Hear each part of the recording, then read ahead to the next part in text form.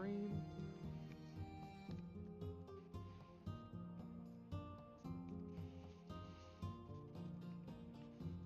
Cool. And we are live. Thank you everyone for tuning in. Welcome back to Kingless Chronicle. Last time, the party went around and had a good time at the Bard College. They performed some illegal simple cantrips and only got a slap on the wrist for it. They interviewed the head of the Bard College and got some interesting information. Gildas got to be a kid in a candy store by finally getting one of the answers that he's been waiting so long to have. So patience has been rewarded. And the party had a slight teasing moment on Eleanor before she stomped off in a huff.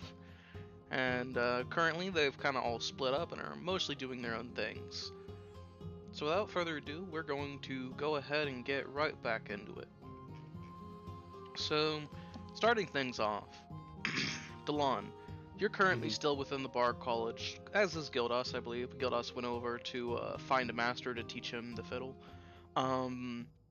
As you're standing around in the Bard College, you can feel a presence somewhere in King's Landing. It's a little above you in the nobles' quarters. So King's Landing is basically separated by districts, and the higher the district, the closer to the castle itself it becomes. Aye. And you know that this is essentially two districts down from the castle, so the lowest level of nobility, but it's a presence you're very familiar with. She's here. Already. Perhaps I should visit. Make sure she's alright. She seems stationary. Okay. Well, I have to finish business here, so I'm the Bar College, so I'll keep that as a note.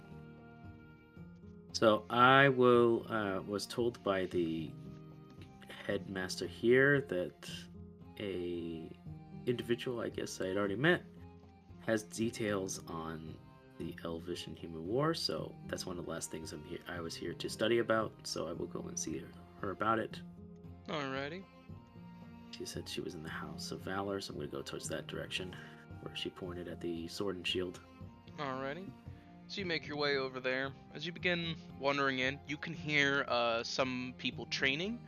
As you're walking around, you can see several people training in the very traditional old-school style of King's Landing rapiers, King's Landing swordsmanships. You see some practicing some sword and boards. You see some of the rapiers duelists have bucklers on their arms, very small ones, you know. Yeah. And they're just kind of going around. You can tell that this is very traditional, not overly practical in combat types of fencing. But it is very beautiful, very elegant, and it is effective on a single person target. Right. More akin to dueling than anything. As you continue on your way, you can see that a lot of the people here are have a spark in their step. They're really energetic. They're some of the more energetic and more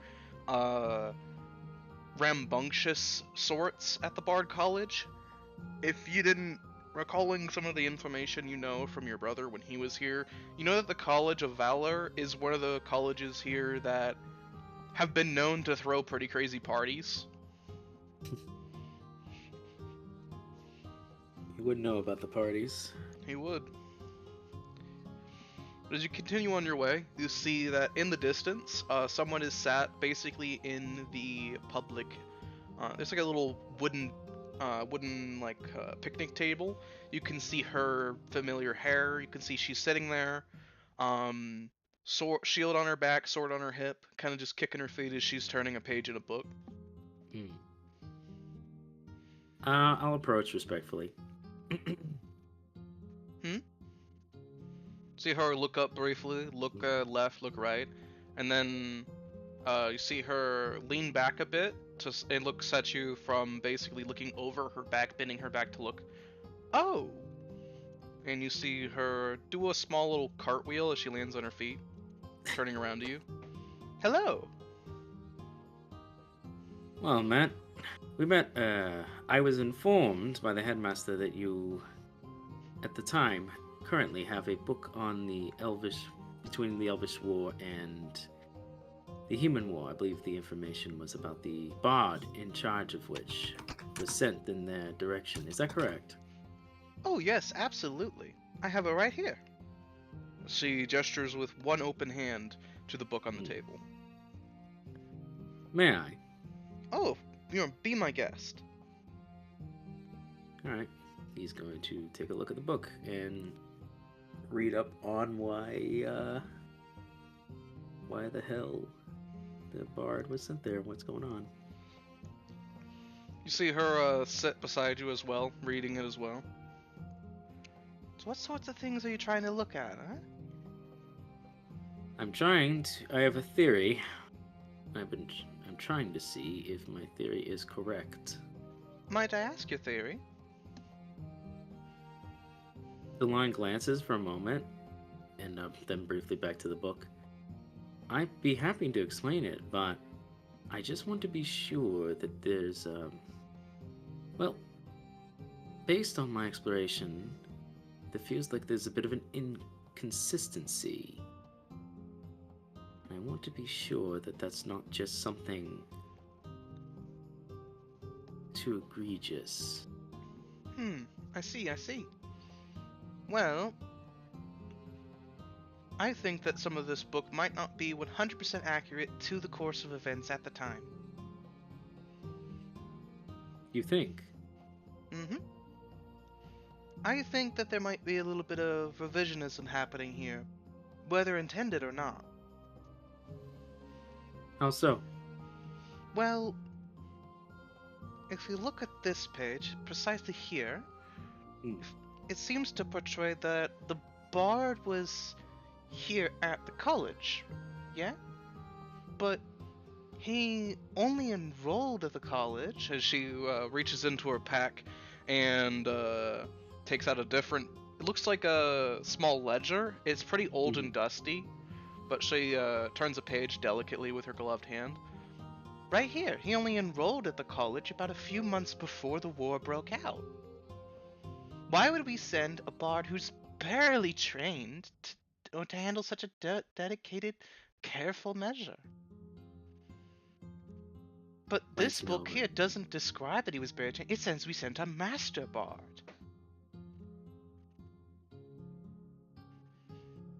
I'm gonna check to see if that's the case.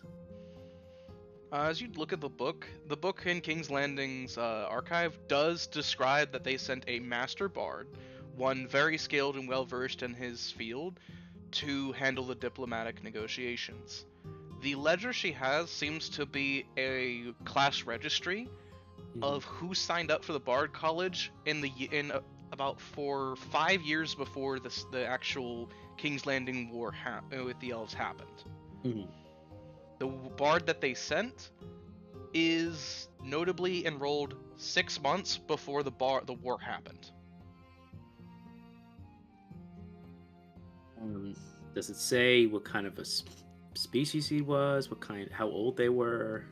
It was a human in their 30s who was a bard of the College of Eloquence. Does it say their name? Like if they come from a noble house, if they don't? They were recommended based off a noble house, but they were not a noble themselves. They were basically a farmer who had a special affinity and a very keen skill set. They showed an aptitude at a young age. So a noble family took them in as a young squire, and from that point forward trained them and then recommended them to the Bard College, where they trained for 6 months before being sent out. The name is... Give me one moment. Take your time, man.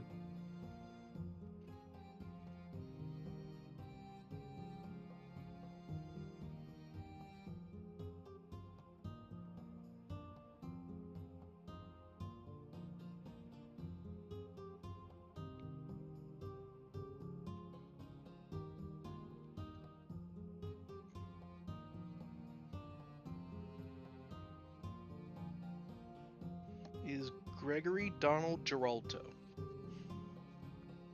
Okay.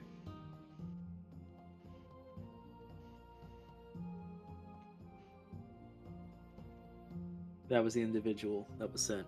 Yes. Okay.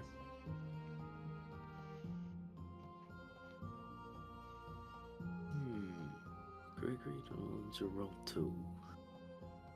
That was the bard sent. It says that we sent them, but the manuscripts in Lunaria and Prince Fernando Veneer were adamant in saying that no bard arrived. Really? Yes. Well, assuming the fact that's actually true, that's a very large development.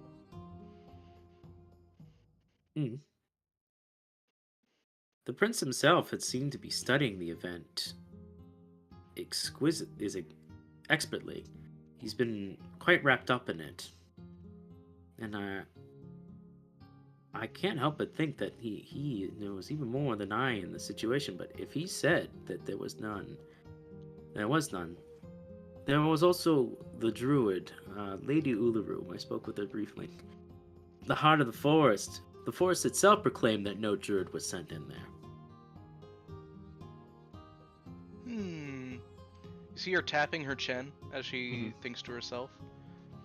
But the registry says that we sent one, and this book on this event says we sent one. See her standing on the wooden picnic table, practically just on the bench part of it. This could mean that there's an actual regularity in the recorded events, and my theory on the revisionist of this event could be true. I'm going to check to see if the handwriting is the same handwriting for both events. I want to see if it's similar. Handwriting in the book from the elves versus this book? No, so the book that is currently being sent, that there was a master. I want to see if it matches the original, the older writing from the ledger. Okay. I'm curious to see, because it was written by a different individual, and then comparing that, I want to see if that writing that they sent a master bard matches anything else in the rest of that book. That's what I'm seeing, because otherwise it could have been a very quick, someone writes it in and then they continue on. Okay. So the ledger is definitely written by a different person who wrote this book here on the events. You can tell that the events were written well after the fact of the war, about maybe 5 or 10 years after. But the ledger was written, basically, it had been kept up to date for 5 years, and the names are all penned by the same person, though they are not penned by the same person who wrote the historical book that you are currently reading. They are two different people. Within the same historical book, not the ledger, is the writing made by the same individual? Is the whole book written by the same person? Yes. Yes, it is. Okay. I'm actually gonna see who penned this. They should be able to pen it. Alrighty. The author seems to be a bard of the College of Lore. They seem to teach here at the college currently. Delon nods to himself and goes, then if there's a discrepancy, this seems to be written far after the fact. And if the Lunaria book made by the Hemlocks is correct, which they seem exceedingly knowledgeable, this is a massive discrepancy. I think you should go for the source if you're looking for it. The master works here in the College of Lore. Ask him. Ask them yourselves. He assures me that what he's written is accurate.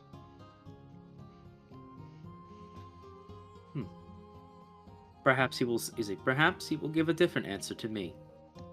Ooh. Alright then, I like that spunk, let's go. See her just hop off the picnic table, picking up the books in one clean, smooth measure as she begins walking down in that direction. He should be teaching over this way. Delon gives just a brief smile and just points. And then up to you? She leads you in that direction.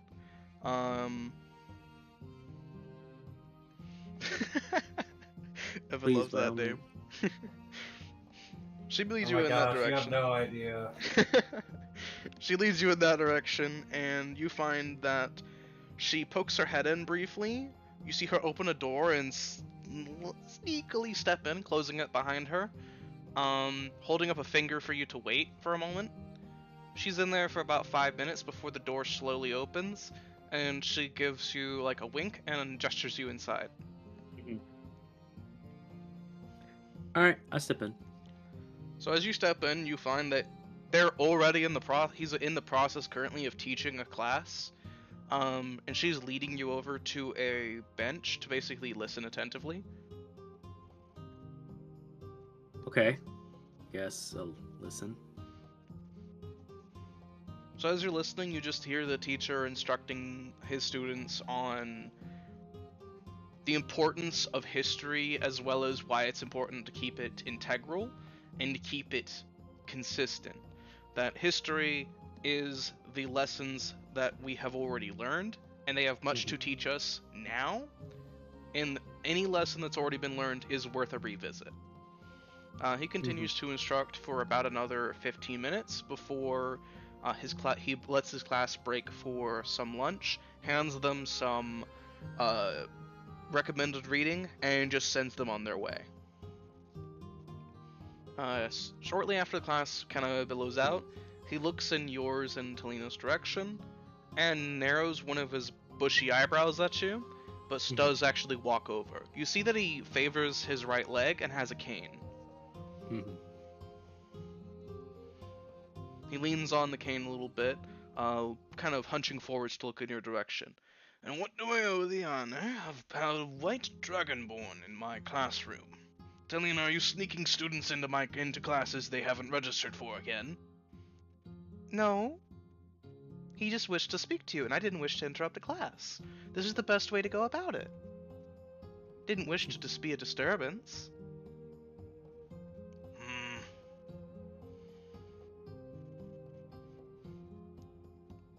Bring me a bottle of that wine from the farmlands, and we'll overlook the issue. I think I can arrange that. Bribing students is not necessarily the best form for a teacher. No, but Talina meant no harm, and she's a good lass. No need to get her in any extra trouble. But I can't ignore it either. So something has to be done. Fair enough. I had an inquiry for you, sir. What can I owe the honor? What can I educate you on? Yes, there was a discrepancy in this book I wish to have cleared up. And he brings this one. About the Elven War. Talina, are you telling people about your dissertation again? It will be a proper essay, I assure you. Making more work for yourself, dear. If it's worth doing, it's worth doing well. With all due respect, sir, I came of my own volition. By happenstance, she seems to be studying a subject I've spent quite some time studying. I have gone to the cities of Lunaria, I've gone to the temples of the High Elven City, and I have researched this subject. I've even spoken to Prince Freyrundur of his people, and had a confidential talk between him.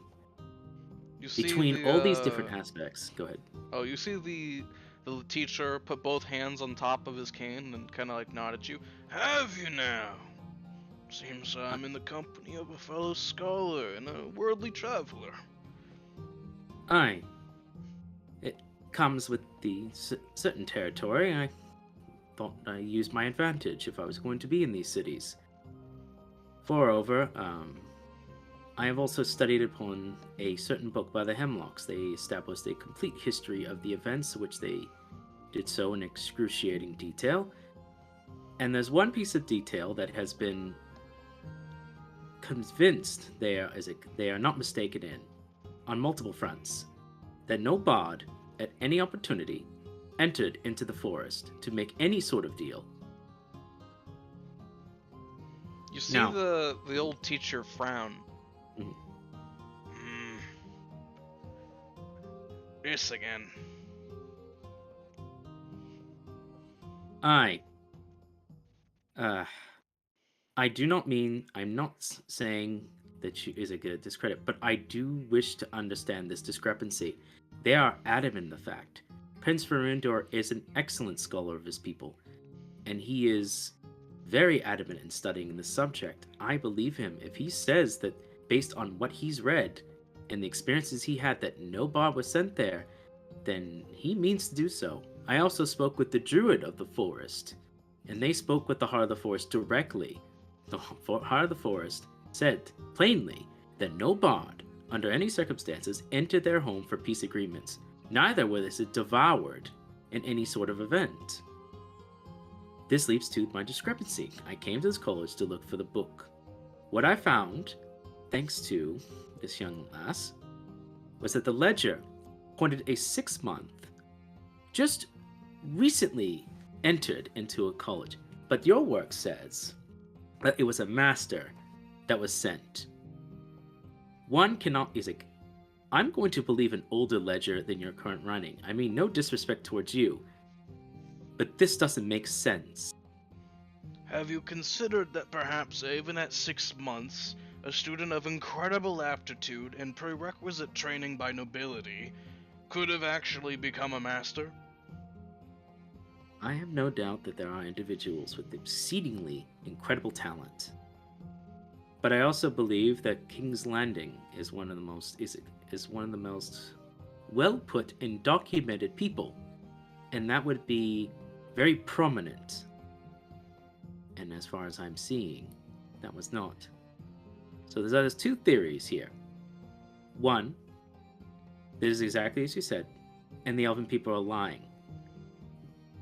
But I've always gone over this, and I've looked in every detail, and I've looked at them, and I've tried to understand them, and they do not believe they are lying.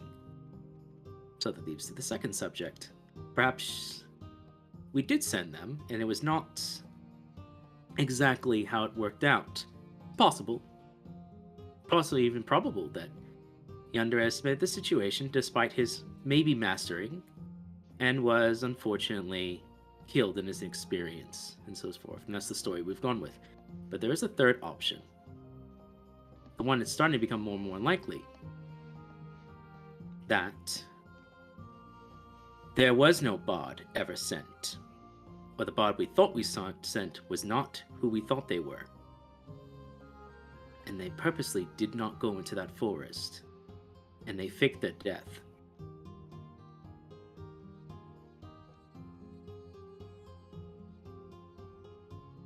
That's rather scandalous, lad. Mm-hmm.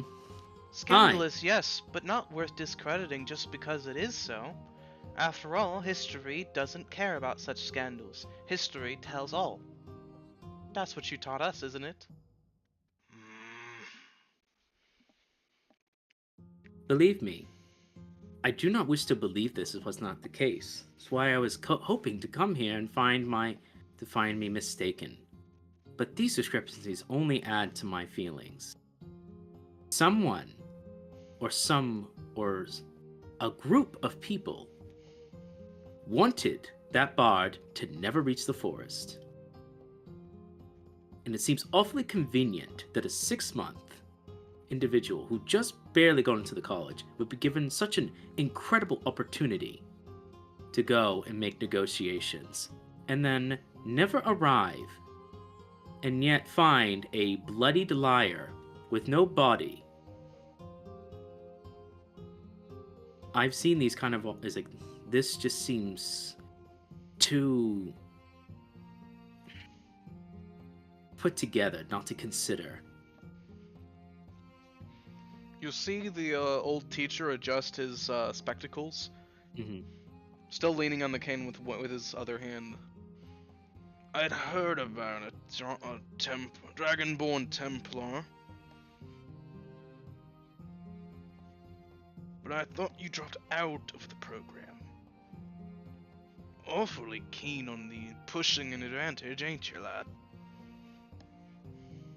You can leave the program, but unfortunately, I've learned it doesn't quite leave you.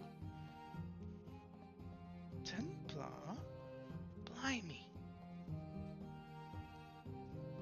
So, am I correct in my assumptions, sir? I don't have the answers you're looking for. I don't know whether they're correct nor incorrect. What I'm saying to you now will not leave the halls of this classroom. You savvy? Aye, of course. Talina, you know you have a knack for letting things slip that you shouldn't. So either you excuse yourself, or you keep this quiet. Right, lass?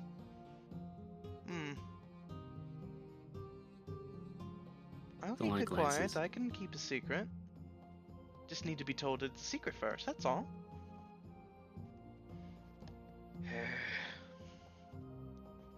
It's a secret. Understood.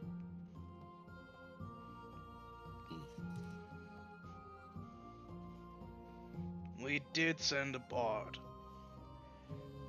Headmaster told me that he was a master at his trade even at 6 months due to prerequisite training and favoritism by the nobility. He had been trained by some of the best tutors before he ever enrolled within the college. By the time he enrolled at the college, he had the skill set of a bard that had already been enrolled for 3 years his seniors.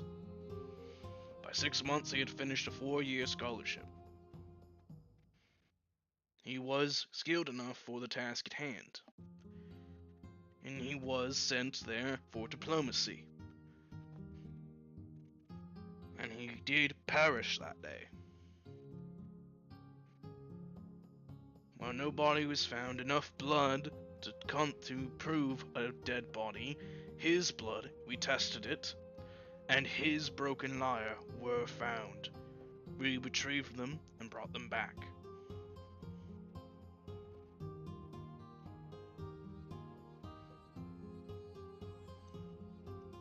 I should know.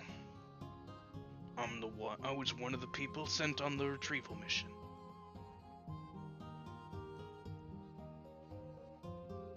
I see.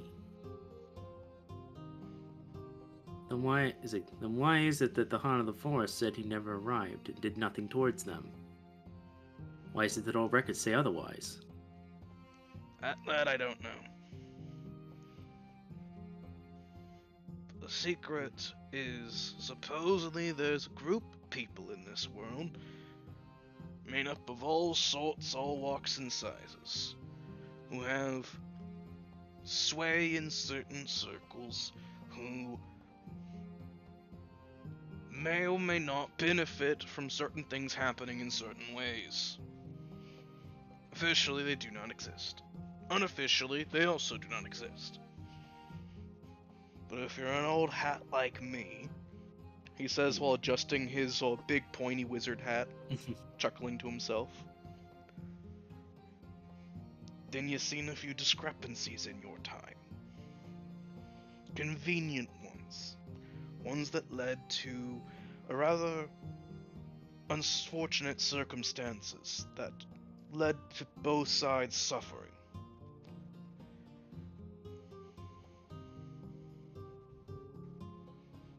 One nods as if to himself and goes, "That's what I thought."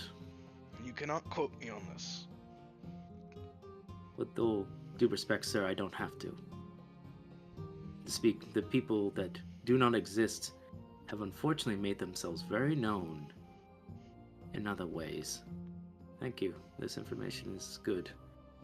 One last question, though. Who were the nobles who found this young lad? I wish to speak to them.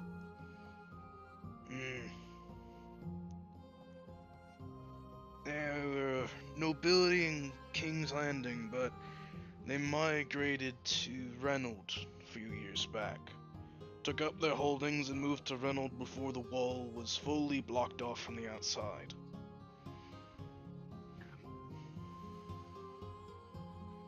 At least give me their name. I'll have to go when I'll visit them when I go there. Yeah. Let me see here. And you see him hobble his way over to some records. He goes to his desk, takes a key out of his beard, and unlocks the desk, pulls something out, looks at some papers for a moment before putting it all back away, locking it back. That's it. Check for the Ravenhold family. Ravenhold. I see. I will. You've been very easy, very informative. Thank you.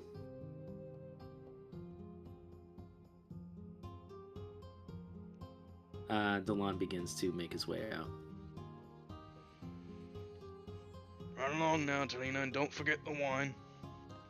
Oh, don't worry. I know which ones you like. Elderberry, right? What? You always ask for the same one. Toodles! See her just sprint out the hallway after you. Mm-hmm. You're a Templar?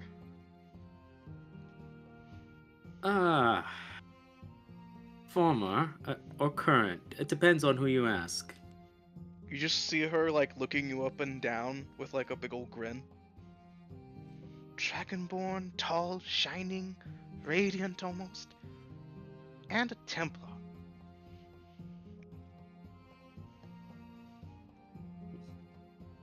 Make me sound all gaudy. I'm nothing of the sort. No. Regal, not gaudy. There's a difference. True. So, what will you do now? I know you were writing your dissertation on this subject, but unfortunately, without the Ravenhold family's information, you've reached, unfortunately, a dead end. That's true. I think I'll stew on it a bit. After all, I could have graduated a long time ago. I just refuse to graduate unless it's on the topic I want to. Maybe I'll go walking around for a while. I can graduate and then just come back and regraduate under a different college, easy. Well, whatever you do, know this. Izzy, your efforts here will not be forgotten, and your aptitude to learning the truth is commendable. Thanks.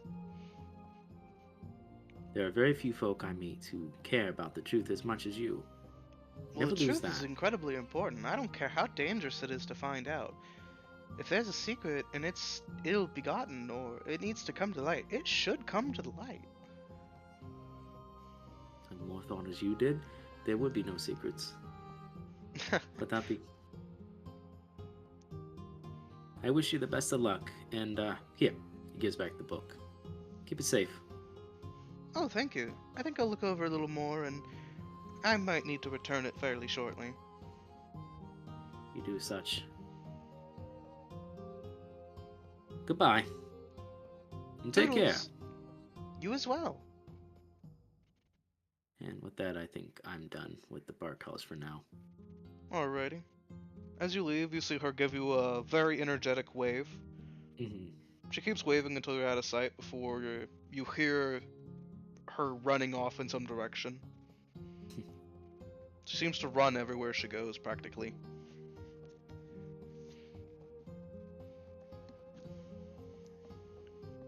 As you begin to make your way out, you just can hear all of the music of the college being played within the walls. Puts your mind a little at ease, even if what you just learned is a little disconcerting. Mm-hmm. Oh well. Next person! Meanwhile, in the market, Gildas. Meanwhile, the college still. Oh yeah, college, correct. So meanwhile, still in the college, Gildas, listening to the music, you pick out an instrument that catches your fancy. Well, I had already decided, but there's a lot of teachers, and I don't really exactly know how the college works, so there's probably pamphlets or something in the lobby, or at least boards. There are definitely boards. There's some boards in different places. They seem to have several of them. Most of them have the same information, but it just seems to be there in different places because the college is decently large. You can also see some pamphlets as well. They're mostly maps of the college, so people don't get lost. Well, let's take a look at the maps, because like then maybe I'll be able to get to where I need to be to find like a teacher, like a place to get taught an instrument. These classes. So looking for classes where you can learn an instrument, you find that the college is actually arranged while looking at a map in a way where any class that is in the same category of assignments is taught in the same building. So, for instance, all instruments are taught in the same building, but they have different teachers in different parts of that part of the building. All martial skills are taught by the same section of the building. All studies are taught in the same section. Like, if it's like academic or history, religion, arcana are taught in roughly the same buildings. And if there's spellcasting being taught, it's taught in one whole building as well, stuff like that. There's even a building for speech, for classes in elegance and speeches and dancings and all that. The types of skills one would need to dabble in noble folks' homes and circles. Hey, well, if I had known back in the College of Astronomy, I would take in this class instead. Not too late, I only have a week. So, we'll deal with nobles as we've been dealing with them so far. Yeah, exactly.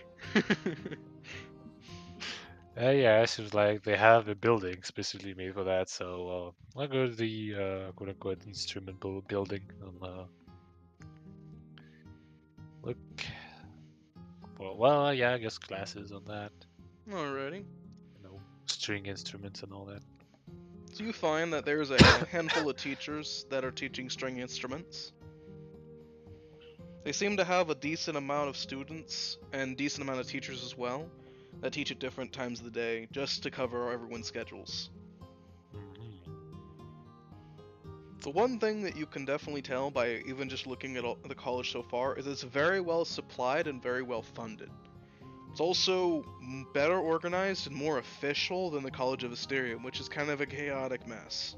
But it's run very effectively over there too. But this is run much cleaner. Honestly, I'd be worried if that wasn't the case in the middle of King's Landing, but Let's see.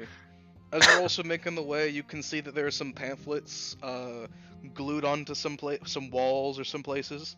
Shows a big party at the College of Valor in 2 days. Be there or be square, kind of thing.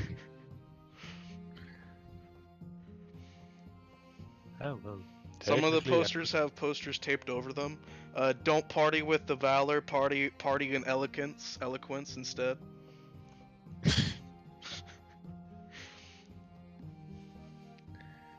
Yeah, things never change. No matter the distance. Tribalism. You can also just see some posters that are just like, if you're sick of all the partying, join the chess club. Okay, Todd.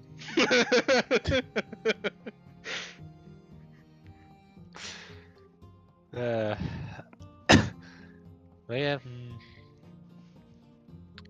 I am a bit easier to just take the afternoon class. Like, I think I'll register for one. And then, essentially, yeah, go back to the inn and get my material. Alrighty. Well, unfortunately, I won't be able to play instrument tonight, but don't exactly have the time, I think, if I want to get all my groceries in order. No, not to be able to play it well at this point, I don't think. No. But as you go about looking for a class, you see that some of the teachers seem to tell you to fill out some forms at the front desk instead, and they'll see you next week. You do recall Bridget telling you some advice if you wanted to get a lesson basically cheaper and quicker. Exactly. So I'll just go full Ace Attorney. Like, do you know who I am? Like, get out my little symbol.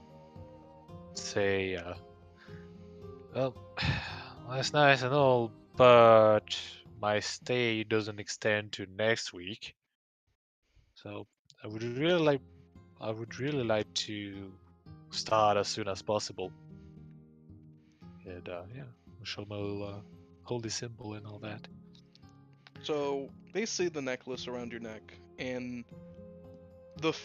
basically some of them kind of stumble over each other, but one immediately shakes your hands and begins bringing you into a classroom. Welcome to the college to the bar college. Please take a seat.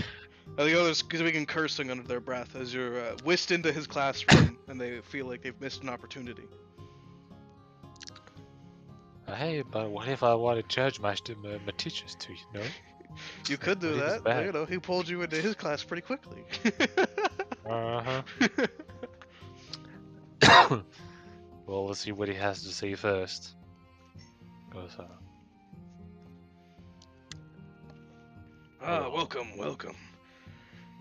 It's a great honor to teach the champion of Bridget. I take it you already have a foundation to build from.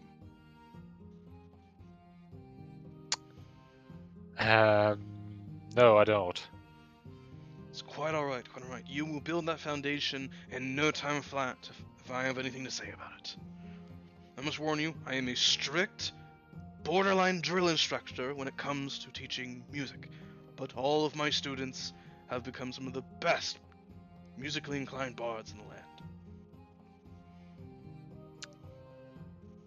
Oh, I don't really have a problem with that style of teaching. After all, I've been subject to that more than once. Excellent. What can you guarantee in 6 days of work? He thinks for a moment, stewing on it. Well, if you have the affinity that such as you should have, believe in 6 days we can build you a foundation and set you on the road to proficiency. You may not be an expert, you may not be a true prodigy with the skills to wow the masses just quite yet, but I'm sure that we can drill into you the fundamentals. And if you continue at it in your own time, it'll be slower than if you were studying under me, but you should make progress. I see. Well then, well, I'll be busy today, so unfortunately I can't take a lesson just yet. However, there is something I would like to know before even the fundamentals. Yes. How would you know you have picked a good instrument? I know I want to play a fiddle, but what makes a good fiddle?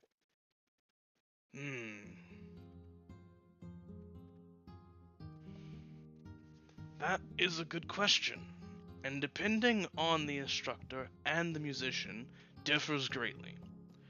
That is as if asking, why do we breathe air, and why is water wet? But, in my honest opinion, a good fiddle it means one that is well made.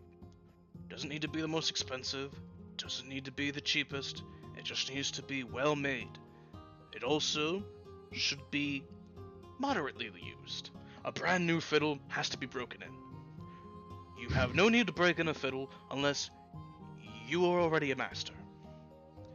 For a master will break in their own fiddle, so it is particular to them. However, there's no need for that if you have not a master yet. Instead, taking in a pre-broken in fiddle will create a much better sound for you out the gate. Additionally, it should be well loved, but not haggard. The instrument should have a bit of a nice sheen to it, but it shouldn't be loud or gaudy. It should look nice. When you pop it out and you begin to play, when people look in a direction, they should see you and the instrument and realize the instrument is an extension of yourself. And as such, it should have a personality that you can agree with. Well, in a sense, I'll be using my father's hammer until I can make my own.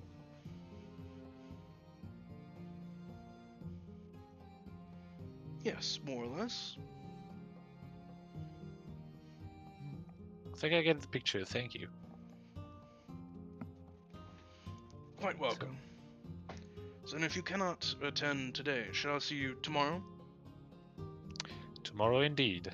And I'll bring my own instrument then. Excellent. Do not be late. I do not tolerate tardiness. You will come into the lesson late, and we will continue. And we won't go back for you. Understood. However, as a man of the cloth, I am punctual. As you should be. Now then, I have a class in about 5 minutes, and as you mentioned, you have arrangements beforehand, so I look forward to instructing you. I look forward to being instructed. See you tomorrow, teacher. He gives you a nod. Yeah, then I'll leave the classroom, and yes, I will do some groceries. However, I need my warforge with me to carry stuff. So you return to the tavern briefly to get Iolos. Yeah, like while I'm at it, I'm gonna see the owner as well. Alrighty. See. So as you arrive, you'll find that Eleanor is already sitting at a table. You can see her writing a letter, and she's grumbling to herself. With your really good passive perception, you will hear her mumbling, "No good, rotten. What do they know?" Yeah, what do we know indeed?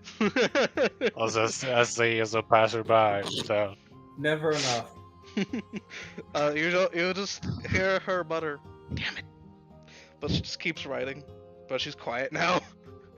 But yeah, like as I pass behind her, just peek over to the letter, and You briefly see before she covers it with her hand, something about "Dear Mother," and you can see several balled up pieces of paper on the table. figured it would be that, but just want to check. Yeah. You can see that when you were speaking, she accidentally ruined what the pen stroke she was writing, so she balls it up and does another one. I mean, she has a few hours. Mm-hmm. She'll be fine. But yes, I'll go and find Iolos and the owner. So as you approach, you find that Iolos is he is currently wearing an apron and chopping meat, and the owner is nodding to himself, as Ilo seems to quite to listen to instructions fairly well.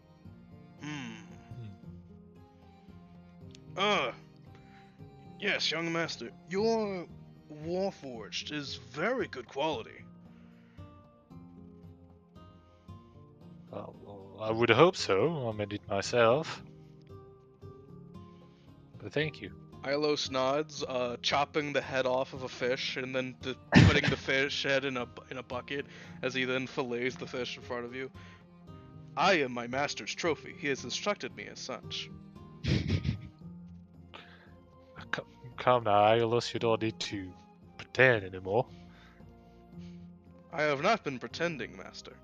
I take quite a lot of pride in being a trophy.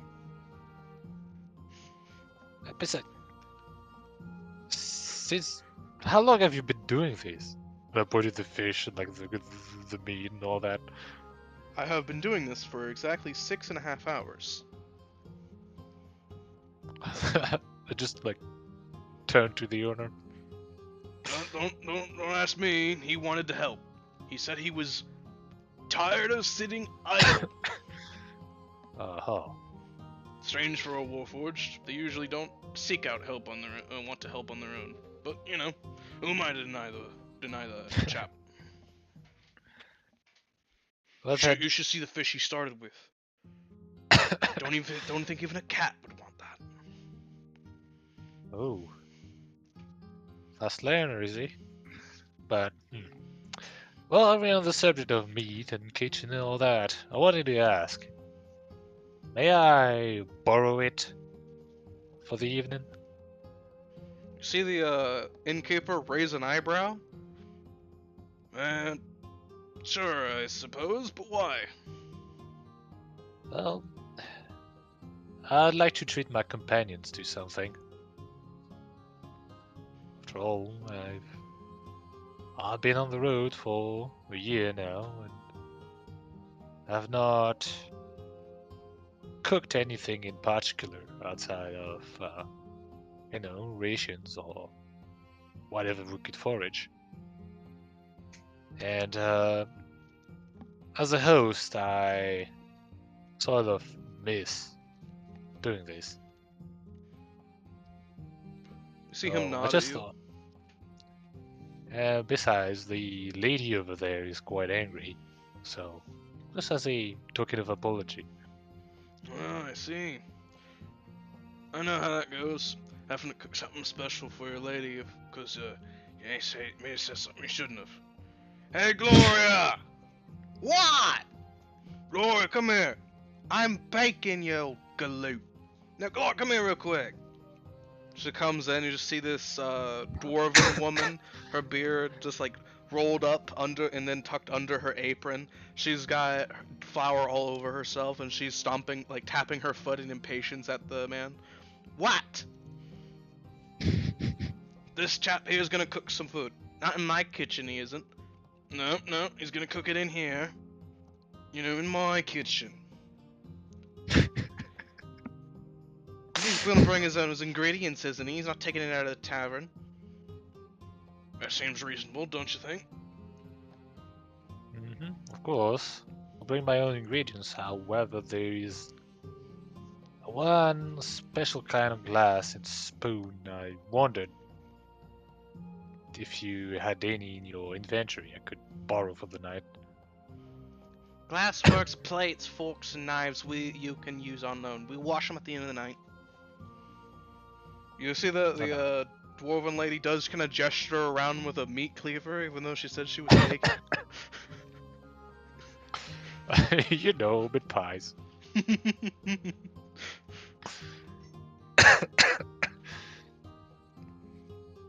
If we got it, it'll be in that shelf over there, unless this one has moved them again. Look, sometimes they're stacked really badly, and they're gonna fall and break, and they need to be moved. I don't like you moving my silverware, and I don't like having to buy new silverware. Oh, then I'll think I'll take a look around first. See if there's anything I need. Well, if there's what I'm looking for in there. If there isn't, I guess I'll just buy it myself. Alright then, see to it. Top shelf, right there. Can't miss it. She walks out. Thank you, Gloria. See the man turn back around? Bottom shelf, to the right. Well, see, she's a little short, so when she tries to grab them from the top shelf, she drops them sometimes. They're tired of buying new ones. Don't care if she steps on the stool. Don't want her standing up on the stool to reach them. She's stubborn. Alright. Well then, I think I'll actually take a look right now, and I'll just send you over a picture. Well, that kind of glass and that kind of spoon. Alrighty. Yes, they do actually have some. Oh, I see. You can You also quite find a very in their stores. You can also find a very nearly empty bottle of this on the shelf. Not a lot though. It's like like 2 glasses worth. Oh, I see you enjoy that as well. Oh yeah, gotta get it imported, but it's good. Save it for the end of real busy nights. Unwind with a little bit. It's a little extra reward for a job well done. Sometimes I crack it open for the staff, though they don't all have a taste for it. Now, have you pulled the trick on them? You know, letting them figure it out. I did that once, and I think that's why some of them don't have a taste for it. Ah, well. Gloria said it was cruel. I thought it was funny.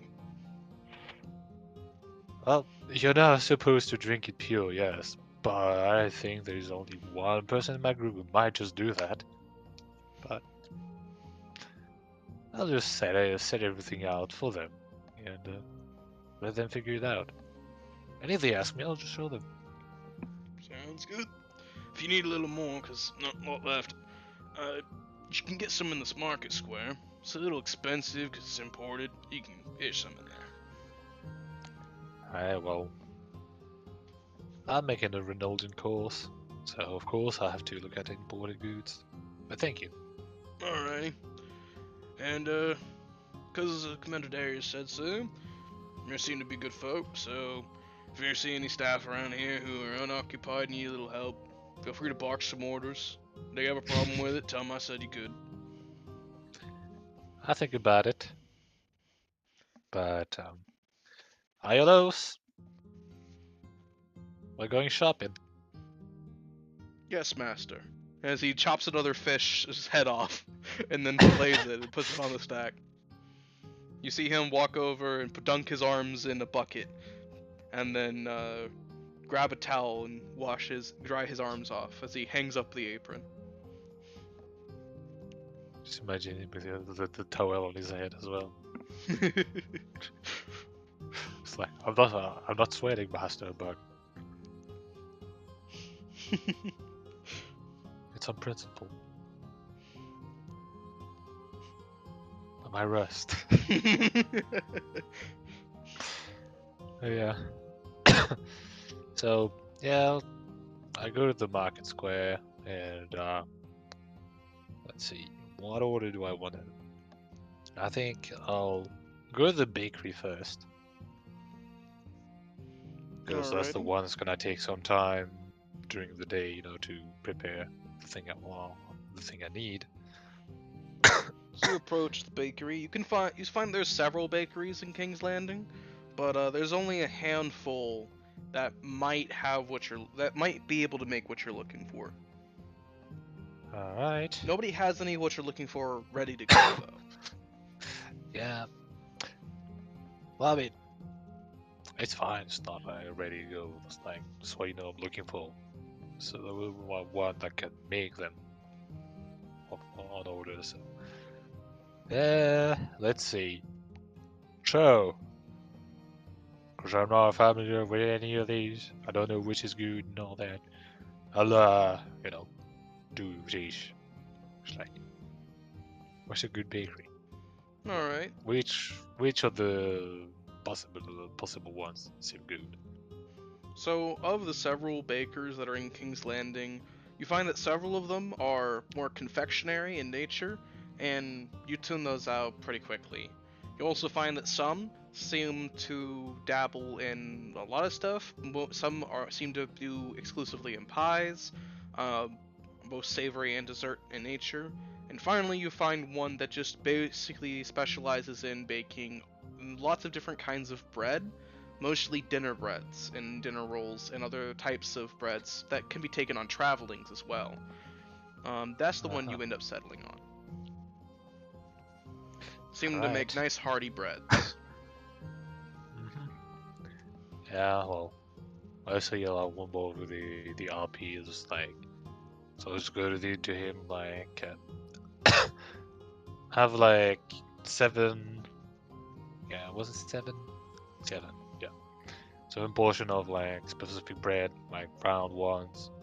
You know, you can hollow out and all that, and see if I can like deliver them at the tavern directly before the evening, or at least beginning of the evening. Alrighty. So you find a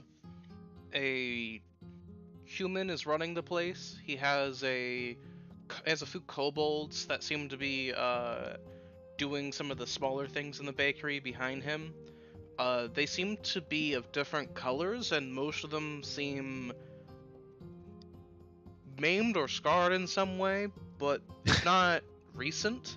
That's the kind of thing where you can tell these might be reject kobolds, the ones who got thrown out because they weren't very good at following orders at the time or something.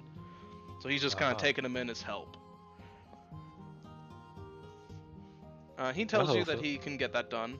He does visibly raise an eyebrow, and you see him like stroke a finger over his very bushy, like cowboy, like Sam Elliott style mustache as he thinks about it, kind of surprised at their request. He clearly doesn't get it very often, but he nods and he says he'll have them ready for you. Thank you, and yeah, well, I think we'll just tally the gold at the end, honestly. Because like, I know you told me it'll run for like at least 500, at least. So, let's see. Then yeah, I'll take the food. No, I'll get the food. I'll go see the Ironmonger first. Oh, the dude who ordered from me. Alrighty. So as you make your way over, you find that he's more or less in the same place as before. You can tell he's got a recent shipment of iron. In the cart right behind him. He's looking around, just kind of. You see him sell a few pieces of iron to some smiths in the area or some other locals and all that. He reaches into the cart and grabs them some good quality ones. You see him every once in a while sift through the stack of iron and toss one into like a crate or something. And you can tell that the ones he tossed were the bad quality ones he refuses to sell. They're just going in reject piles, kind of a thing. Right. Well, I'll go up to him and say, "Seems like you have fixed your problem." You see him whip around for a moment. Who and... Oh! See him dust his hands off on his blacksmith-looking apron. He's still wearing leather gloves, but he still tries to dust off as much of the, just dirt and all that he can. So he approaches you, takes a glove off, and goes for a handshake. I'll return it. Nice to see you again. Well, sort of. Paid a bit of a premium for it, but had to raise my price as well, unfortunately. But it's doing okay. Well, where'd you get it from then? I got it from Gloucester. They said they got it from somewhere northward, but they didn't want to tell me their source. There's Pollux's. But, they sold it to me, and I bought it from them, and now I'm selling it here. Well, if you want, we can just skip Gloucester altogether, and I can procure you iron from their sources. Because, well, Marshall, I assume the Gloucester people were buying from me. Very likely. If it's coming from north of Gloucester, there's not many other places they could be getting it from. It's very likely if a new source showed up and they're pretty able to buy it for cheaper and then sell it maybe for more, they would be very unkeen to share the source. Because they're serving as a middleman, so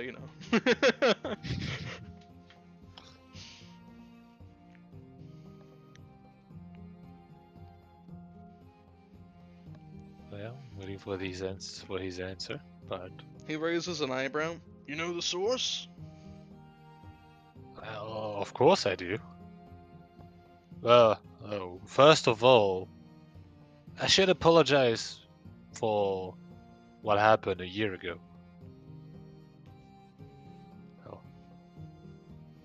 As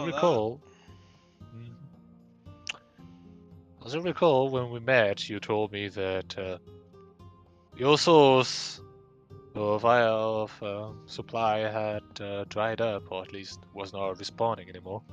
Yeah, they quit selling to me. Right. Well, would you be surprised if I say that that person was me? I'd call you a damn liar. And if it was the Well, case, I might have to deck you for nearly making me run out of business. and you have a good reason to, but oh yes, I am guild assignment from an old.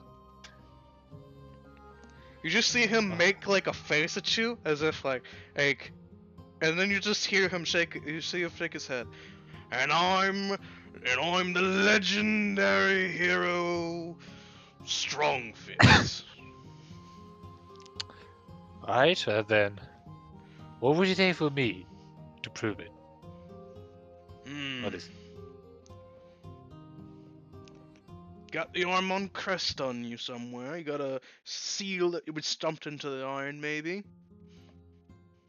Well, considering I made those chainmails myself, with a mithril at that, I can just show you. And I will show him. So you just show him one of your many parts of your smithing tools, and you see him like rub his stubble on his face for a moment.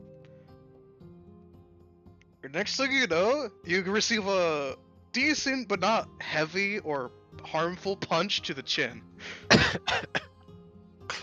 That's for nearly running me out of business. And you better have a damn good reason. Well, my reason was being forced out of my home. So, I can't really get you iron when I can't mine it. But, I found another way. Alright, hold on. See him just turn around for a moment. He reaches under his stall somewhere and pulls out a bottle. Gets 2 glasses, it just pours 2 glasses, hands you one. You find his dwarven ale, though you know the man's not dwarven. Dwarven ale is good, so. It is good. Nobody would say otherwise. Exactly. If they were, they're lying. We've been a little bit tired of it because we have like a year's worth of supply, but. I doubt Gildas was nursing it at all opportunities. He would understand too much of a good thing. Well, I'm not like your over there. Not like your Matula over there. You know how to enjoy something. But, continuing on, I'll say, well, a lot of things happened in a year, and now I find myself leader of a tribe of goblin in the land of monsters that just so happened to have an Iron Man mine.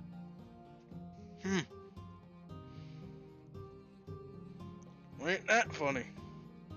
Right. One of those little coincidences or turns of fortunate events. Right. So, those people from Clocasto told you that they got the iron north of them. They probably met me, or at least my tribe. You said goblins are mining this? Yes. See him walk over to like a wooden crate, pick it up, and practically slam it on the table. Could you tell him to stop sending slag with the iron? I'll be sure to tell them. Actually, why didn't I tell them first? Oh well, they'll learn. It's not a lot, but it adds up. I have to pick through it. Some businessmen, unlike me, may not be so willing to not sell them the slag. They won't have business for much longer if they keep that up. I'll be sure there must be someone in King's Landing who'd be willing to buy that, at least. Oh, I have somebody who I can sell the slag to. Wizard fellow, he likes it for alchemical reasons. I don't ponder why. He pays me coin. He wants the reject, so why not? Alright. But, back to business. Considering all this, we could arrange it so that our previous contract is renewed, but instead of getting the iron from Reynold, you'll get it from the Land of Monsters through Glocasta. Well, For roughly the same price as before, just to make things easier. well, I think I could handle that. You know, I didn't quite recognize you when you came up because of the hair color, but now I'm getting a better look at you. You do look like a little more haggard, older man than the man I made a bracelets arrangement with all those years ago.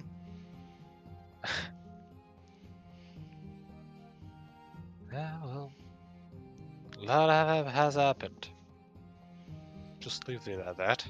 Ain't that the truth?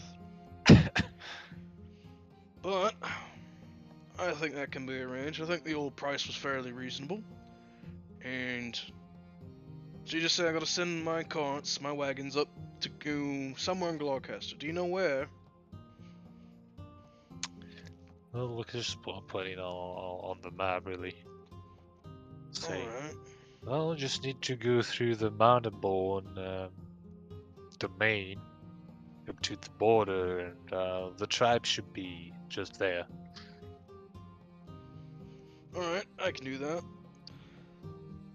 The first cart that heads that way, I'll personally lead and make sure that everything's ready to go, and I'll make sure that I bring some of my merchants to make sure they know where to go and all that.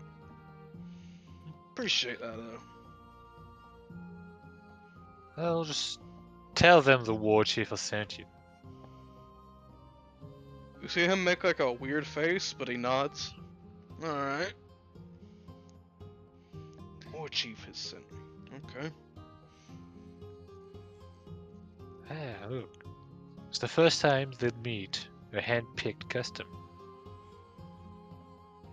They better be ready for me to grill them if they put more slag in the cart. Well, just air out your grievances to the goblin named Dagda. He'll be sure to set them straight. Alrighty then. You see him take out a piece of parchment and write down Dagda. Is that how it's spelled? And it's spelled wrong.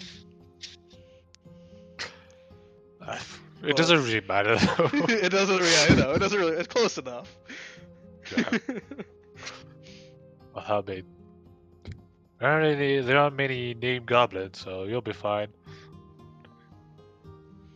Alrighty. Appreciate it. I feel like those Gloucester men were raking me over the coals.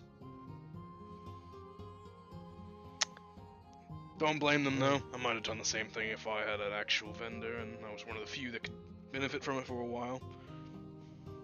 All's fair, you know. From Glocasta, though. I mean, I would understand Nebulous as Asturian people doing that.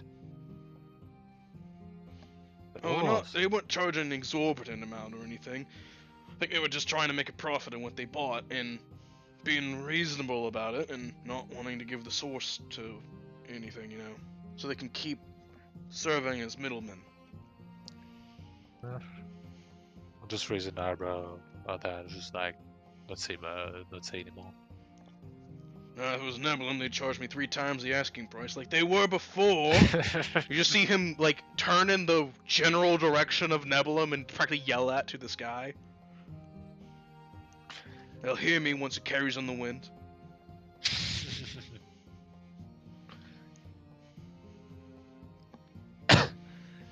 Asterion would charge me 2 times the asking price, and I'd have to haggle them to 1.5. That's about right. Oh yeah, no. Soon enough, the won't really be a secret anymore. Give it a few weeks, maybe a couple of months, I think. Alrighty then. Well, I wish you luck in your new business endeavors then. You see him raise up a glass.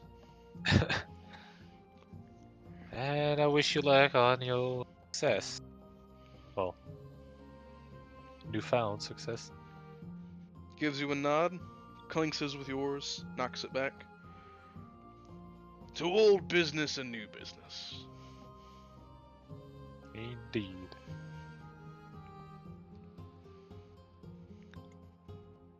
Clink, clink. You see him actually give you, as you're about to leave, he gives you about 5 pieces of iron, kind of a thing, just for free.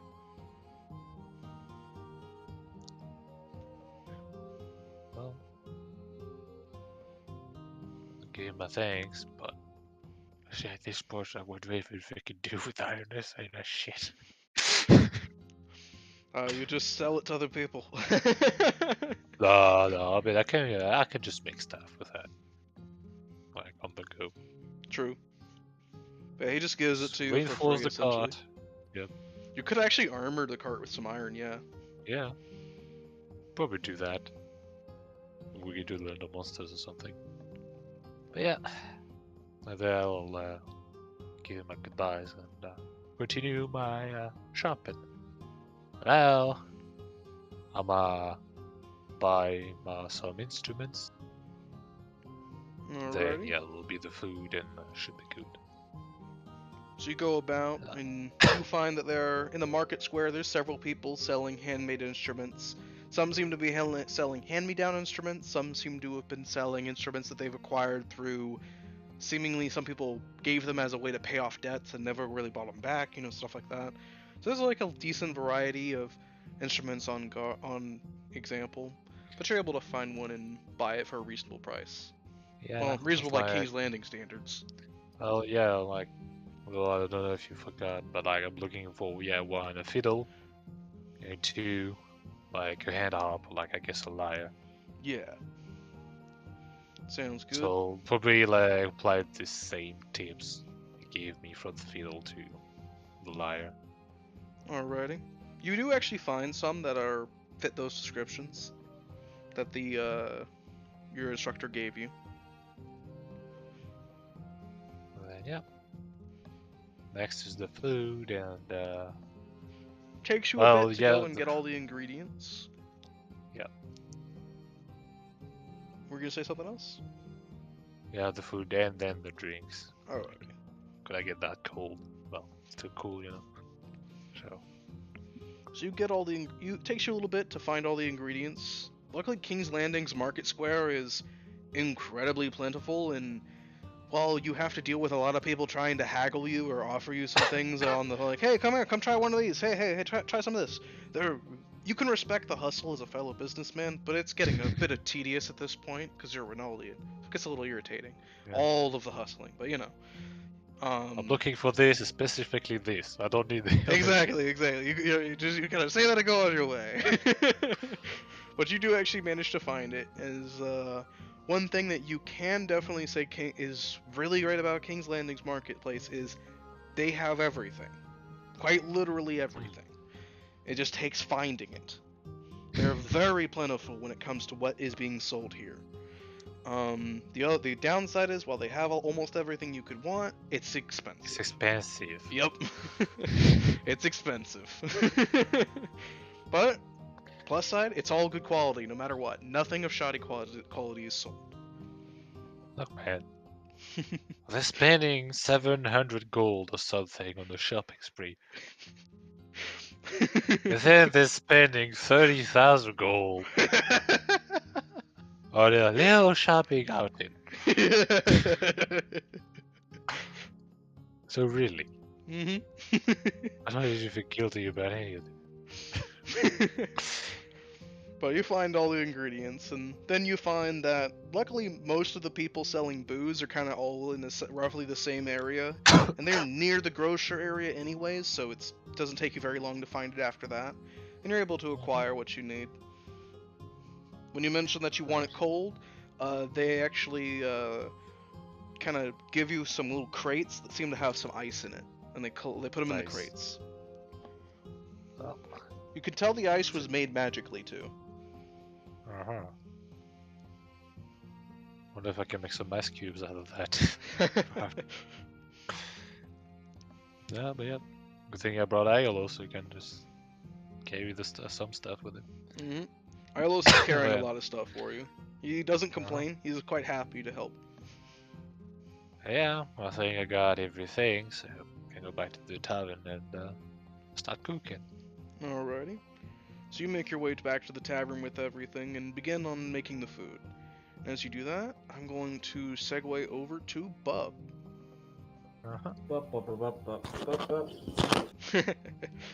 So Bub, what are you getting up to at this time? Okay, so I'm still at the university. We're like just after the meeting with the head bard. Yep.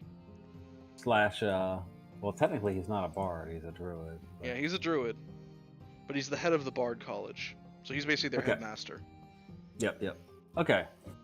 So basically, I'm gonna go and see what classes they have available. Alrighty. So, if there's a class that a bard could ever need to attend or go to, they've got it here. They got spellcasting classes, instrument classes, elegance classes, fine dining classes, dancing classes, speech classes, history, arcana, religion, you name it. Martial classes too. Cool. No druid class, I'm guessing? No, they don't teach that here. Well, I am a druid, and I'm not proficient in medicine. For some reason. There is a medicine class. I am tempted to take the manners class, just because Bub needs to get better at that, and I think it'd be funny. How much time do we have in game, though? That's the thing. We have a week. This is like day 1 of a week. Okay. Well, you have plenty of time, bro. All right, I'm gonna do day 1 essentially. So. I'm planning on doing performance and probably a medicine as well. See if I can get those. I'm just trying to think. What about spellcasting? They teach spellcasting class. Yes. Okay. If there is a spell that is under the bard, sorcerer, wizard, or cleric tree, they teach it here. That's cool. Honestly, though, like, I know this goes against Evan as a power gamer, but like, I'm pretty satisfied with the spells I have for the most part. Alrighty. So, let's do medicine, and then if I have time, I want to do a manners class, and then I'll go do something else. Alrighty.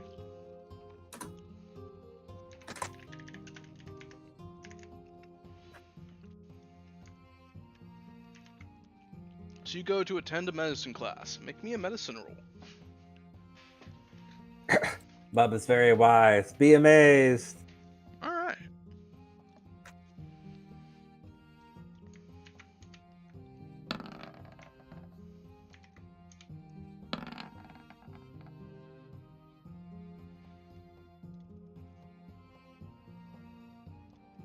So you take the medicine class, Bub, and it's pretty tricky. Yeah. There's a lot of, like, basically as a kobold, you consider it gobbledygook, but you know it's not gobbledygook, but it feels like it, and it's kind of hard for you to overcome that feeling that it's gobbledygook, even if you know it isn't. Yeah, I'm going to be careful and kind of look at what they're referring to conceptually for each thing of gobbledygook, and I'm going to see if I can, like, reason my way down or reason my way up from the first, the principle of the matter. Alrighty. Because I have a high wisdom score, and might as well use it. Make me a wisdom roll. Okay. Just pure wisdom, 12. Yeah.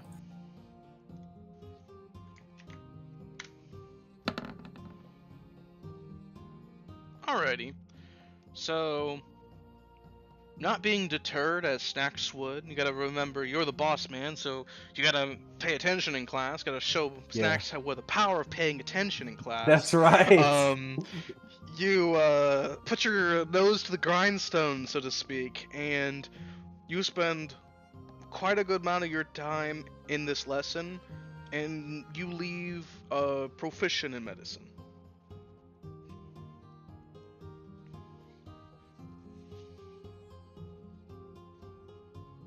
Cool. I know Gildas has this, but I'm a druid. I should be able to do medicine. I think I'm never gonna do history just because I think it'd be funny. I'm not interested in the charisma skills. The funny thing is, Bub, you don't know why they kept calling just basic parts of the body such weird terminology. It's the throat, dang it! Why don't you call it the throat? I've been all of these. I know what all these are. It's just what's with the scientific terminology. Yeah, That's why I'm like, okay, if I can reason this down and know this is this, then I could probably do this. You don't know why they call the throat that, or why they call something a cerebral artery or anything like that. It's just a blood vessel. It's just where the blood is, you know? Yeah. Like, that's your hip. Why are they calling it a femur? You know, stuff like that. What would manners go under? Would that go under performance? It would go under persuasion, technically.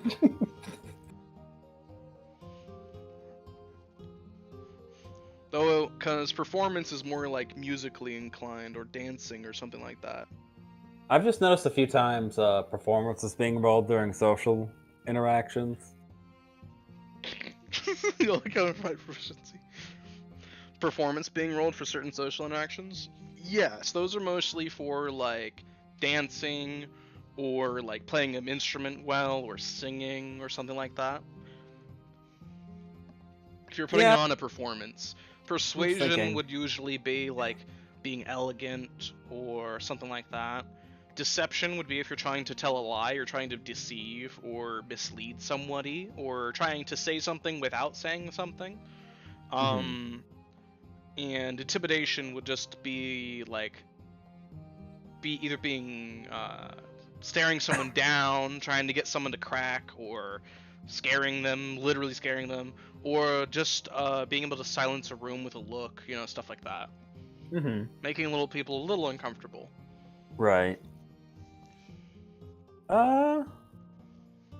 Let's put it this way. Are there any classes that aren't skill related? Yes, there are. There's like martial classes, like how to little train you how to wield certain gear that you don't already have, or there's spellcasting classes where you could learn new spells, stuff like that. Avada Kedavra. Some of the martial classes you can tell are rather expensive, but should you succeed, you can tell they can train you in things that feel like quite a feat to accomplish. Is that a pun? I like it. A little bit. It's a hint. Wink, wink. Nudge, nudge.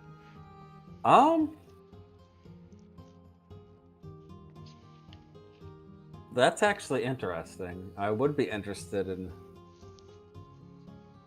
I'm just trying to think what type of feat would be good for a druid. Because I kind of have all of them. Lucky. No, you're not going to let me train that. No. You're either born lucky or you're lucky to be born. Just ask Zuko. That's such a good line.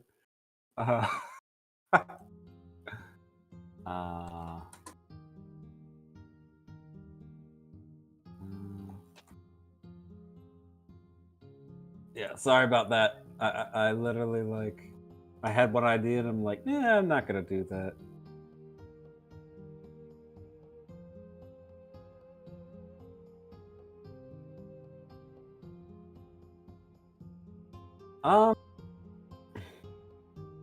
Shit.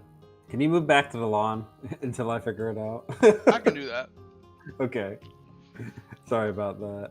So Bob, after taking his medicine class, sits in the lunchroom and just stares into his green peas, pushing them around as he thinks. I think I know in what deep feat I want to go for, though. To be fair. Alrighty.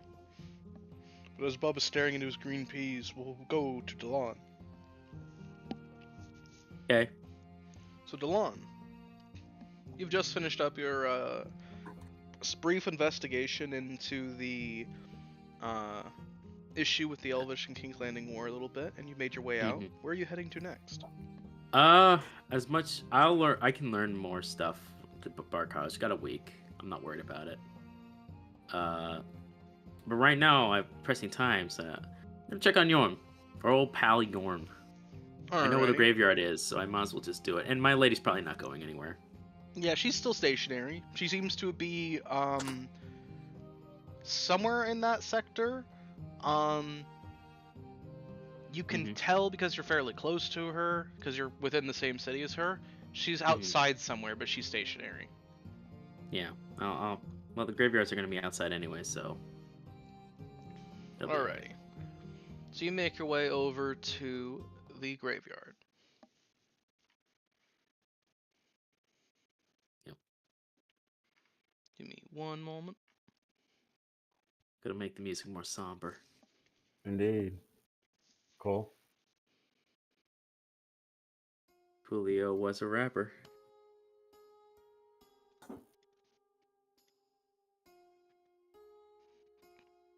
As you make your way to the graveyard, you pass several people either offering respects or mourning certain people. Graveyard's fairly quiet and simple, but you eventually do see the back of Yorm, who is you see he is basically kneeling in front of a grave, head lowered, and you can see that he's brought a bottle, a glass, and strangely enough, he has placed a small little wooden carved hammer at the grave.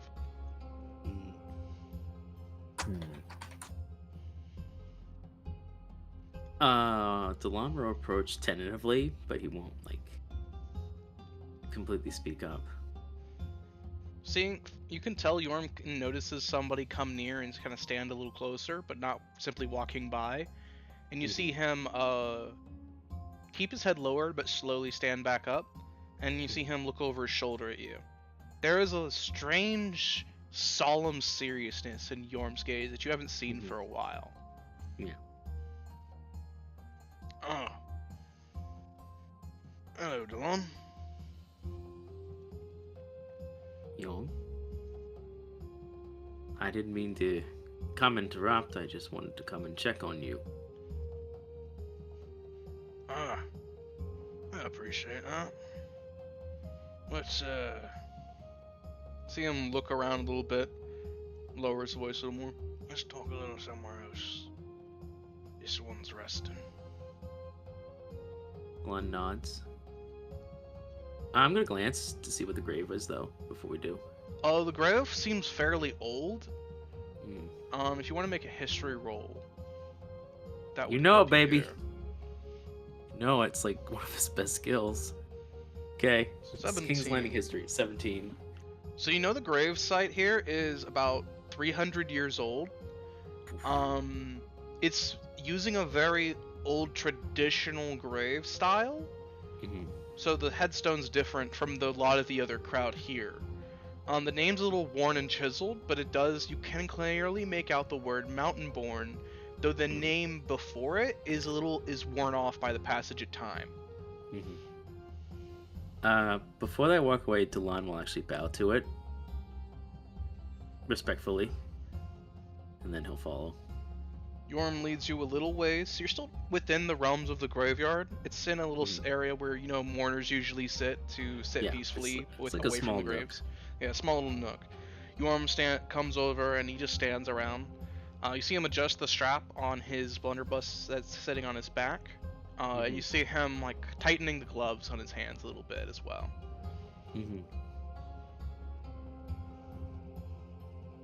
What can I do for you, Delon? Actually, it's quite the opposite. What can I do for you, my friend? Nothing really. Just paying my respects. I see. And, who were they, if I might incline?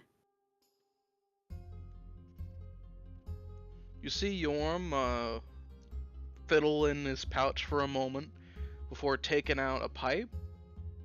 You see him put some tobacco in the pipe and just give it a little light before puffing on it. He speaks to you now with the pipe in his mouth.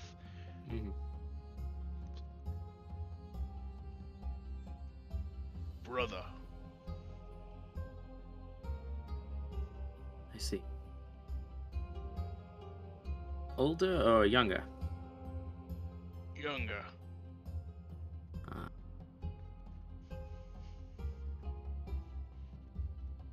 Well, I'm very sorry for your loss. Don't worry about it, Delon. He was a good chap. He died doing what he believed in. Yes. Well, really, I'm the one too pig-headed to come make sure the grave was in good condition for about 200 years.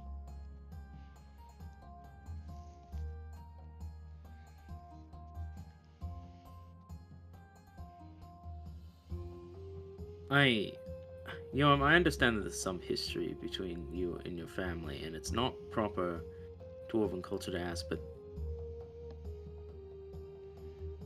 I do want you to know that we've been through a lot of adventures at this point, and we will continue to do so until our task is done.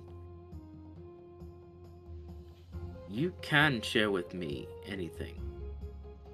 You know that, yes? Aye. Good.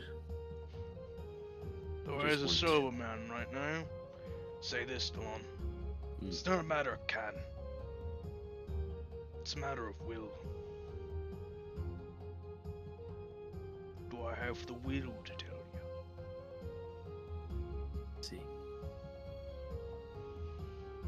See, getting in my own way again. It's an old problem of mine.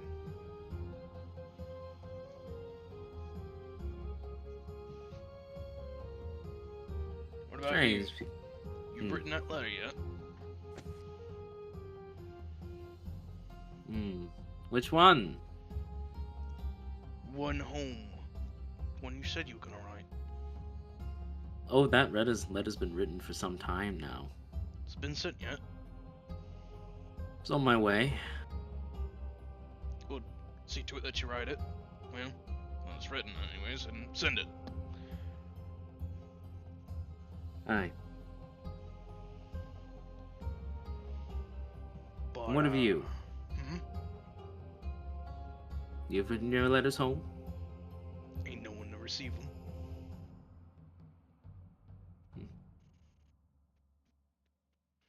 See.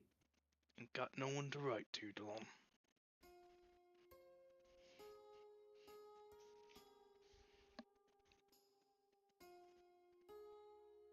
Well, when the day you finally do decide to have the will, I'm all ears. See Yorm move the pipe around in his mouth a little bit as he takes a big drag from it and blows it out through his nose. Takes out the pipe, waves it around a little to wipe off the flame, essentially, just make it go out. See him tuck it into his person again. Wait till this evening, dinner time. See, I'm working my way up to it, you see? I see. Good. I suppose I should be getting ready to prepare mine as well. Although, I'm not too... I've always had the will, just... The inquiry has never been needed. Aye. But I look forward to it. Makes one of us.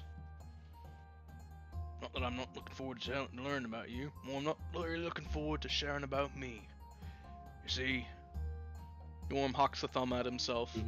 Ain't a lot of jovial stories your mountain-born has to share about himself.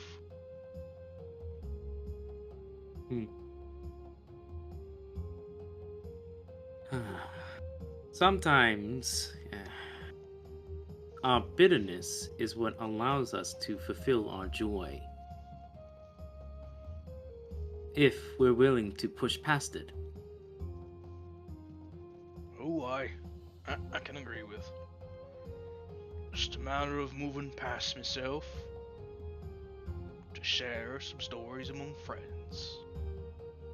Indeed. See this evening, Delon. See Yorm walk by you, clap you on the shoulder briefly as he walks by. You see him adjust his strap on his blunderbuss again and begin walking out of the graveyard. Yorm. Should we go and find Ophelia and Tulio? Personally speaking, I say, if we're all getting to know each other, it ain't proper for the whole crew not to be there. Some of us may not be willing to repeat what we're going to say again. As I thought. I will look for them then. Good on ya. Of course. Stay safe and bring courage, my friend. Why? He does with like a bit of like a fist. Like, bring courage. See Yorm give you a grin, and he raises a fist up in the air as he walks away. You can't help but feel like you're looking at the back of a old man with a lot of regrets as he walks away. Yeah.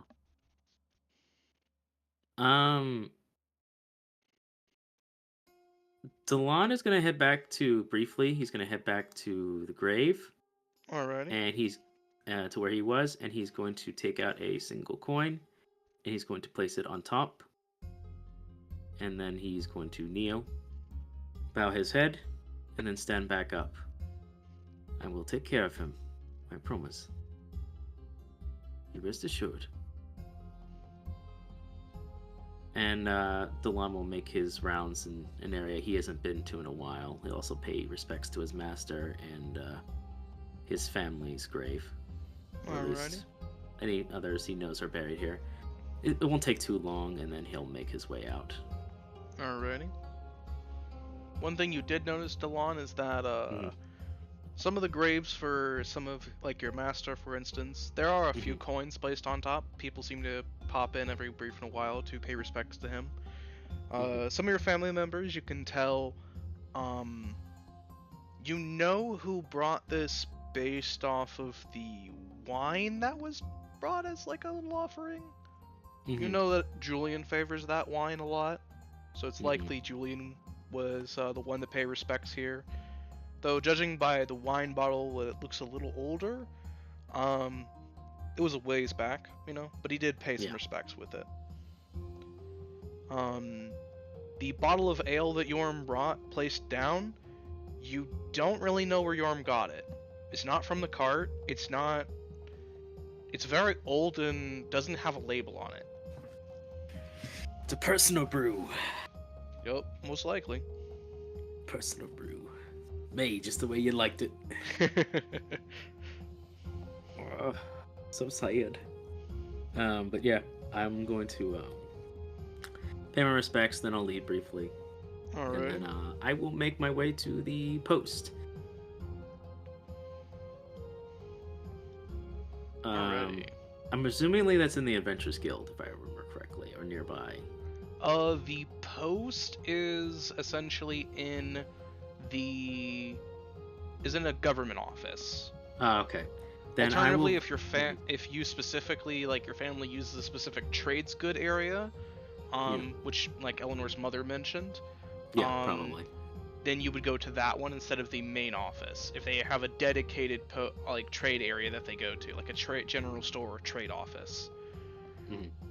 Usually you would use merchants to send your letters and all that kind of a thing.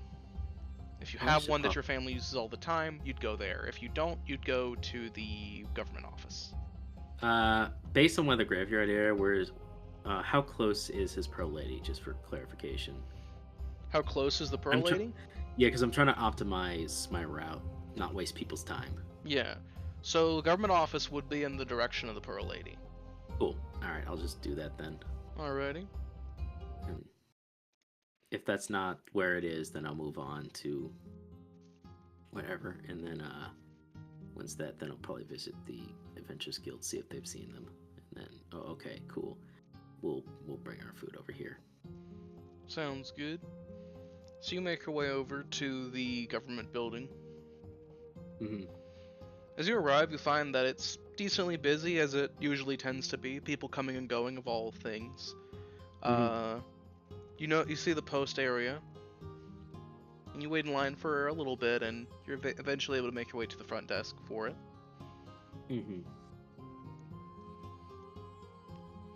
Good afternoon. What can we do for you today? Yes, my name is Delon Asilis Gilame. I'm here to check and see if there's been any mail sent or arrived recently. Email. See, Gilame. Yep, that's, this is Julian. Let's see now. Yep, that's, here we go. Delon. 3 letters for you. Delon, I see blinks. 3? So sick. Oh. Yes, thank you. One here says, from... See him, like, think for a moment? Yeah. Your Uncle Dirk, I think. That's some dwarvish in there. Strange. Oh. This one's been here for a few months. This one here says from Julian. We got this one a few months back. And this one says, Marceline, it's been here for a few weeks. Not recently. See. Well, thank you. Quite welcome. And he hands them to you. Thank you. Has you sign a small thing and basically stamps them to approve them and hands them to you. Okay. I will, I am going to read them first and then I'll deal with it later. Alrighty. So you have this. It'll probably pop up on everyone's screen, but it should be fine. That's fine. There's that. Oh boy. So many. And that. Oh my god. Popular, I guess. Let me read oh boy. Cause I like that. Letters written to mixture of dwarves in common. Okay, Diddlon, how you doing? You eating well? Not too deep in the drink, I hope.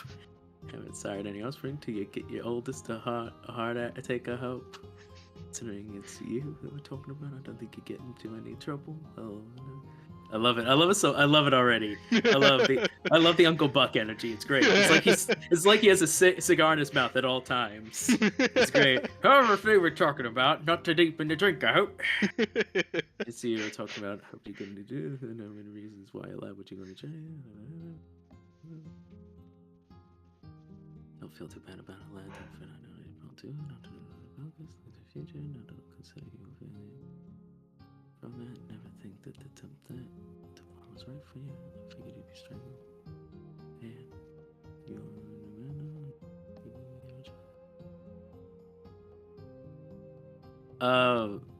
does anyone want to go to anyone else while I'm reading these, or? I could go to Bub briefly if he's willing. Yeah, go back to Bub. I'll mute myself real quick. Okay, I found all the stuff I would potentially want to learn. Alrighty. So briefly back to Bub. So Bub, at the Bard College again. So you finished picking at your green peas. You hate green peas. You don't know why people say they're gonna make you grow taller. They never did. Lies. Only magic made you grow taller.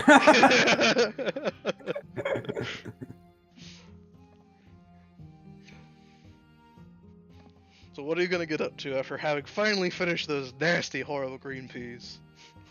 Alright, well, I want to go take a feats class, alert, or warcaster. Alrighty. Let's see here. Which are really among the only feats that would actually be useful for a druid. One gives you more initiative, basically.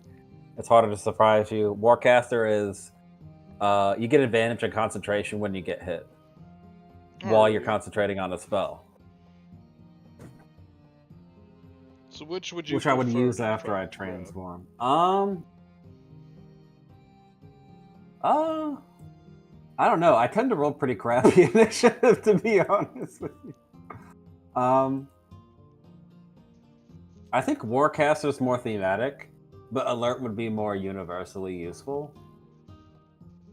If I had to pick one that I definitely want, it would be Warcaster, though. Alrighty, so we'll settle on Warcaster then. Okay. Alrighty, so you can tell that the Warcaster class is pretty expensive. I have money. It's gonna take you about 3,000 gold to take the class. I'd like to point out that I've never spent money for anything in this game. And I've made most of the bacon. I was like, please let me take this class party. Seriously, guys. I'll have you know I don't want for much. I can't tell you how many wisdom points. I'm once again asking for your financial support. Yeah, I can't tell you how many times I've wanted to just increase my wisdom, but I can't because I need this. I need to be able to talk while I'm wild shaped. So I've had to waste feats to do things I should already be able to do. But yeah, I'm gonna spend it. Alrighty. So you spend 3,000 gold to take the class. Yes. Alright. So make me... Let's see here. Roll me a... Can I get financial aid? I was gonna say. You see, because I know war is coming. Maybe I can skip on the bill for financial aid, Marshall. No, they won't allow it. Damn it. I should have said that aloud. I should have just went for it. Imagine actually using your ASI for more sense. Well, I actually rolled shitty for my sense, so thank you very much. Alrighty, so make me a con save. Well, not a con save, but like a constitution roll, sorry. Imagine rolling, man. Damn you. Constitution roll? Yeah, constitution roll, yeah. 17. Okay, that's pretty good. Alright.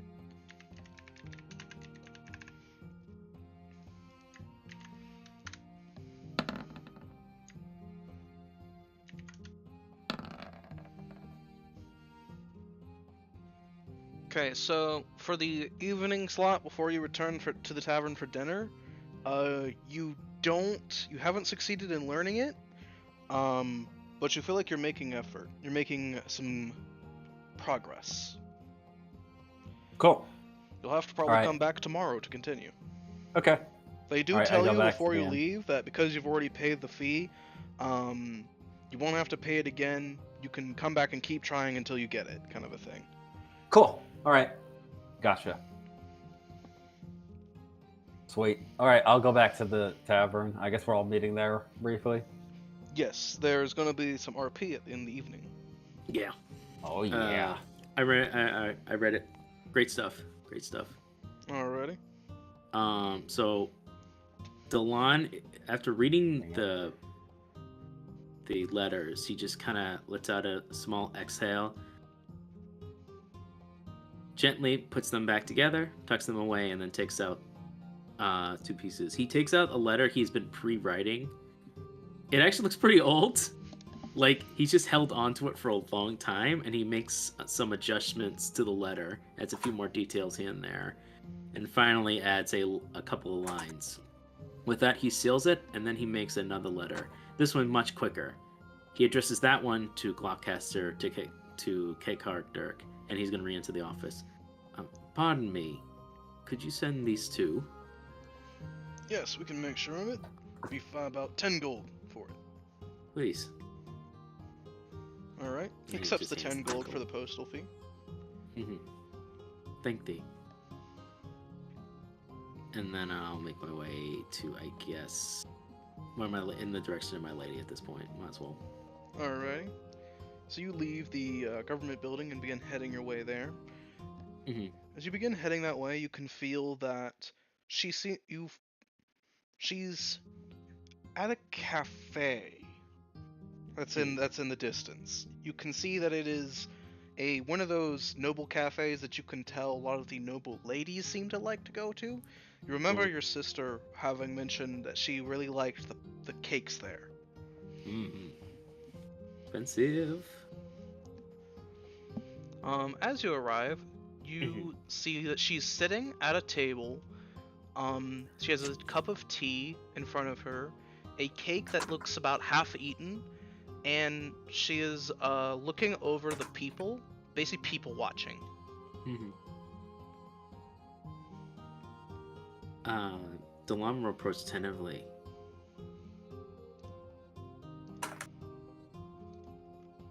You see her offer you a brief look in your direction with a brief a polite smile, and a nod. But she didn't say anything else just quite yet. But she did smile in your direction. I sensed you nearby, but I did not think you to be in such a place, such as here. She nods, gesturing to a chair across from her. Some choose to arrive fashionably late. I choose to arrive fashionably early.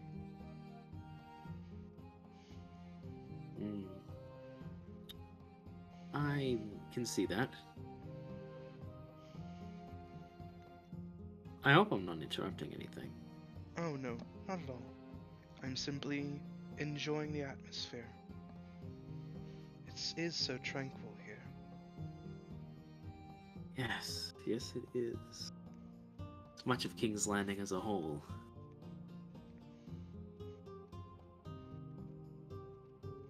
Are you enjoying yourself?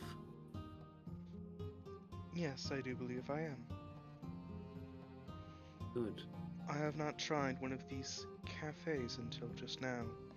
The tea was splendid and the cake was a bit too sweet. Is it so? I did not know you had an interest in this kind of affair. The other noble ladies swear by this venue. I chose to sample it. And is it to your liking? It is a quaint little location, tucked out of the way, surrounded by flowers, and with a pleasant atmosphere. The tea is splendid, though I think the desserts are too sweet. They could use some tart ones instead. There are a few, if I recall. They just come with a different set of tea. I see. Then perhaps I will partake of that next time. Of course. Usually with some jams as such to try and balance it out. If you enjoy such small things like this, you should consider perhaps going to a few plays or seeing additional sights here. I'm sure you'll have a wonderful time. I have not usually taken the opportunity to partake of the arts. I have read plays, but mostly just the scripts. I have not taken the time to sit and idle while participating and viewing them in practice. Well, my lady, you are simply missing out. The scripts, while exquisitely well written, do little justice to the performances and the music. So I've been told. The nobility here seem to enjoy the arts and enjoy themselves a lot more. Which is a bit strange, as I considered that perhaps the nobility of King's Landing would be more proactive than they are. But I am the outlier for being... what is the word they refer to me as? A strange recluse.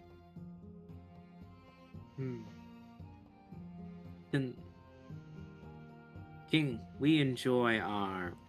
We enjoy it. It's food for the soul. Man cannot live on bread alone. It must be made in equal parts of passion, dreams, art, music.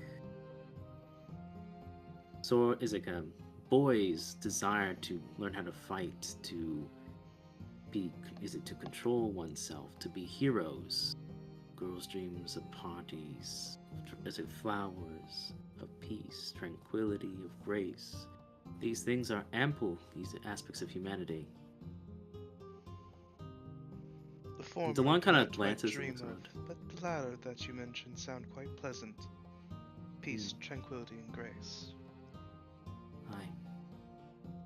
All of this would have been destroyed had you won. Oh, you see her frown?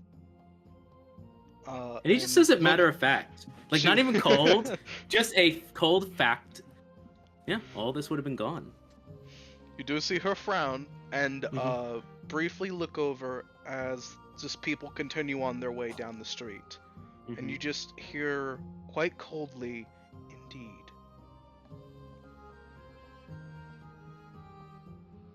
Delon kind of blinks for a second and realizes, oh shit, that was like a...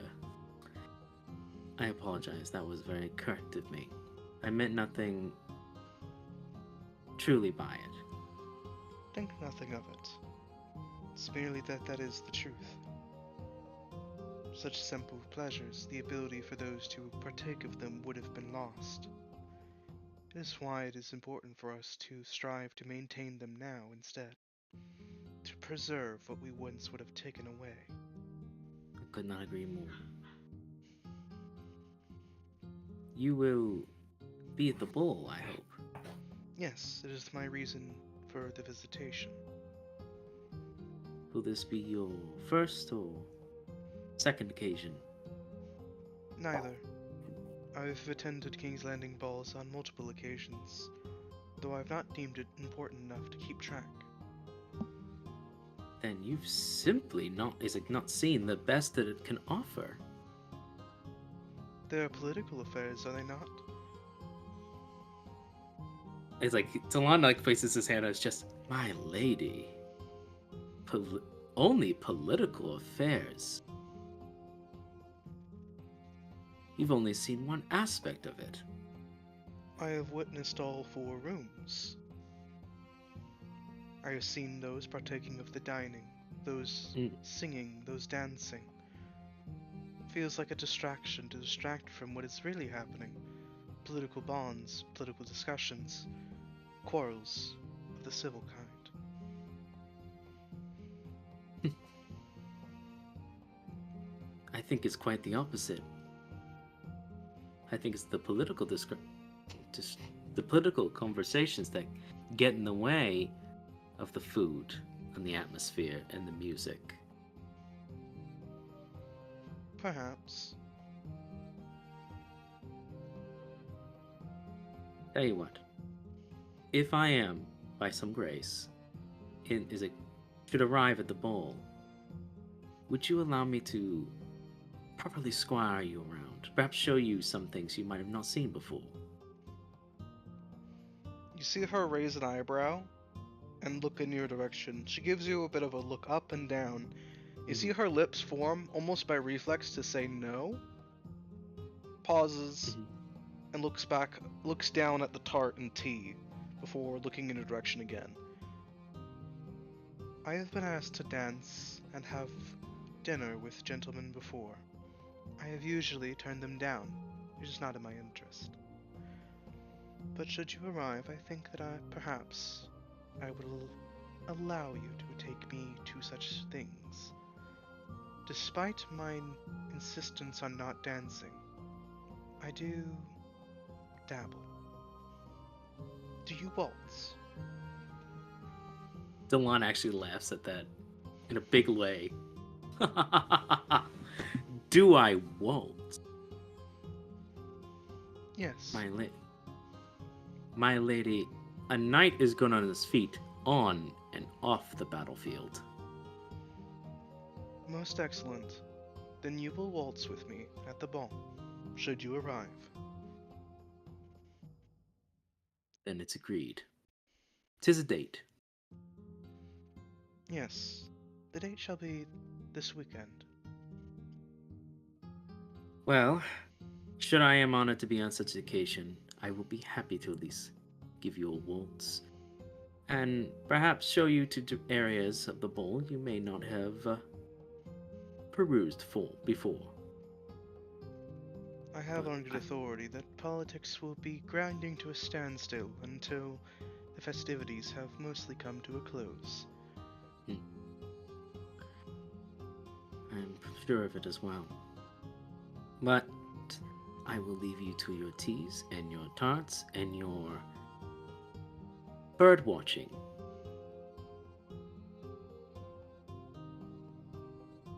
She blinks for a moment. Bird watching. Delon nods and he kind of gently gestures to what she's watching. Aye. All the feathered hats and quills. Is that not what you're doing? She blinks again for a moment, before you see a faint smile on her face. Ah, I see it is a metaphor. The comparison Indeed. is quite quaint. They do strut about a bit like peacocks, though I find peacocks more beautiful. And more deceptive, my lady. With a poor attitude, yes. Peacocks are quite rude birds. Aye. Until then, I will disturb you no longer. And he gently bows, as I have other business to attend to as well. You see her rise from her seat, give you a courtesy, raising her dress a bit as she does so. Please. You have not been disturbing me. It was a pleasant conversation. I'm glad.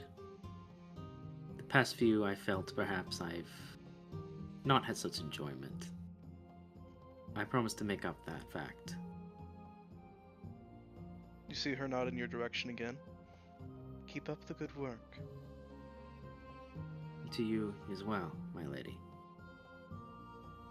Enjoy yourself, please. Do you have a play that you would recommend?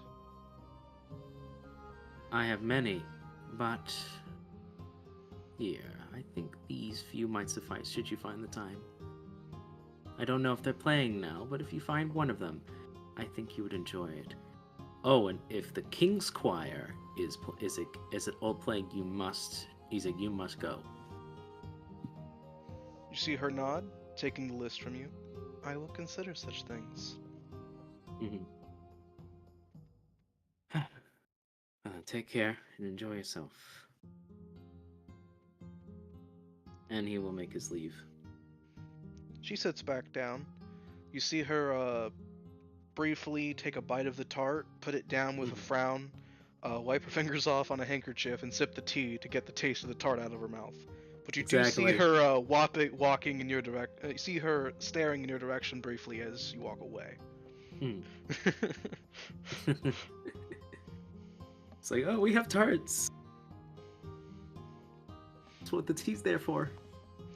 She doesn't seem to like the sweet tarts, though. Yeah. Sweet little pastry, but she likes the tea. Yeah. Time to go to the tavern, see if Ophelia and Tulio. Why am I bugging on Tulio's name today? That's right. I don't know. All I know is that he did nothing wrong. Tulio. Alrighty, Tulio. so you're gonna make your way to the Adventurers Guild then. Yes. Also, Rem, accurate. Super accurate. Yeah. I'm a cool lady who doesn't like sweet things. He don't need no man. I actually wouldn't go that far. I like my coffee black, like me. I thought you were gonna say the airplane joke. I like black coffee, like my men. Oh yeah. Yeah. Yeah. Well, your sister should be worried about you, Delon. You're doing really dangerous shit. That's true. Like, I'm not saying no. It's like, I'm not saying like, oh no, not to threat the many flashbacks of Delon almost dying. I'm glad the party enjoyed the letters. Legit. It's legit. Yeah, come to think of it, I think Delon might be the... I don't know who's been knocked out the most. I've been knocked out once, I think. I was knocked out very early on. I've been knocked out definitely more than once.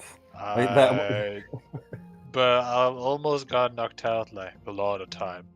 Yeah, same with me as well. Yeah, Delon and Gildas get dropped pretty low, pretty frequently. But yeah, I've been knocked out several so we times. do our job, unlike a certain moon druid who never uses what? Temporary HP, I know. Moon Druid could be tank, refuses to tank. Well, there's no tank what he takes takes on the spirit weapons on the bridges, that's what he does. He takes the spirit weapons. Well, you guys keep going into melee. That's what they're best at. That's what we're supposed to do. That's what they're best Then at. you're gonna get hit. Period. Yeah. If you don't want to get hit, you don't That's go why into we have melee, AC. bitch. That's why we have INC. What's the I know point the of you line being can go a good there. druid if you're not in melee with us? Turn into I am in bear. melee, Jump like, into all the bear. Jump time. into the fray as bear. Yeah, you're in melee with the archers that don't fucking do anything. In the first place. Oh my Yeah, god. yeah. Anyways. Somebody has I need to have Cav summoned against me written all over. No.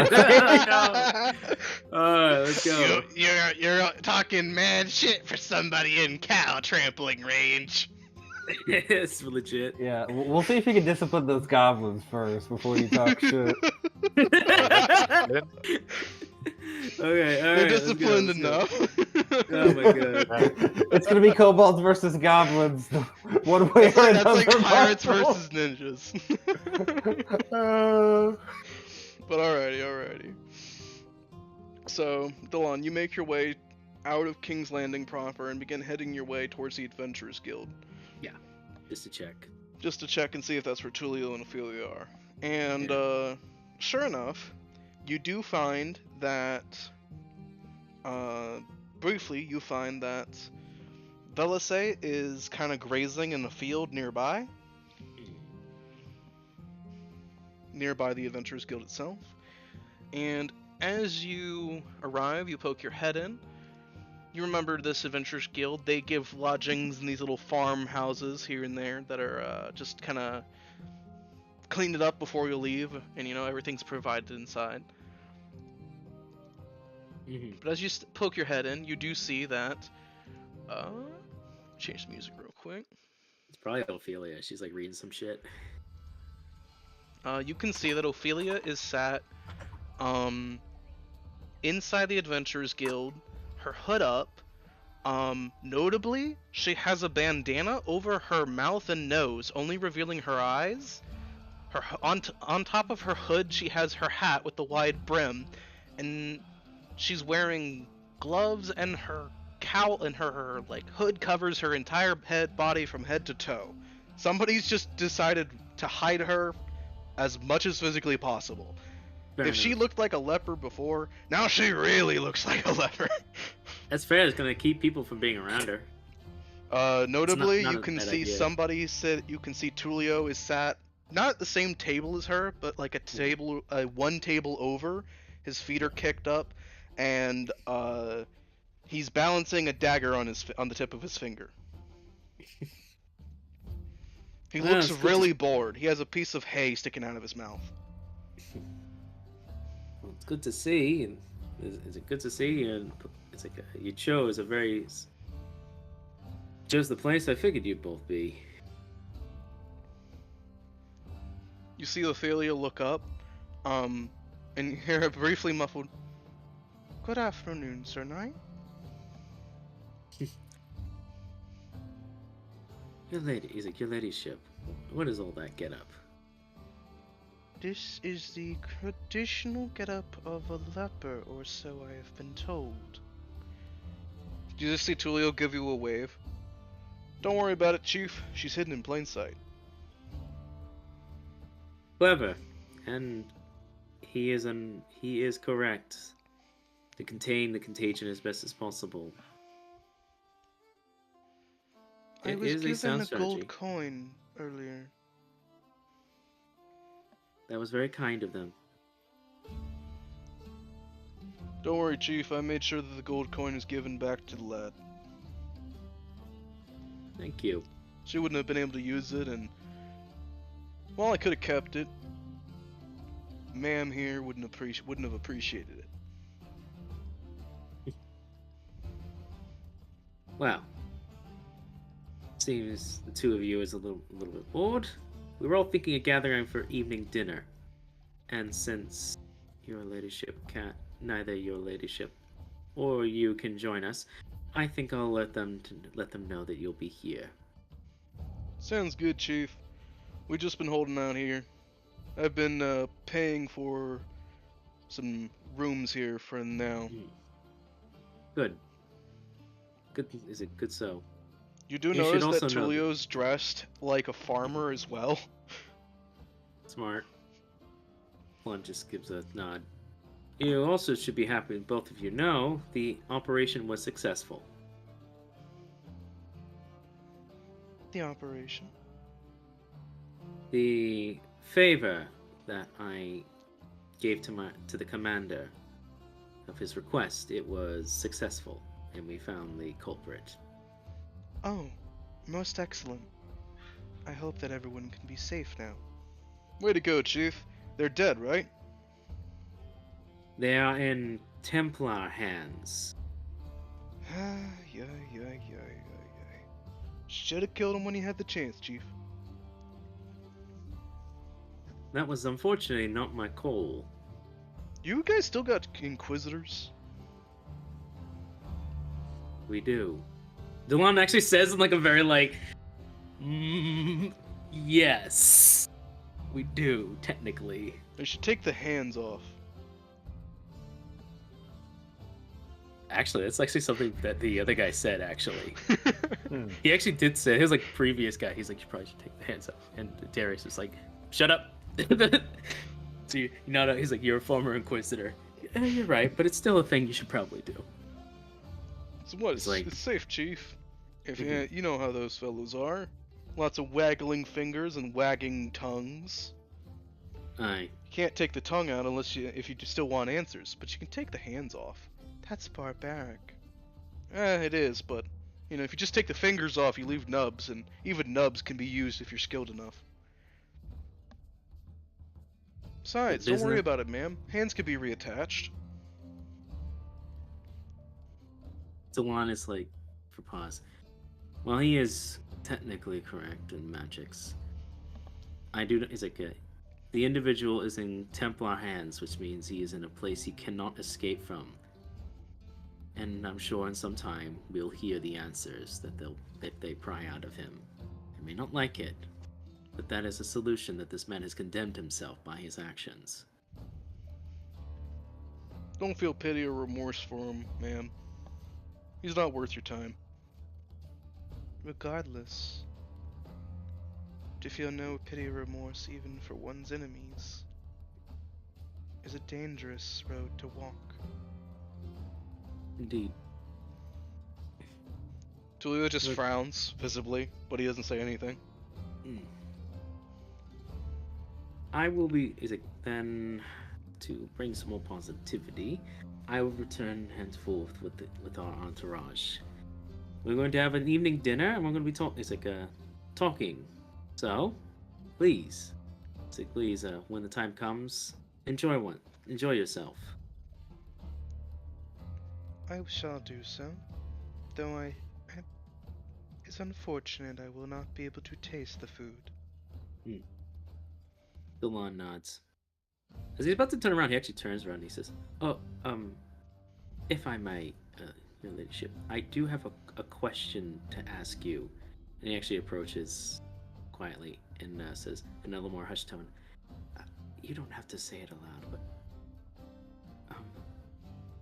and he just kind of says, if we were to arrive at a bull, what exactly is your..." I think actually, never mind. He doesn't have to ask that. He kind of guesstimated already. Didn't we already get her clothes already? So he should probably already know basically what her size is. Yeah, right. You know roughly what her size is already. So we changed her clothes like from her rags to. Right. Yeah. What size of what? Yeah, exactly. So he's just like. Is it gonna? Man, so just forget that part. You could ask what style of dress she would prefer in something. A part of me wants to make it a surprise, though. You could do that if you wanted. Yeah. What size of what? I guess the best way he could have asked is he's like, on a case is like, I guess he can frame it in a way it's like a question. I've been meaning to ask, for events. Special events with the bowl coming up. What style of dresses did you have during those times? Surely you've gone to bowls before. Yes. Events like this. I have gone to bowls before. I recall a memory of being taken into a ball. I walked arm in arm with a gentleman. He showed me around and gave me a wonderful time. My dress was old-fashioned even by then. Went down all the way to past my feet, pulled out around me. The shoulders were ruffly and poofy. I had a ribbon attached to my arms that extended to my shoulders as well. And atop my head I wore a small covering, similar to a hood, but not quite. And in my hair I had flowers. Not a single piece of jewelry was worn, so as not to appear gaudy. The dress was a simple white color.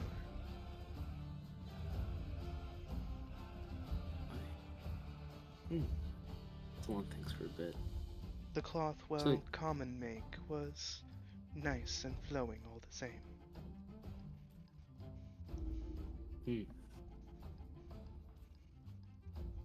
So they are like that in the old stories. See. Thank you. I've been meaning to ask that, but hadn't had the occasion to do so. Of course. No, my personal preferred color for a dress is a nice royal purple. I see. I'll be back shortly. Alrighty then, Chief. Take it easy. Don't worry, I'm taking good care of Ma'am here. You better. You see somebody walk in through the front door as he's saying that. Yeah, gotta make sure she doesn't lose a finger.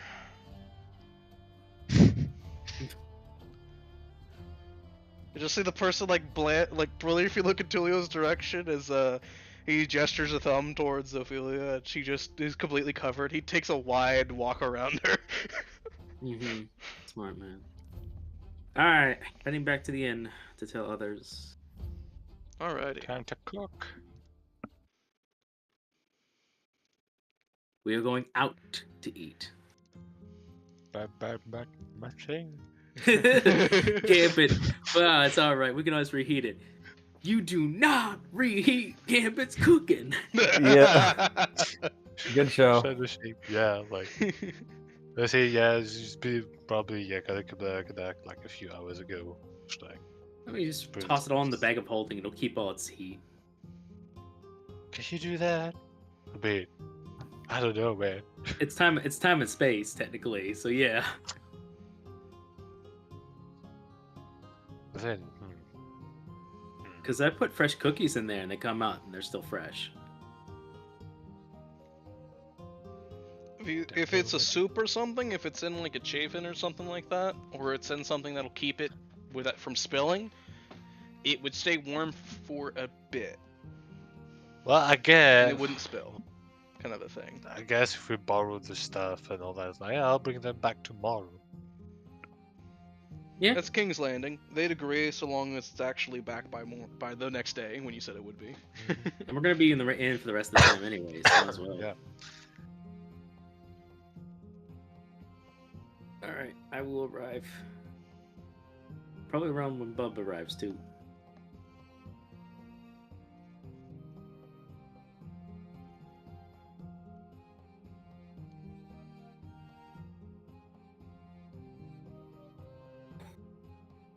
Bubbery. Alright, so I've arrived? Yeah. Cool. So we arrived at the inn, I guess. I have arrived. As you arrive at the inn, you find that, Ailos is walking around helping Gildas in some places. You don't see Gildas too obviously just quite yet, I imagine. No, I'll leave that up to Gildas in a moment. And Eleanor is sat at the table.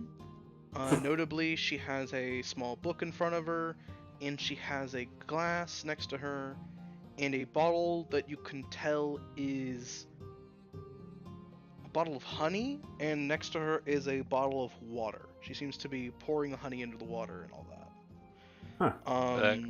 Actually, yeah, like the food at the table, you'll probably see like a crate which has been dropped there. But there's a small note that says, do not touch. Keep away from Yorm until I'm back. Fair enough. Keep away from Yorm till back. You can tell that Go on. Eleanor every once in a while glances curiously at the crate, but she'll occasionally tap her fingers on the table, give a small harumph, and turn back to her book and turn a page. Well, I'm gonna look around. What's all this then?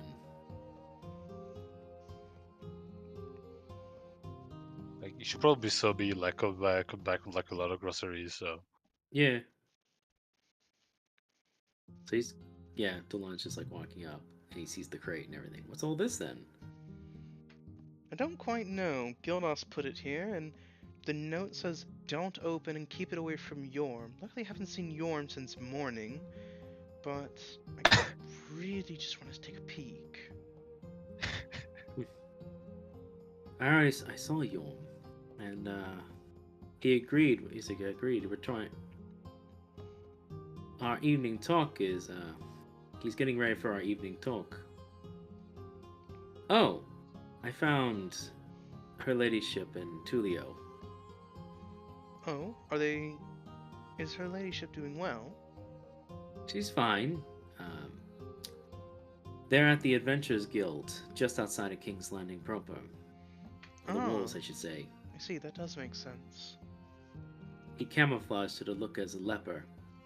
She's been left alone. Oh, I see. That's... Eleanor taps a finger impatiently and then turns a page. Smart.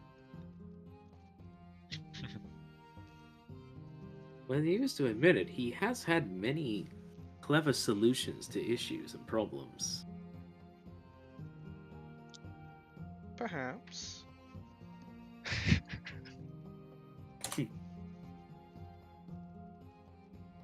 Oh, I was just at the post office.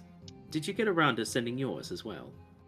Yes, I sent it just a little bit ago. I've returned since. Excellent. Good to know. Did everything go smoothly? Yes, didn't even have to pay a fee. It seems that it's all been arranged. Excellent. I'm glad it worked itself then. Well, now you have a place you can send your letters. Yes, I did send one. I've spent quite a good chunk of today writing it to make sure. And all of the rejects have been burned. Not even ashes remain.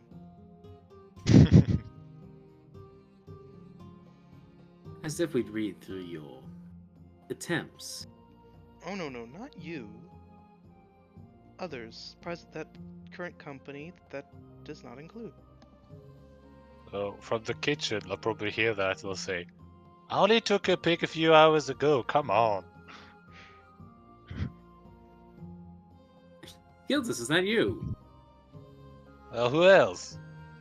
What are you doing in the shooed kitchen? me out of the kitchen earlier. I just wanted a peek.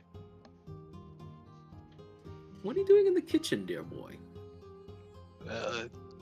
What would a man? What is someone doing in the kitchen? I wonder. Well, see. Sampling the cooked goods, clearly. No. You'd be mistaken. No, I am simply making dinner for everybody here. Well, everybody as in our group. Delano actually ended go and into the kitchen. I see. Very kind of you, chap. I unfortunately have to inform you, though. I found Ophelia and her lordship and her ladyship and Tulio. I guess title. You're good. The You're titles. good. It's fine. Too many cooks. Too many cooks. And they're at the Adventurers Tavern. I was hoping we could take this little rendezvous to them. If we're going to talk, we might as well have everyone arrived, correct? Has the bread arrived yet, Marshall? Yes. You know that it arrived on the back step near the pantry area earlier. Not too long ago. It's still warm. Like, roughly what time is it at the moment? It's in the evening, but not fully nighttime yet. So about 3, 4-ish. Man, I say still afternoon. 3-4. Evening that's is like around afternoon. 4 or 5. Yeah, it's like 4 or 5 is if it was getting dark, it would be like 5, 6, 7 kind of a thing. So it's currently like 4 or 5-ish. Yeah.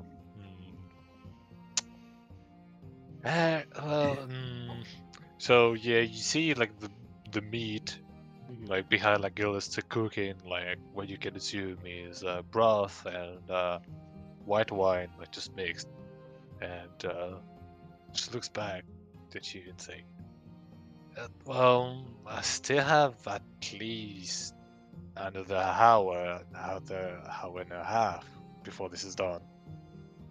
That's fair.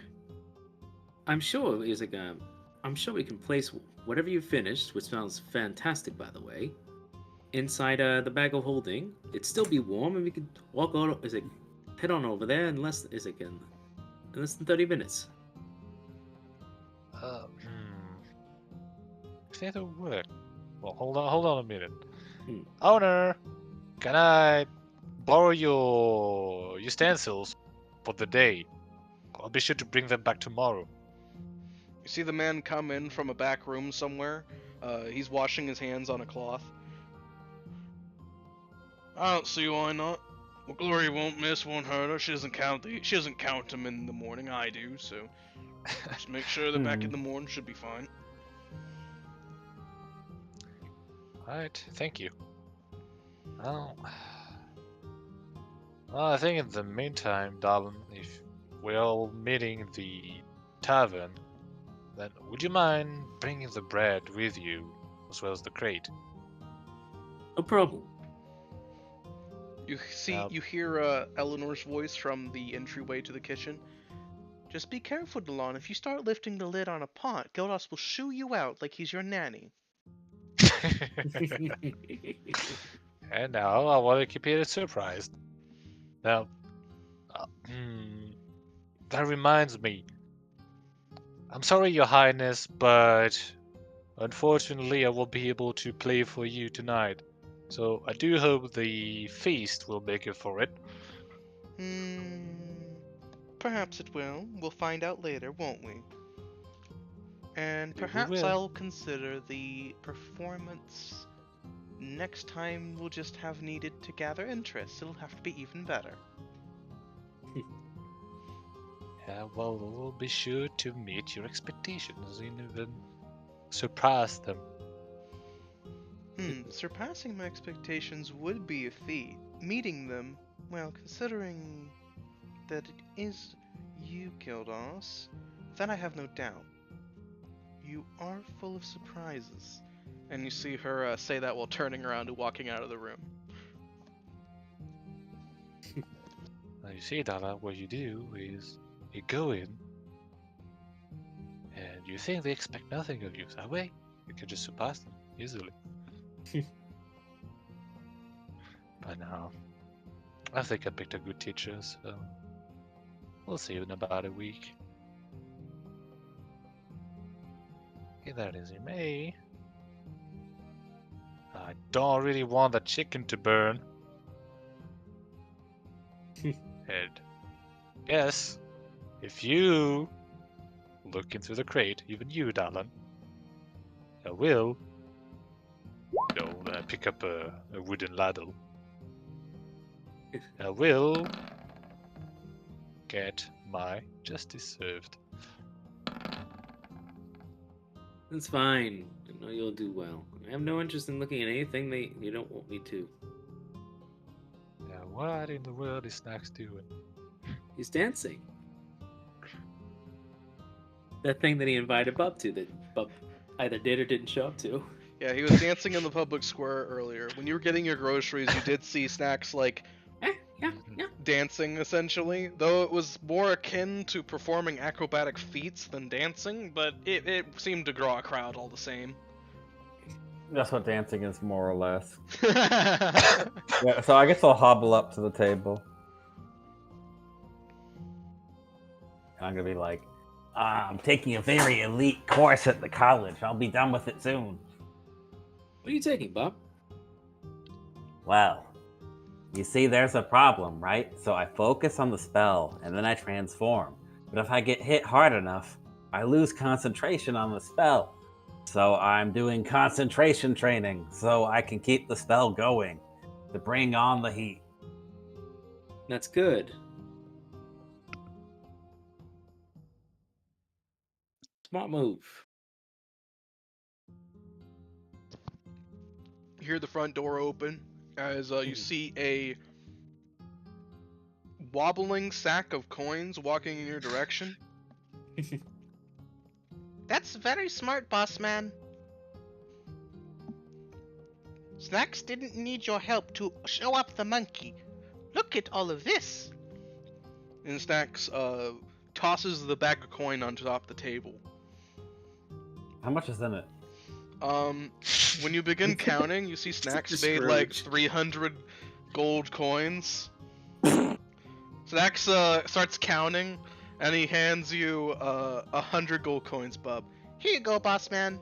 That's your Bub share. just like looks at him stupefied, like this is not like a day's worth of money. This is like, Your opinion of Snacks has increased. yeah, like Bub just like, this is like enough for 6 months.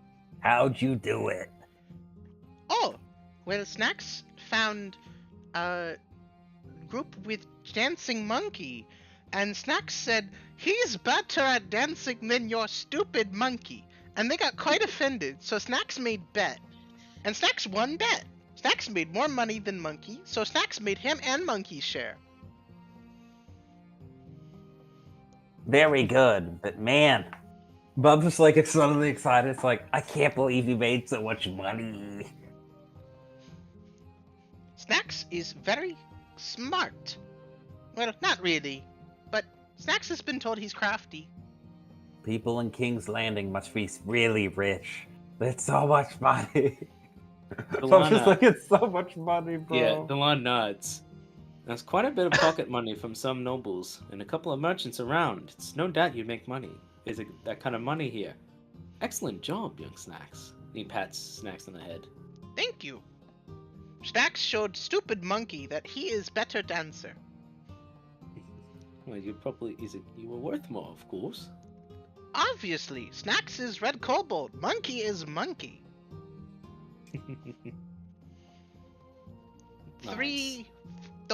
Five kobolds is worth more, way more than 50 monkeys.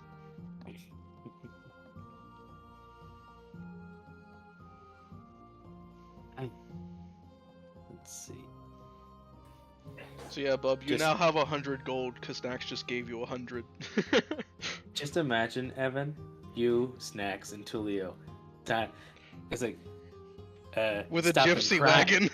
Yeah, gypsy wagon. Starting crimes and dinosaur times. Yeah, I mean, I'm... Okay, Bub, Snacks, and Tulio shenanigans. It's what I'm doing after the class. Bub used the fact that he could transform into many animals to become lots of different traveling circus animals. Tulio is the haggling salesman, and Bub is the one that cranks the machine that plays the music. He's the Bill Murray of the he's the Bill Murray of the group. I just want money. Yeah. I'm a sleazeball and I just want money. That'll be $4,000. Yeah, exactly. How much is it? That's too much. I won't pay it. Well, we'll just let this guy back in. I never knew it would cost so much. I won't pay it. I'm like, oh, okay, that's fine. We just put it back when we found it.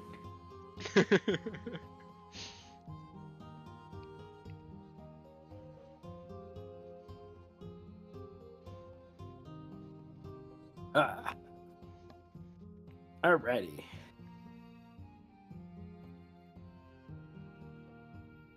I guess we're just gonna chill and wait for everyone else to get here so that we can help Gildas transport all this other stuff. I think the only one waiting for is your. Yours is instead of a wobbling sack of coin, we have a wobbling sack of meat into the Warbling. Sorry, lads. But we'll eat. But alrighty, as you're waiting a little bit more, if he comes in drunk. eventually, You see the front door open, and you see someone put a hat on a hat rack. It's like a little, basically more like a skull cap than anything. And you see someone show up. He adjusts his tie, and you see that his beard is well taken care of, more so than usual, as it's got beard oil in it. And his hair is also like it's a little braided in the back and got oil in it too. And you just see Yorm turn around, adjusting a black suit. Yorm, you look fantastic. Yeah, basically, Yorm Mountain Board Esquire, basically. I like that.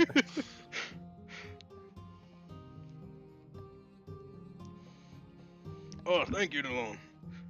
I figured since we were having a nice dinner, and I might have overheard something in the market about a fellow I might have known, maybe preparing it, I decided, well, may as well dress up a little bit for a nice little local affair, you know. Also decided to have something tailored by a friend of mine, calling a favor. Think this nice suit will do for the ball, eh? Absolutely, you look properly crackerjack. Oh, thank goodness. Better say, it's nice trim though. He says he pats his stomach, and he just looks like he's like fit as a fiddle. You don't know what sorcery is going on, but you know Yorm has a beer gut, and you don't know where it is in that black suit. Dwarven fat is malleable, Delon. Strongest material in the world. Can be muscle at any time.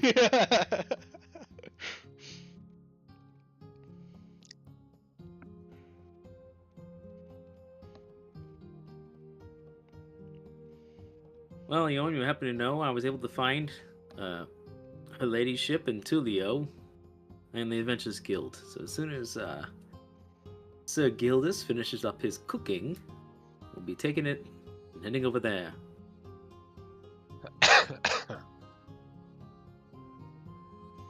Alrighty then, sounds good. I could go for a little walk in the evening there before we go out, you know. Aye. Good way to wake you up. Aye. Additionally, out of curiosity, Gildus brought to an attention a type of dress I was wondering, and I wanted to shoot your idea towards you and see what you think about it. Oh? He wants a bit of a chainmail. He wants a suit to be linked with a chainmail. Something akin to a more respectable, but something that could be used temporarily in combat. Something similar to, if you might recall, our queen, God rest her soul, Gallifrey. She wore a gown completely of mithril. She would accept nothing less. Yeah, I remember hearing about that. She demanded it, was quite obstinate about it, and, well, it wasn't originally a mithril dress from what I heard. It was, she wanted to wear plate armor to her wedding. They talked her down to a mithril dress. She wasn't gonna wear a dress, she was gonna wear a battle dress instead. Oh, the scandal, Delon. Didn't even reach her ankles. She had to be free, you know, movable, just in case. It was a scandal. Aye, I heard as much. But something akin to that, I was thinking, perhaps, regardless of the skirt, of course. Regardless of the skirt, of course. But something similar. He doesn't have the legs for it. No. Oh, come now, I have lovely ankle. Not Yes, that lovely, good, my friend. Not lovely enough to be in front of hundreds, I'm afraid. Ah, well. You'll knock your socks off, alright? But not in the way that you're hoping. It's one way to make a splash at the ball. Aye, not the way he might have intended. Oh no, don't tempt me. He is a Ronaldian. He do it too. Always has to be the contrarian. No, just has to prove everyone that he can do it.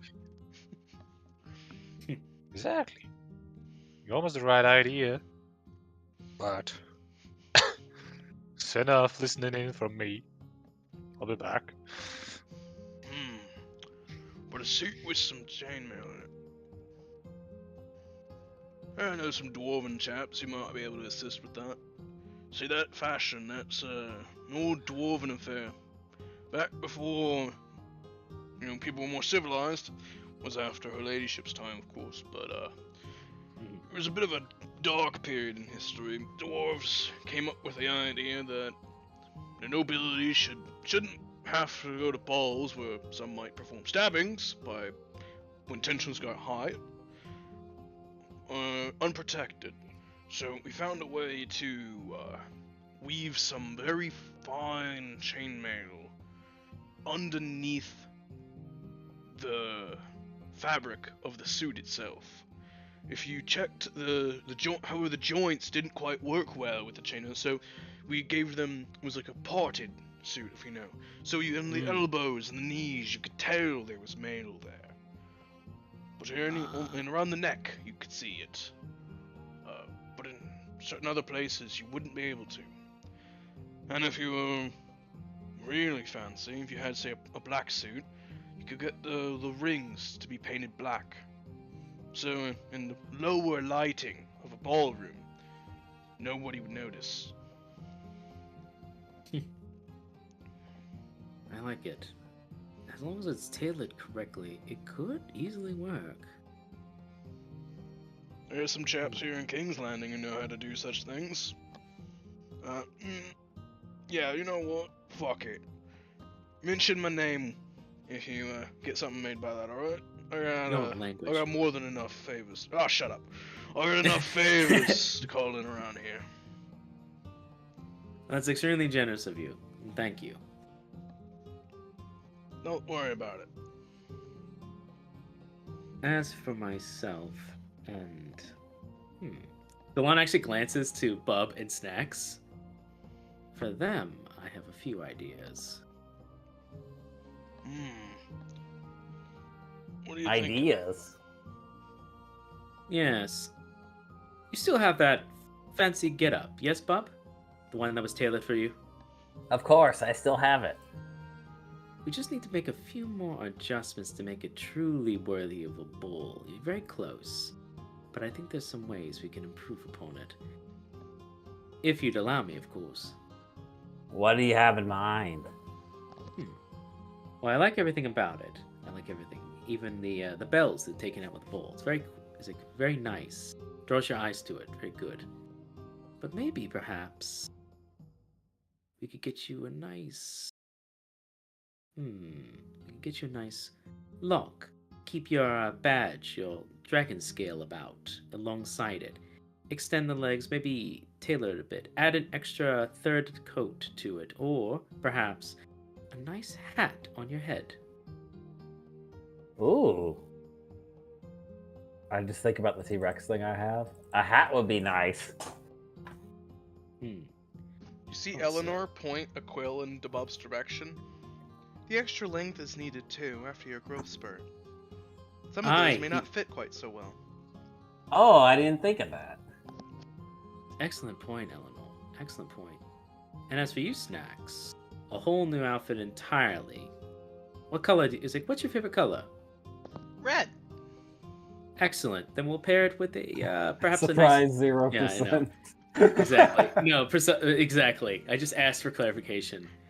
We'll do a nice burgundy.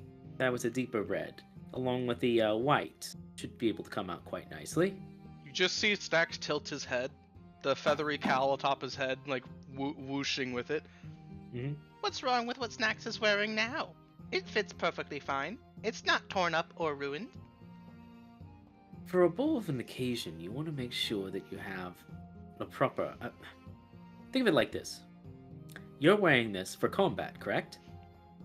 Yes.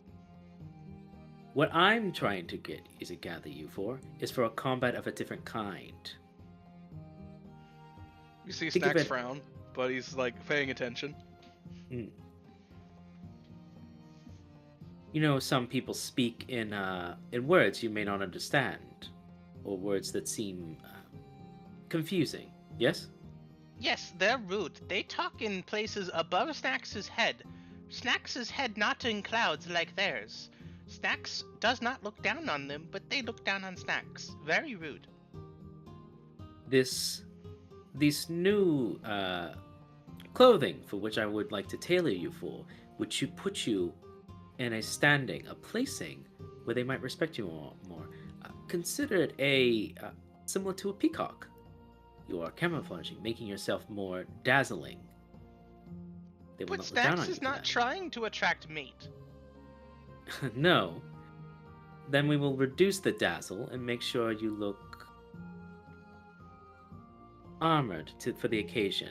But Snacks is armored for every occasion. Well, unless he adds a stat to his AC, that's not true. Yeah, I'm trying really hard. Snax's AC is 16. I'm just gonna roll charisma. I don't, or no, I roll persuasion. Alrighty. Hopefully, whatever. Oof. 29. Dang, dude. Plus 11. Yeah. Plus, I super. Yeah, I mean, it makes promoted sense. in it. Yeah, it's a 20. You are on for. You are on for every occasion. What I want is but for this occasion here, we were arming you for the other kind, the kind that come with words, the kind that are being persuasive. With it, you should be taken more seriously. You want to be taken more seriously, don't you? Snacks doesn't really understand what the difference is. Snacks thinks lots of people around here dress stupid. They all floof and flow. What they wear is impractical and not useful at all. If they were to be pounced upon, they would get snagged on rock and die. They'd have to push over other guys behind them to get away on time. That's bad hunting. I agree. You just see Snacks look down at himself. Snacks is dressed. Snacks is not naked. Snacks wear clothes. Snacks dressed well, or so he been told. You do. If it's The line just if it goes. strangle Snacks, Snacks know where. Agreed. I will make sure it does not strangle. Okay. If it's gift, Snacks is forced to accept, because gift is gift, and he's rude to not accept gift. Agreed. It was settled. Delon lets like a lot of sighs, like thank God. Okay. And then he's gonna turn to Eleanor. And I assume you have a ball gown as well. Oh yes, I have the means to procure it. The means. Yes. Eleanor. What? I'm being honest. I have the means to procure it. Do not worry, and it won't be coming out of a single bit of our paycheck. No funds will be taken away from us, I assure you. From where, if I may ask, then? I have some dresses that should still fit, which should be appropriate in storage. Storage? Yes. Wait, you mean chrysanthemum storage? Yes, my storage. Your own storage, or Your family's. You just see Eleanor sigh for a moment, tap a finger on the table in mild impatience before she gestures you a little closer. Mm-hmm. Yes, in my family's home. No, they have not been there in some time. The last one there was Mother, and I know that she wouldn't have minded, and Father hasn't been there in years. Delon nods. But they won't miss one dress out of my room. Delon glances at her, and he's listening intently, and then he just nods. I'm coming with you. Why? You're going to your He's like, you're going into your manor by yourself, I'm coming with you. Well, alright then. I don't see why not. I was going to offer for you and Gilnos if you wanted a suit as well. I do know that there are some rather nice suits in there that would fit you both, with some minor resizings, and I assure you they wouldn't miss them. We have plenty, trust me. For Gildas, he requires a much more specific. For me, if this is a gift, I would be honored to accept, and all the more reason to join you then. It's quite Maybe alright. we could just fuse the chainmail and the suit. Like cut the middle down the middle. That'd be pretty cool, honestly. Yeah, actually, yeah. It'd be expensive as heck. Yeah, I mean, if you want to do that, that's your choice. It's all about the money you're willing to spend. Yeah, more or less what I was thinking about. Now that we have like a suit ready made, just bring it up. It's like probably didn't hear the hush hush thing, so. Galon actually nods back. Let's just say Mother and I bought plenty of suit for Father that he never wore, never looked at, and never paid attention to. He won't miss them. Why would you buy a suit? Why would you have someone buy you something you don't even look at it? He didn't have us buy it for him. We bought it for him because we thought he'd look dashing. I'm sorry. He's like Delon just like paused for a moment. He's like, I'm sorry, Eleanor, but if my wife bought me something, I would be ecstatic to know that she cared that much to buy something for me. Well, I'd be truly happy to know that she cared that much. Eleanor nods at you with a small smile and a mischievous wink. That's good to know. Damn it. What? Delon's gonna glance back at and go, and you said there's a lot of different suits and dresses there as well?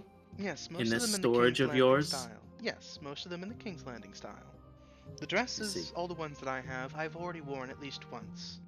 I never buy something unless I intend to use it. I just like having one for every occasion. I see. Now, no such preparation is over-preparation, I do say. Can be. Yorm, this friend who can make a suit, could they possibly... Gildas, may I have a word with you? I'm coming. I'm not coming. You're not? No, you're there. So Delon goes, I've just been informed by Eleanor, by Lady Eleanor, that there might in this her, and Delon actually pulls his hands and goes and does like a quote with his hand. Storage. Mm-hmm. With the storage goes.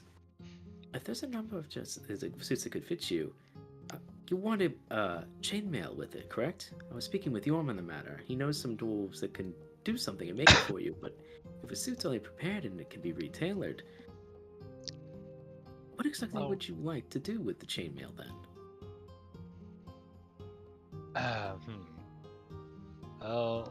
Honestly, right now it'd be hard to say exactly, but I think if I can see the suit first, I get an idea.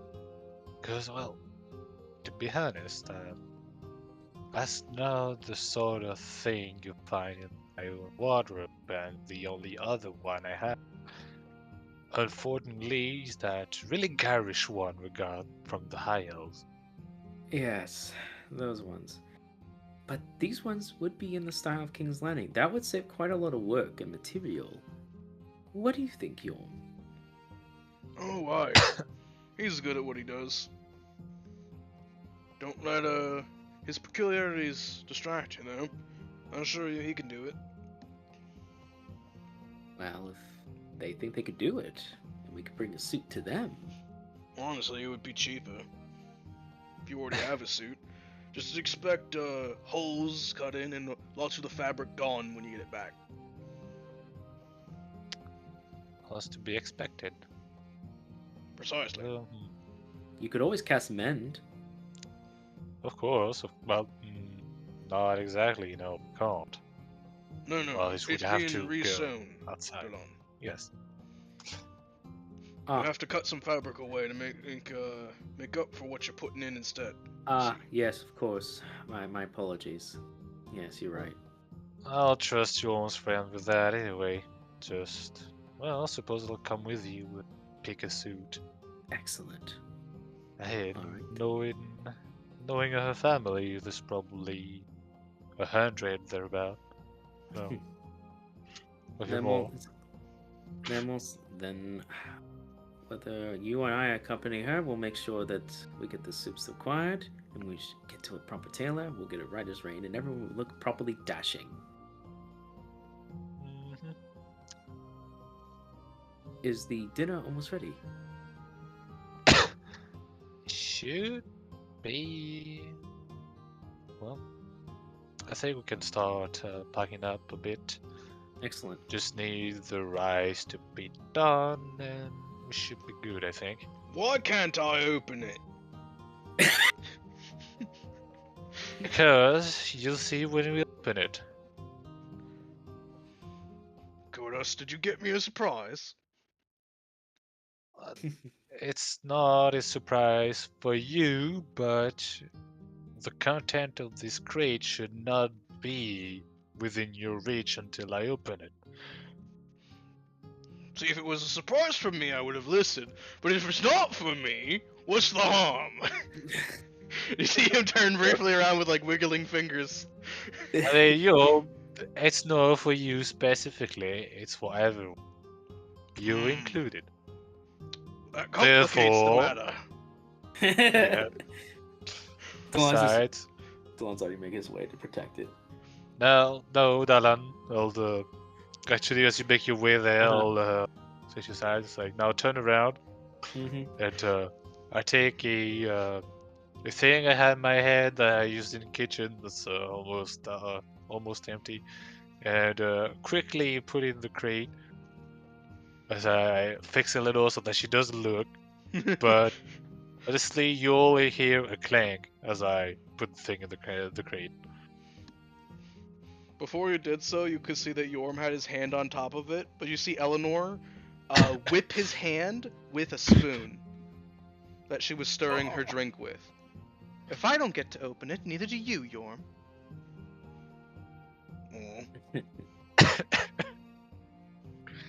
Hit me trigger finger. I'll hit it a lot harder than that if you keep going at it. Yeah, Good luck, B. We're gonna be down a man. Bobby. That I think it should be done, so just let me get the water out and quickly put that in the bag so that it doesn't lose any heat. Good. Alright. Just do that, and then I'll get the glasses and the counter. Like, there's 3 forks and like 9 knives we can get at the tavern anyway, so yeah, they got some over there. Get that, but yeah, get the glass, get the spoon. Alrighty. We should be good to go. So with everything packed up, party makes their way over to the Adventurers Guild, carrying some crates of stuff and a bag of holding on their wet person. And in about like 20 to 30 minutes, they've walked from where they are, out of King's Landing, and made their way along the roads over to the Adventurers Guild, where you can see that the sun is already setting. Most of the farmers are turning in as the sun's setting. It means time to stop farming the fields, and head on home. You can see that as you approach, you can see in the darkness, you can see Tulio leaning against the front doorway, kind of leaning against the door frame. He's got his head lowered, a hat on his head that you don't know where he's got. It's a little like farmer's hat. He's got a piece of straw sticking out of his mouth. Just leaning against the front door frame. Nice. As they're approaching, Delon's actually going. I'm assuming he's carrying some heavy stuff. Yeah, party's carrying what they can, Delon will nod to Bless, say, "Come on, come on, sport. Just go. Is it good? On the back. I'll get you some nice apples on my way back." You see Velisay make a point to think about it for a moment before nodding and coming over.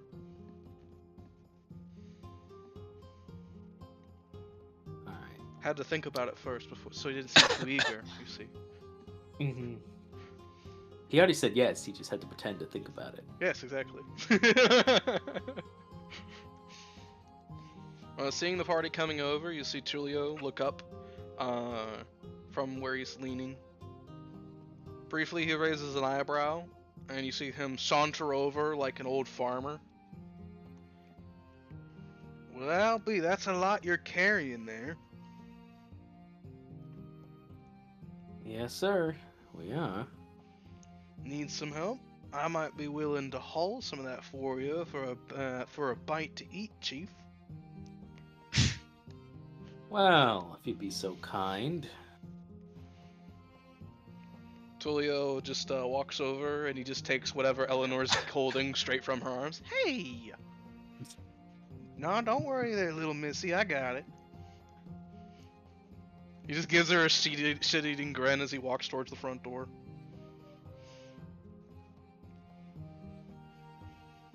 If you break anything, Mr. Farmer, you paid up from your own pocket. I'm just a farmer. I don't have nothing on me. But if I break something, I assume I don't get to eat, so I understand that. Mm-hmm. I understand that much. Let's be on our way. Insight. So Bub's like, oh, that's Tulio. Got Bub, you could tell it's Sorry. Tulio. I love that. I love that's a constant thing. Bub, you don't know who this is at first, but then as you get a little look, you see Tulio give you a wink, and you know it's Tim. Naruhodo. Okay. Naruhodo. Besides, like, aren't farmers in King's Landing loaded compared to everyone else? Yeah, holy shit, 300 gold for a day's work. Hey, that was Snacks getting 2 people's worth of tips from nobles walking around in the marketplace. 300 gold in a day. Snacks also got really good rolls. I have to reread your thing of how much a peasant's family gets in a year, but I'm pretty sure it's like 300 gold or something Peasants less. were the one throwing gold. Peasants weren't the ones throwing gold, it was like nobles in the main city itself. Three. Never worried about the peasants, though. It's still a shit ton of money, and Yes, I'm very yes, it is. impressed. I'm very impressed with Snacks. Yeah, Snacks that's got like 2 26s and a 13, and he spent all day doing it. a hard day. Maybe I just need to quit druiding because damn, this is where the money is. I love how Bub is like, I have this great druid. Oh, money. Fuck this. But, you know, the artifacts are priceless, so I mean, it makes sense to spend time doing that instead. I'm going to start the Industrial Revolution. Fuck nature, I need money. It depends who I'm selling to. If I'm selling to dwarves, Rockefeller. Of If I was playing Artificer, Druid I'd and Steel probably- Co. Druid and Steel Co. no, it's like if I was selling to dwarves, I would sell beard oil, nature's beard oil. Sounds like a killing. scam. It does. How is that a It scam, sounds bro? like snake oil. Hey, Bob Mays here with the dwarf. Ironically, dwarven snake wars. oil is actually pretty effective.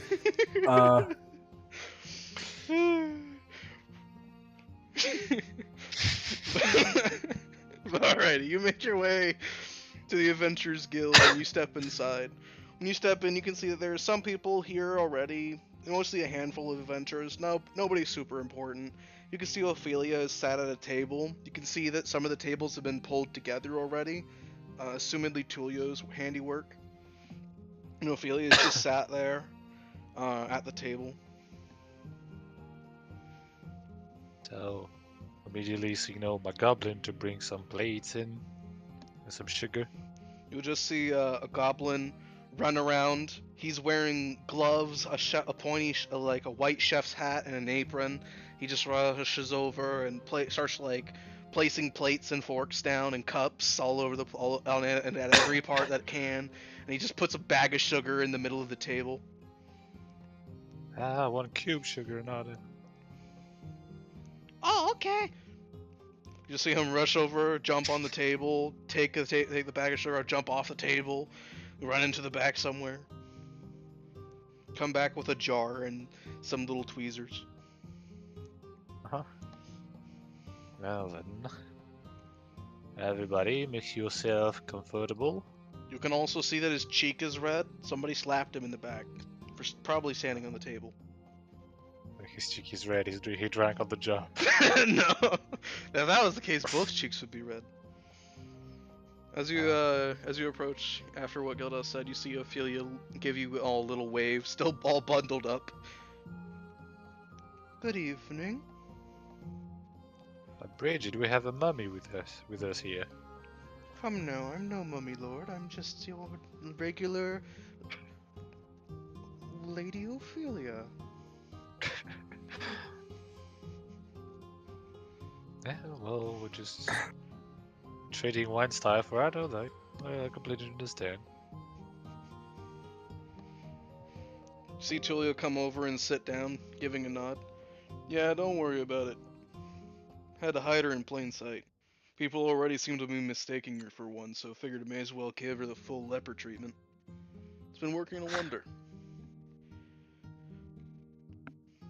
Though he casts a glance at one of the other tables briefly. Shame she lost a finger outside earlier, though. Gotta have only 3 left on that hand. We have magic, though. That should be a problem. We don't have the means to do that. Well, she doesn't. We have. But as everybody sits down, I'll before getting the food out of the holding bag, I'll just signal Iolos to put down the crate, and I'll finally crack it open. He gives you a nod and does so. Oh, goody! Can't wait to see what's in it. You see Yorm just rubbing his hands together. Alright.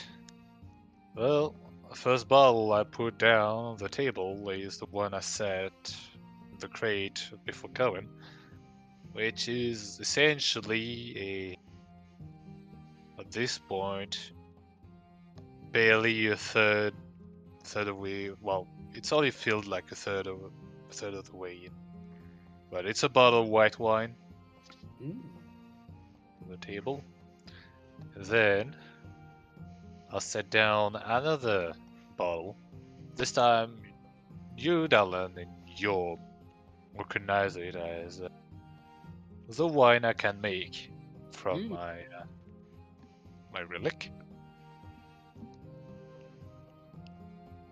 Then, third bottle you recognize as well, Dallin, as one you gifted Gildas a few weeks earlier, as it is a bottle of Renault and vodka.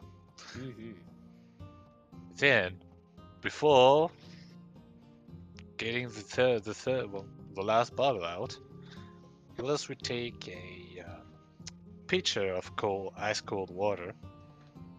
He takes the sugar, set it next to it, then get out the last bottle. And I'm not sure if you know what it is, but from the look of it, you can see a yellowish green liquid in it.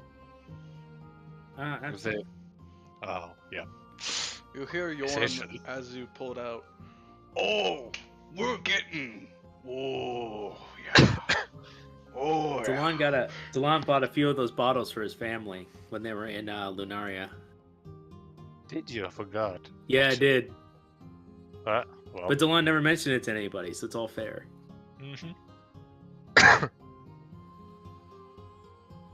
Oh, then. But he hasn't tasted it himself. The merchants were like, buy it. Okay. Yes, this is what I brought for the drinks tonight. My word. Quite the amount. Brought things for every taste. You have the strong stuff, the soft stuff, and the middle of the road. Got wine for the ones who like it, and a stronger liquor for the others.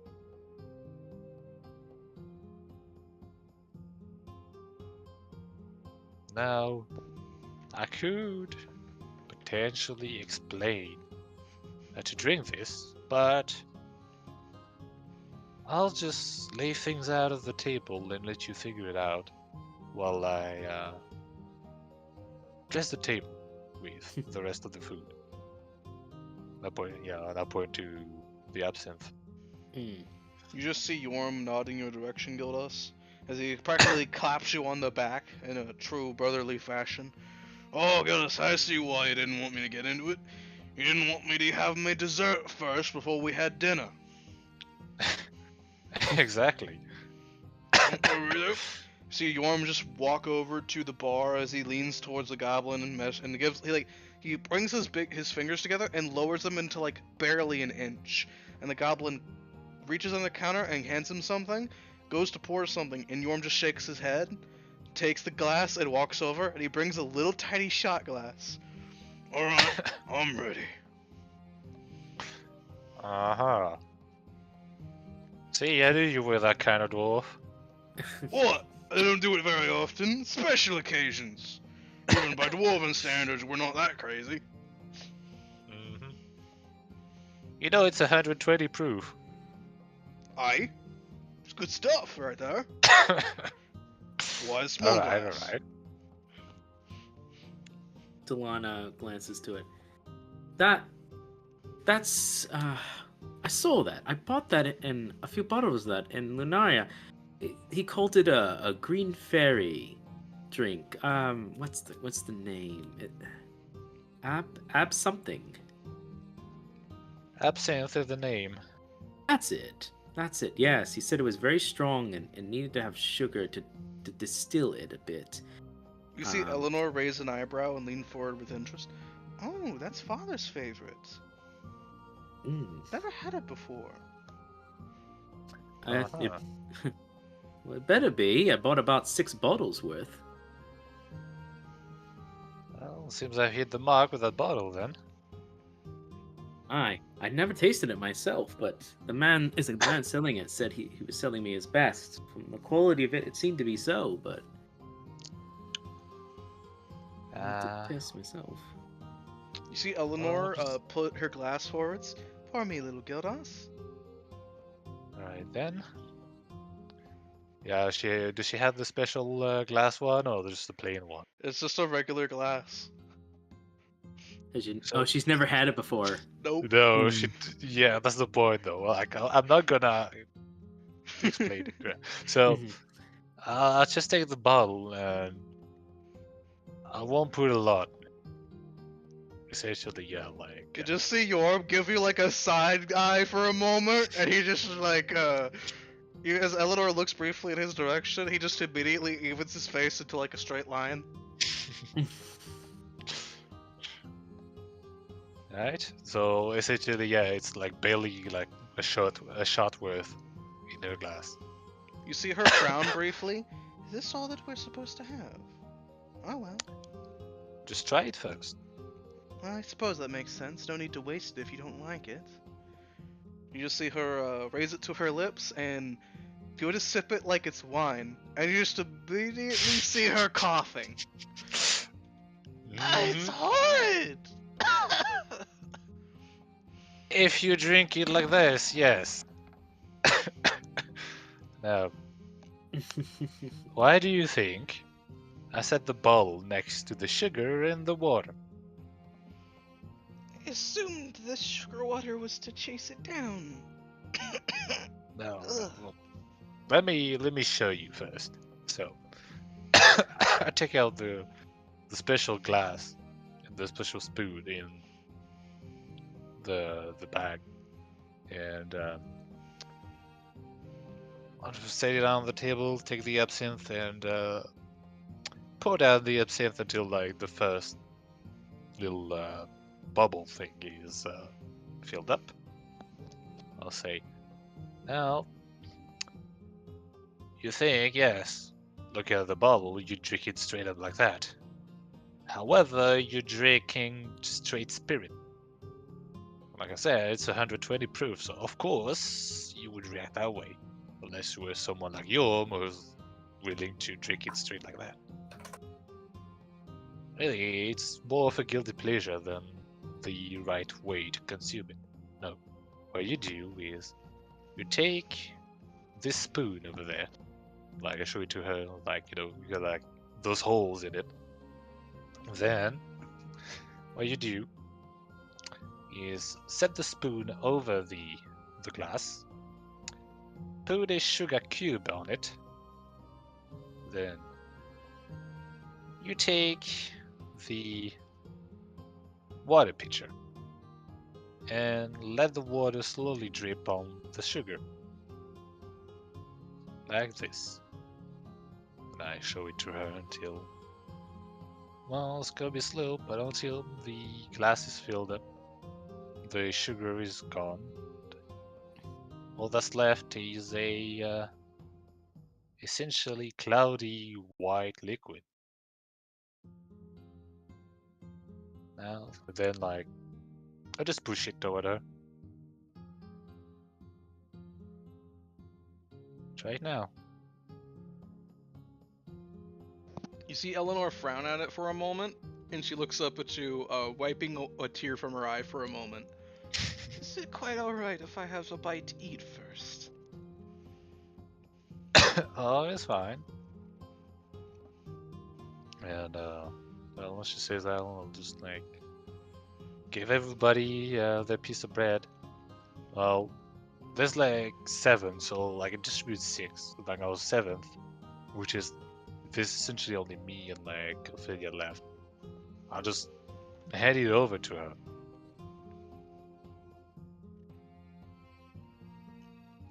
She accepts it. Know. Maybe she eats now. No. She doesn't. I don't think she eats, but it's fine. I mean, she transformed. We haven't really checked until. That's true. We haven't even seen her wand. We actually haven't double checked to see if that's changed either. So. Well, aren't I holding on to it? Yes, you are, but you never look at it. Yeah. Well, it's implied that I do. It just has cobwebs and dust on it. We'll take a look after that. Okay, fair enough. Like, yeah. Basically, you know, it was just like, distribute the bread and like, I say, I'll just go back to the kitchen real quick and grab like a bowl for me. Or like a simple, like a piece of bread. But then I'll tell everybody to, well, just look at everybody and say, now, you just cut the top part of the bread like this, and then hollow it out.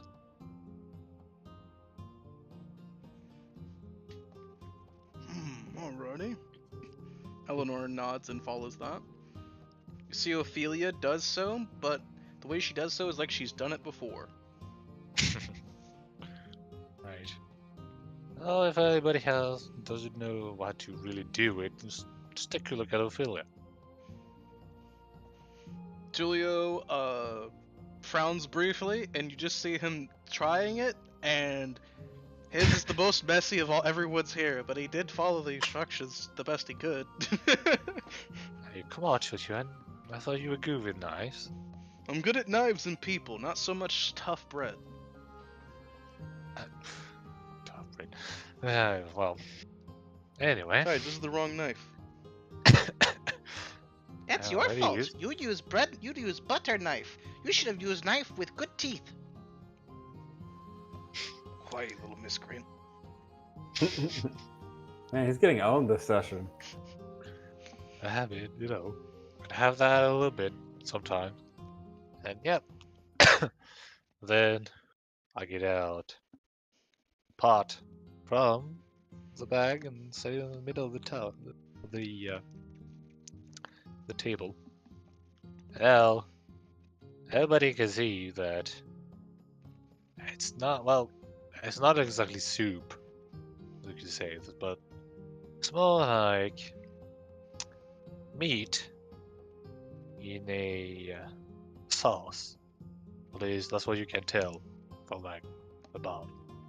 You can see meat, mushrooms, see some laurel leaves swimming here and there. You can see, for the more perceptive of you, you can see some cloves, however you spell it, or however you pronounce it, whatever, or you learned the word yesterday. Some cloves and all that. And, yeah, I take your thing, and then put it down everybody's bread.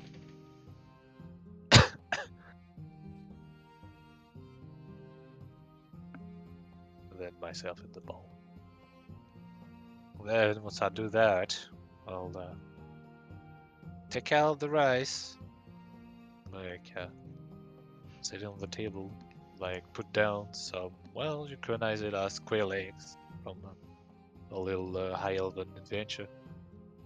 And I'll say, well, there's a lot of meat in that, so I prepared some rice for just in case you're not too keen on that. Ooh. I think I'll have a little bit of everything. Now, the rice is steaming hot, so I brought some quail eggs to put on. Just to try it. I mean, I have heard a few times that some of us Renoldian used to do that. Just take the rice, put some eggs on it, and let it cook on it.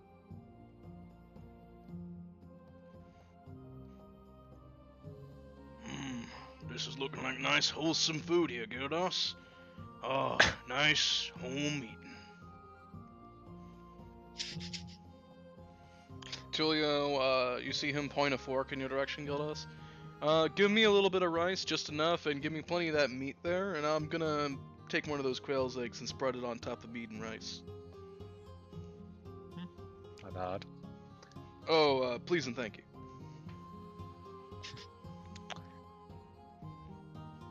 See, originally, we're going to eat that in the inn.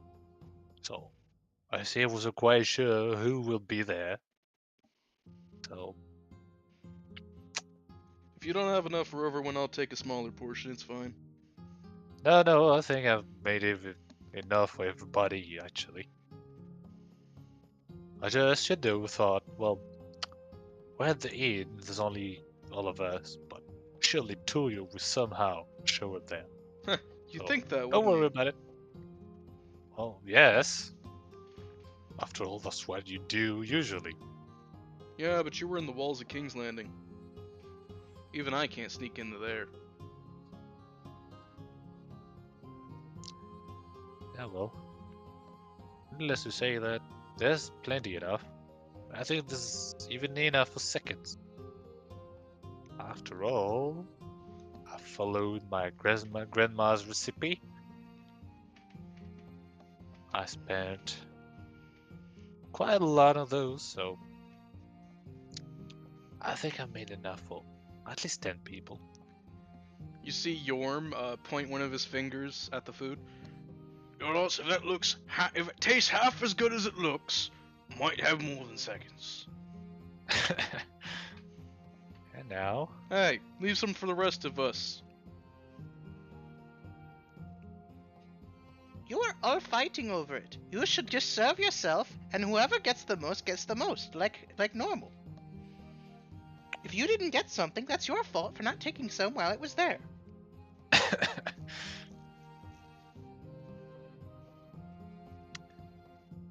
Or I could just serve everybody equally.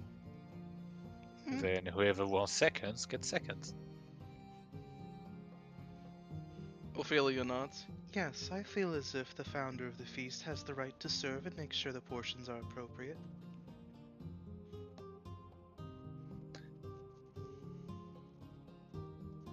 Then I'll do just that. Enjoy. Alrighty. So Gilnos, you get a nice, I'm assuming a nice hearty serving for everyone there. Mm-hmm. You see Yorm holds out his little shot glass, which barely fits between his big dwarven fingers. And he holds it out for a small pouring. He noticeably he raises a hand to stop when it's halfway full, and puts it down on the table, and then he gets a regular glass for something else. And he just kind of taps the glass briefly with his finger, the one with the tiny little glass, It's dessert. Of course. You see Tulio accept his. He notably just waits until everyone's served before he eats his own. Just kind of kicking back for a moment with his eyes closed, not paying too much attention until everyone's got their food. Eleanor, notably, is very patient and accepts hers and says and thanks you when you give it to her. Snacks sits at the table, one hand holding a knife, the other hand holding a fork, and is just licking his lips as he's waiting. I was imagining him just like bang at the tables, like, give me my portion. Meat!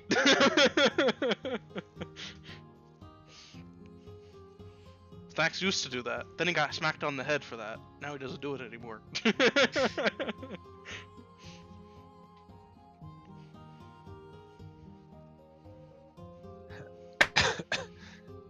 But alrighty. So with everyone served, you see as Yorm raises his voice up. "To good eating!" And he just immediately digs into his food.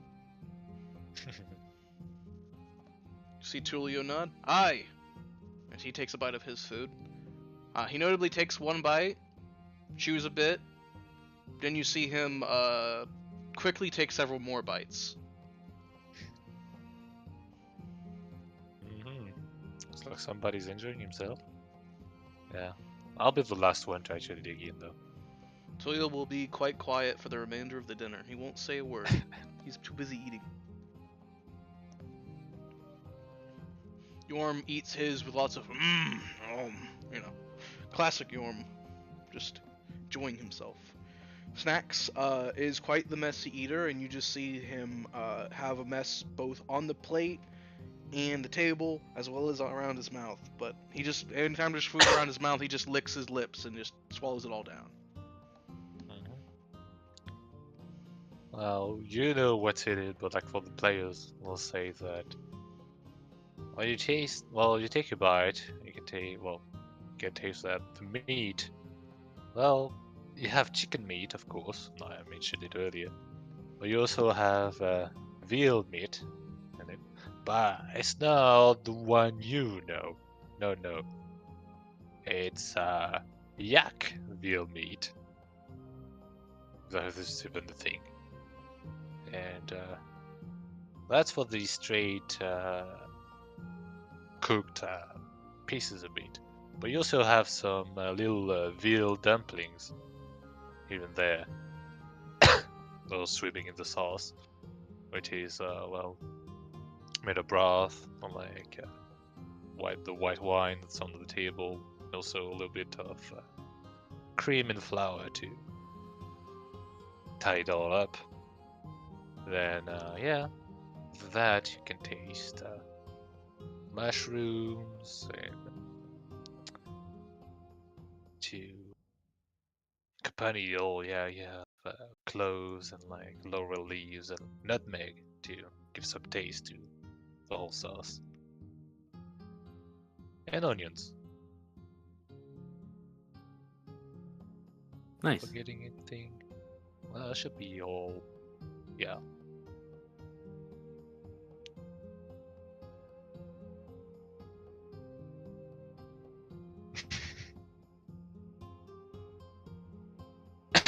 Yeah, pretty much.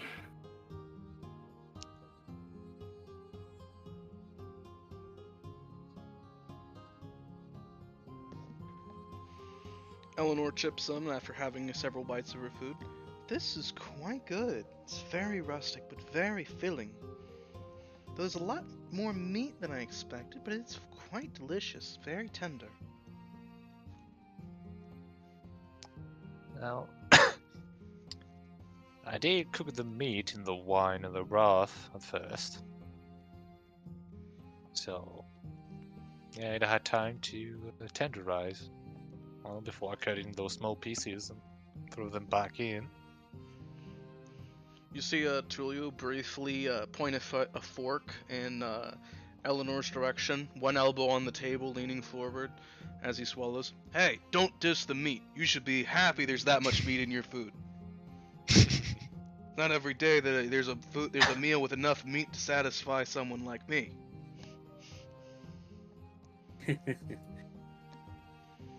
No, Tulio. I don't think she meant it that way. Sounded ungrateful to me. If you don't want your meat portions, I'll take them. As he points a fork in her plate's direction, and she just slaps his hand. No! It's my food. Tulio, focus on your plate first, please. You just see him narrow his eyes in Eleanor's direction before going back to his plate. Tulio's already half through his plate.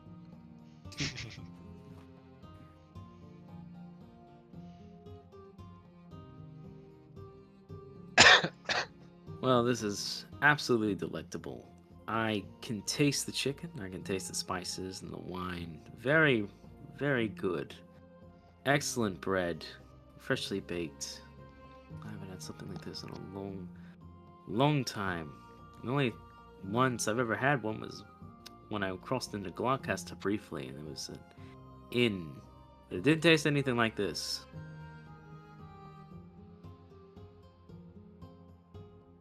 Well, I haven't cooked anything like this in a year. So we've been traveling to and from places and always eating at somebody else's place.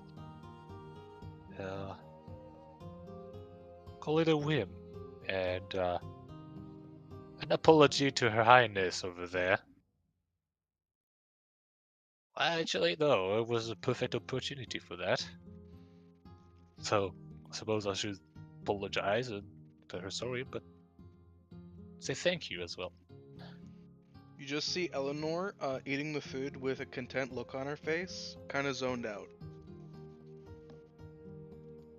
I'll take that as an acceptance of the apologies. Say with a smile. You hear Yorm speak up. Haven't eaten that good. Since that time I nearly froze to death in the mountains. I was lucky enough to be found and dug out of the snow by their dog. Anyway, honestly, I wasn't sure if it was a bear or not. And dragged home by the dog. And they woke me up, warmed me up with some vodka and stew, almost like this one. I helped them repair the farmstead as payment. I made my way out. Seemed quite agreeable. That's some very peculiar memories, you. Well, I had forgotten about it until I had the food.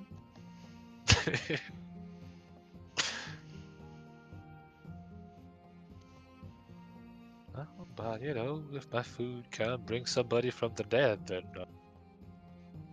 I'll be cheery around. You see Ophelia, Yeah. she's been eating some of the food with her fork, but she's very slow and very ladylike in her mannerisms. Yeah. So I actually will call her out. Like, speaking of like bringing somebody from the dead, let's say, how's the food, Ophelia? Ophelia pauses for a moment as she's chewing the food, as if trying to think of a response before she swallows. It is strange. I recall a memory of a flavor, but do not taste the food. It is almost like tasting food, though.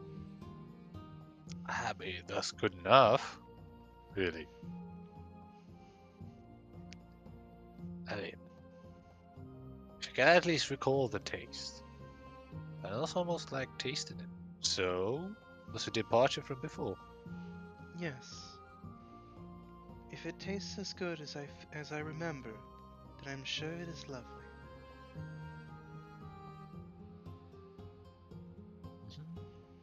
You see her smile quite warmly and go in for another bite. I'll give a satisfied nod. I'll say, You see now, there's a reason why people keep coming back to my forge, but not just about not only, well, what I make.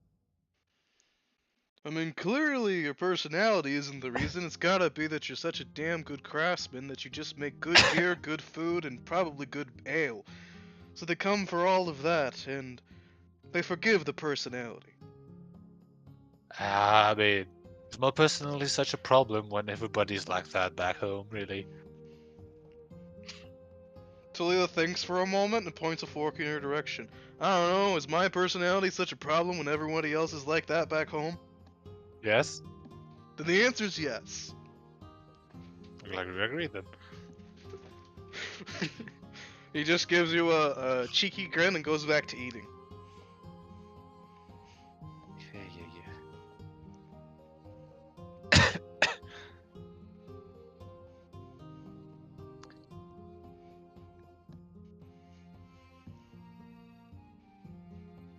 Oh, I guess the kobolds were enjoying themselves, given the silence.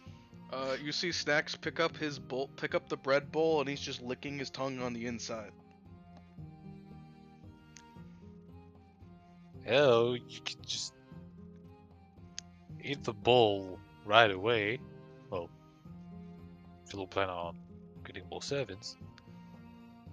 But Snacks wants to eat the broth first and then the bowl. There's lots of broth in the bread. Fair enough.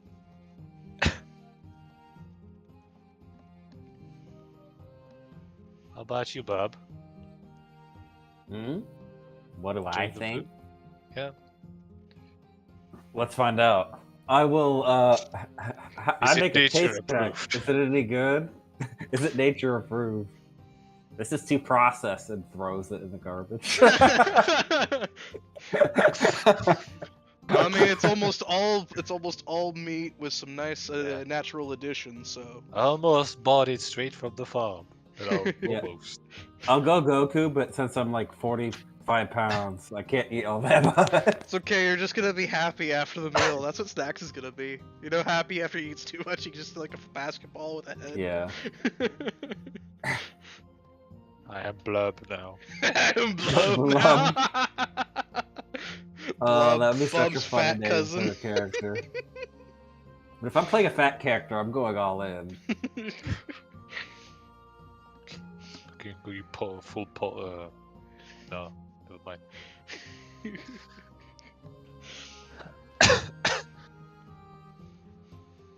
But alrighty, you see Yorm finish his meal, and he holds his plate out for more. I'll oblige. Thank you. You see Stacks finally eat the bowl, and he lays his head on the table. Snacks gonna take a nap now.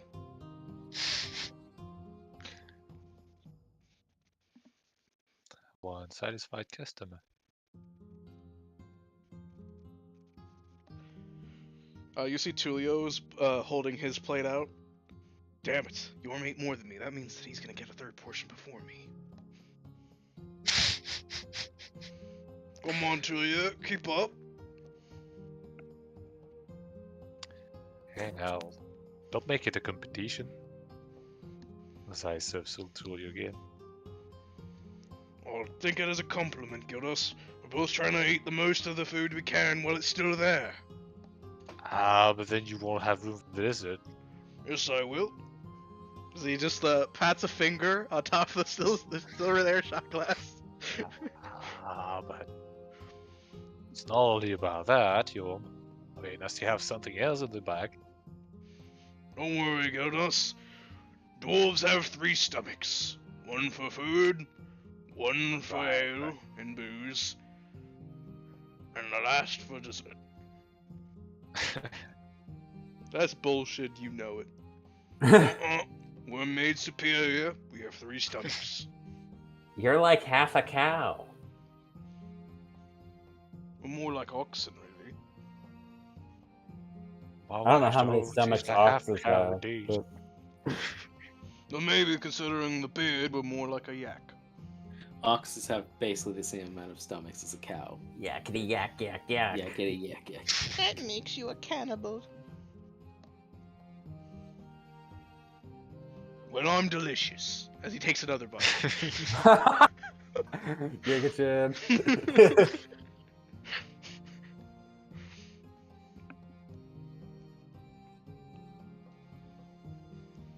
As the company is eating, you see Ophelia give a warm smile. I have not had such warm company in a very long time.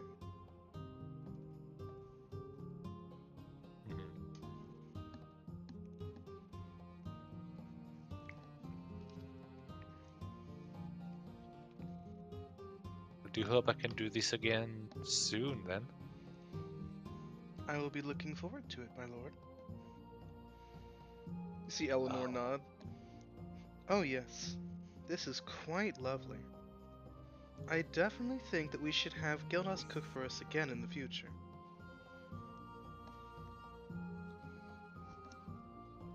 You may not be a dwarf, Gildas, but I'd say that this would do well in just about any dwarven household. Come now. Well, talk to him in Dwarvish. May it be your dwarf, but I do speak the language, and I'm sure if you look at my family tree, there's probably a dwarf or two in there.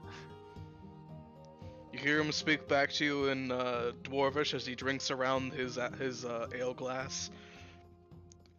Come now, cousin. You know as well as I, that was a compliment. I know. Tulio pipes up in Dwarvish. Hey, don't exclude the rest of us. Have to be excluded.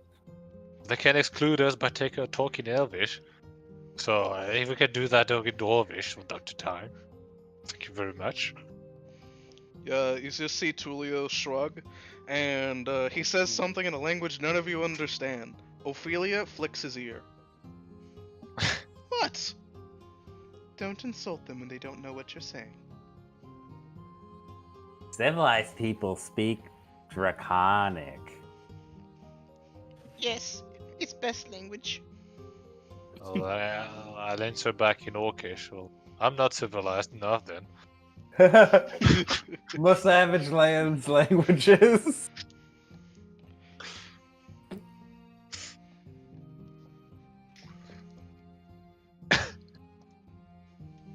But yeah. When everybody's done, essentially, like the main course, be it rice or chicken, I'll get the dessert out.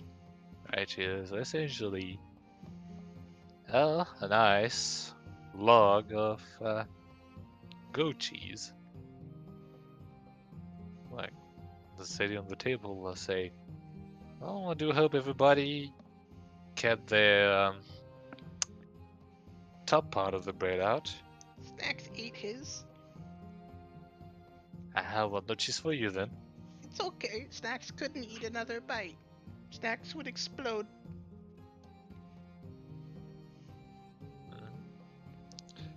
Well, yeah, it is the creamy kind of goat cheese. You know, the one gets bread.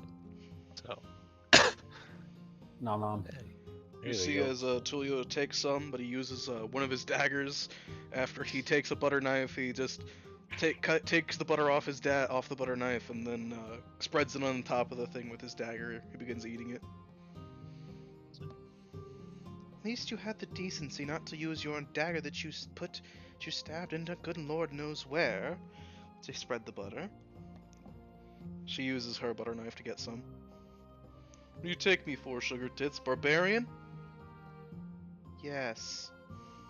If I was barbarian, I wouldn't have called you sugar tits. Would have called you something much worse. Eleanor just looks away from him while nibbling on her bread.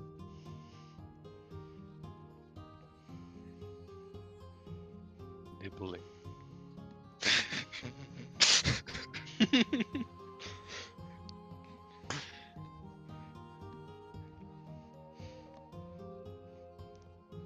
Yeah.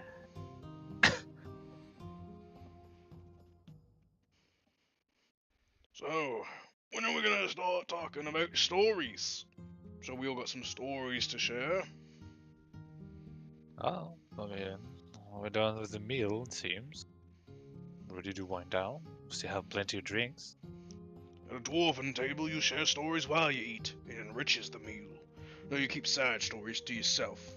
That makes the food taste rotten. Well, but now we're at the human table, so we share the stories around drinks instead. Joel just shrugs. Share bad stories with fish, share good stories with steak. Can't make fish taste any better. I'd beg to differ, but I don't have fish with me at the moment.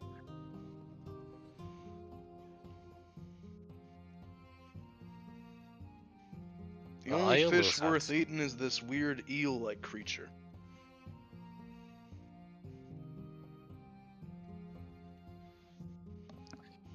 When we get to Frostmourne, remind me. I'll try and change your mind. As successful as I am. You see Tulio point his dagger in your direction. You know what? I'll take you up on that bet. Uh-huh. For once, might be willing to lose a bet. But taste anything like this anyways. Has my cooking reached your heart, Tulio? Afraid not. It reached the black abyss. The void where my heart used to be when I was but a boy. Oh, yes. But it did fill something in there, you see. Temporarily, of course. It's a start, it's a start. Baby steps. Don't worry, Tulio, there was enough fat on that meat to congeal and fill that void and then clog it. This sounds awful. It's the good kind of clogging. Helps you sleep at night. Sleep permanently or just sleeping? Yorm just raises his glass and takes a sip, keeping eye contact with Tulio. I mean, you know, if he doesn't have a heart, there's no risk of a heart attack. Simple. Precisely.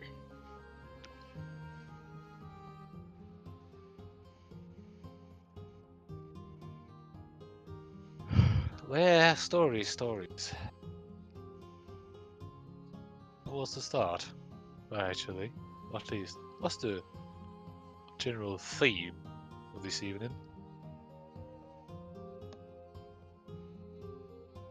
Well, when we initially started, I offered the idea that we should probably get to know each other a little bit better after the past incident, what we had to deal with. I think it'd be best now to start learning just a tad bit more, just in case someone else would want to pretend to be one of us.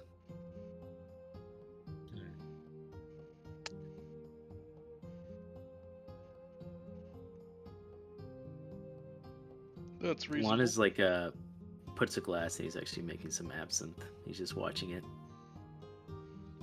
Well, then, let me add one addendum to that then. I look to Tulio. Again, I'll say, no childhood story. I want something past that. Okay then.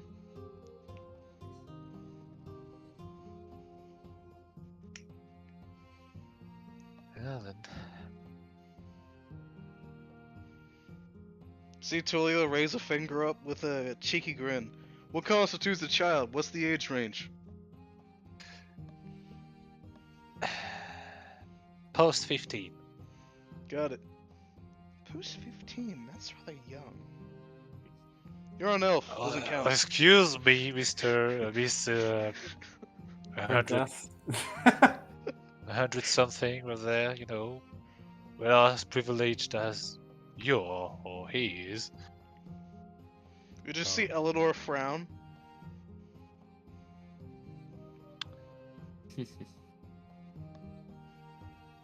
Though she was already frowning when she saw Delon pouring himself some absinthe. You've seen that her absence has been completely untouched. It's actually been nudged ever so slightly away from her, as if it's to be forgotten. She's not even gonna try it. Come on, Eleanor. It's like, why is she mad at Delon trying absinthe? No, she's frowning at the absinthe, not at Delon. Okay. it's like, it's not strong anymore. You see the white wine over there, right? Yes, I've had some. It's about on that level. Just try it. I swear, my honor as a cleric of Bridget, that it will not knock you out at all. If anything, it might just soothe the pain from before. You know that feeling when you've gotten sick off eating something that wasn't quite good? And the mere idea or seeing it in front of you makes you feel queasy? Ah, don't tell me you're traumatized now. No, I wouldn't go that far, not at all. It's just... It was rather repugnant. Okay, more for the rest of us. Women shouldn't be drinking that anyways. Just close your eyes. Reverse psychology, there you go. If Tulio says you can't do it, oh, well, I'm gonna prove him wrong.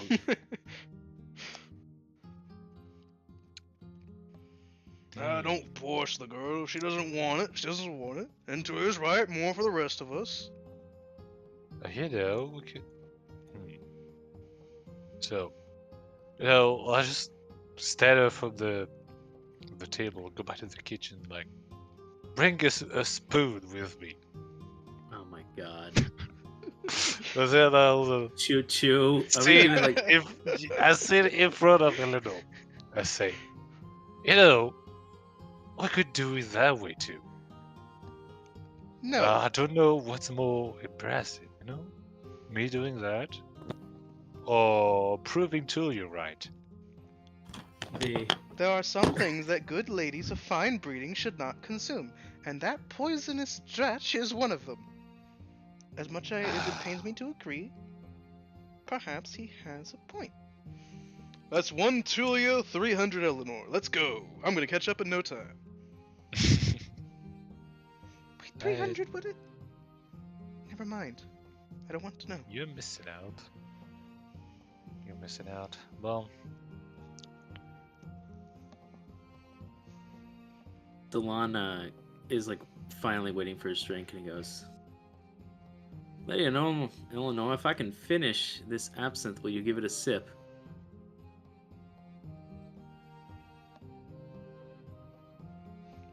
As I've not had this before. 1 sip. No more. All right. I will be the I had a judge of headache that. after that. Not too delicate. Would you have quail eggs?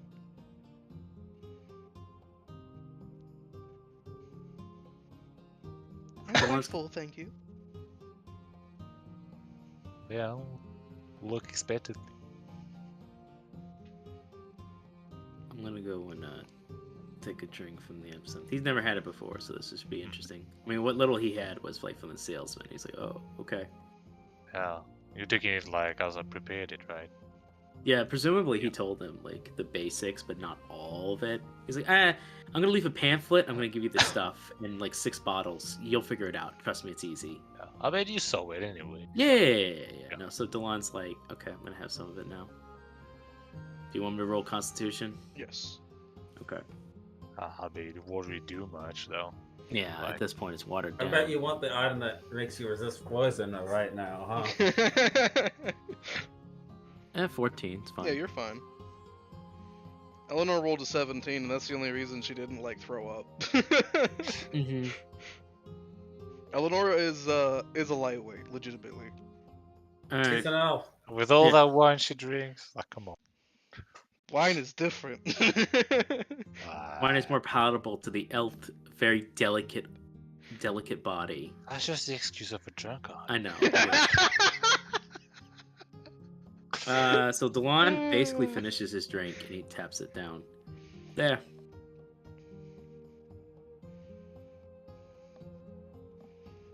And how was it? It's interesting.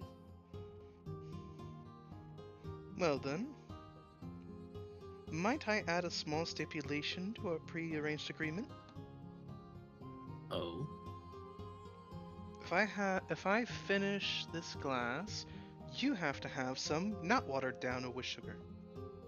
As do you, Philos, and you, Tulio, and you, way ahead of you. Never mind. There's a lot of you. Alright then. I accept. Can't be too much worse than some of the poisons I've been forced to ingest in the past. Well, you know, I've been drinking a lot of vodka as well, so Well, Eleanor reaches for her glass and pinches her nose and begins drinking it. come now, taste it. Don't yes. actually. If you pinch your nose, it defeats the whole point. You see her take the should glass know away and this. frown at you. You didn't say how I had to drink it. Fine. You should know better than to do that. I mean, have you seen the quantity of wine you drink? Would you want somebody who drank wine you liked, but the person said they didn't like for whatever reason, start pinching their nose just to taste it? No, you wouldn't. Eleanor's just like not responding and drinking it normally now. Mm-hmm. Uh-huh. Well, Right. how is it? Gonna have her make a con save real quick. Just cause. One. Roll for 1. She's fine. 20. It's acceptable. There was a foul trick, Gildos. Look, when I bought it, I knew full well that if I set it up on the table, someone would try to drink it straight. Now, I knew Yom would, but Yom doesn't count. So I thought, now, I know, I do agree that it is dirty, because I think I knew full well you would drink it straight. But, I mean, turned out alright in the end. But besides, you got to taste both side of the absinthe. Yeah, look, you still have Bridget's own wine you haven't tasted. I didn't want to ruin anything else by having that. I was going to have that at the end of the meal. Something else to look forward and be chased down the bad taste you have in your mouth. Maybe it's already gone in a way. Now, where are See how yours trying it not watered down? Ah, well, look, I'll take a regular glass. You like, I mean, you almost like half a shot He does. or something.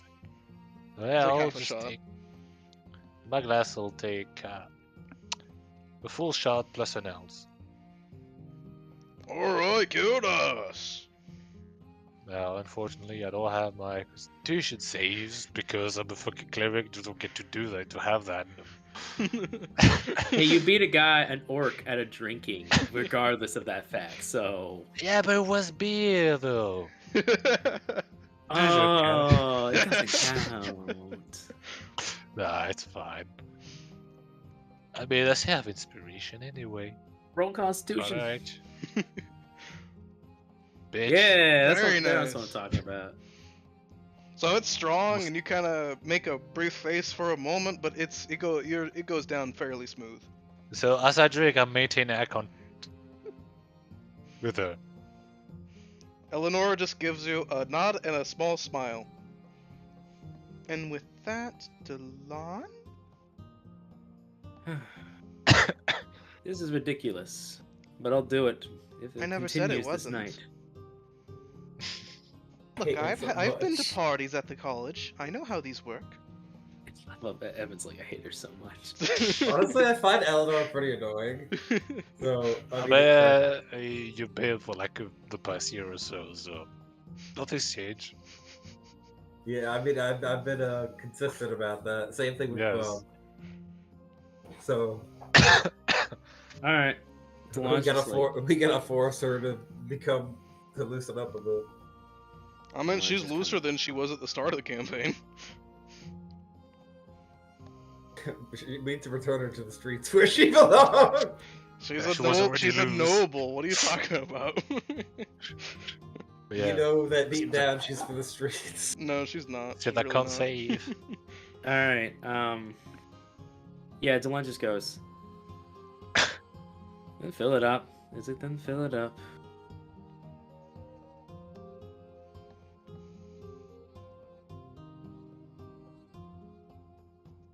So he just like fills it up with absinthe, probably like a shot or probably yeah. He's gonna basically do the equivalent of Gildas. Alrighty. You hear Yorm clapping. All right, along.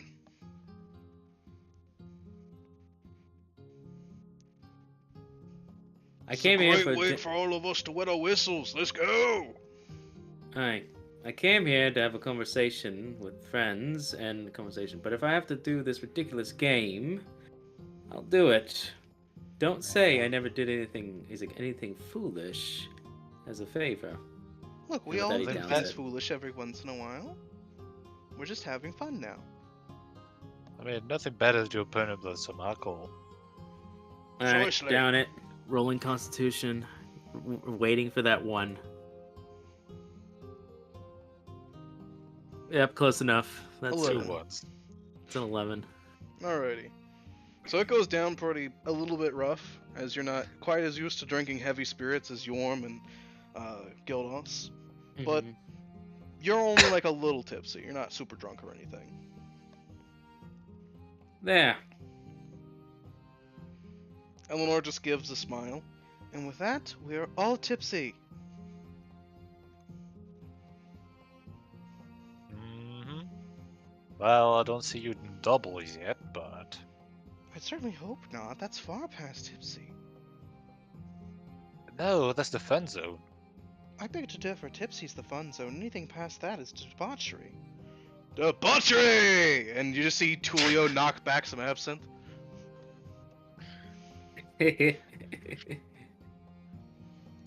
You would. Time for Tulio to make a con save. It's not one of his good saves. Oh! Yep.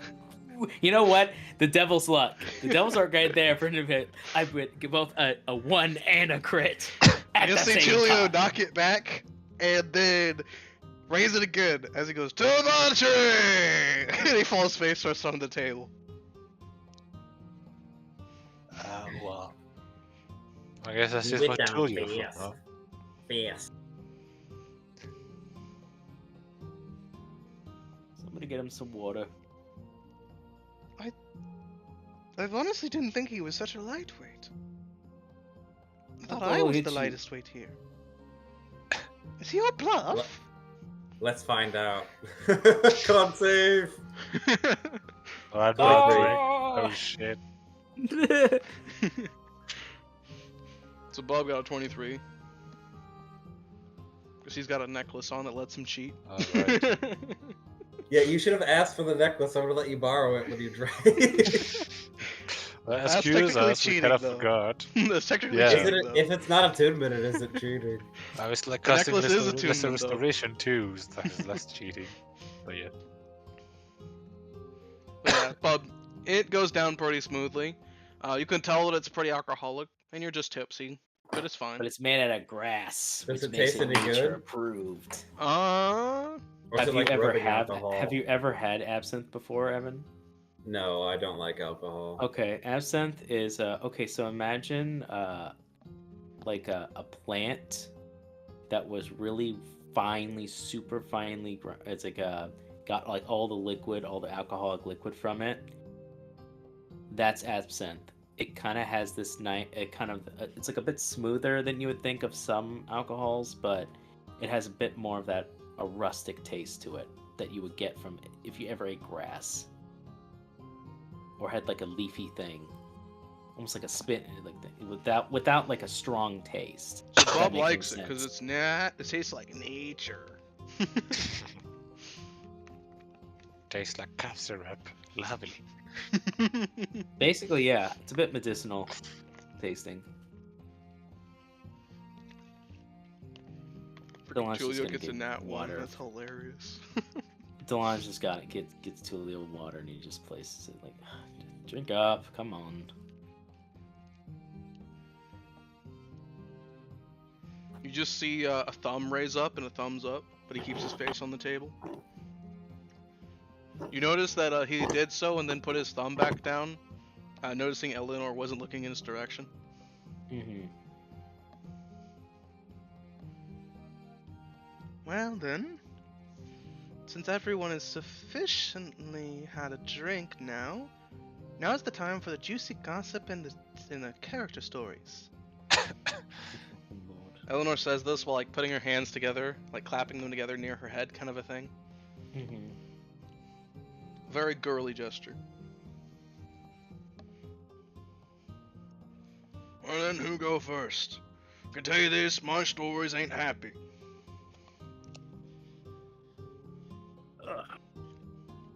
I have to think about a story to tell.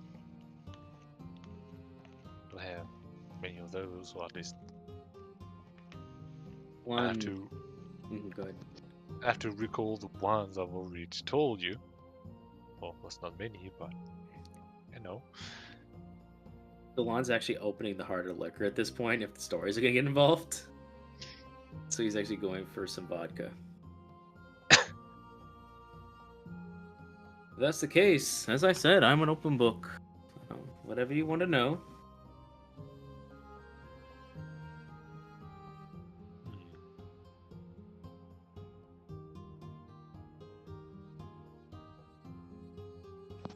Eleanor points in your direction, Delon. She pauses briefly where she's pouring herself a glass of Gildas's wine. To point in your direction. Mm-hmm. I know. I want to hear a story from before you were Dragonborn. Something of Delon the man, not Delon the Dragonborn. Right. I was going to suggest something like that too. I see. Suppose I didn't really. Before I was Dragonborn, I didn't do much traveling. Most of my time was spent learning under tutelage as a boy to eventually pass my knighthood and then, well, eventually enter the Templar program.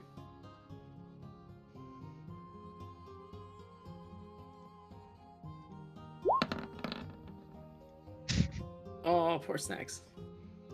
Snacks goes to raise the drink to his snout, frowns, and his whole snout seems to curl inwards a little, and he just pushes it away with a finger and lays his head back down.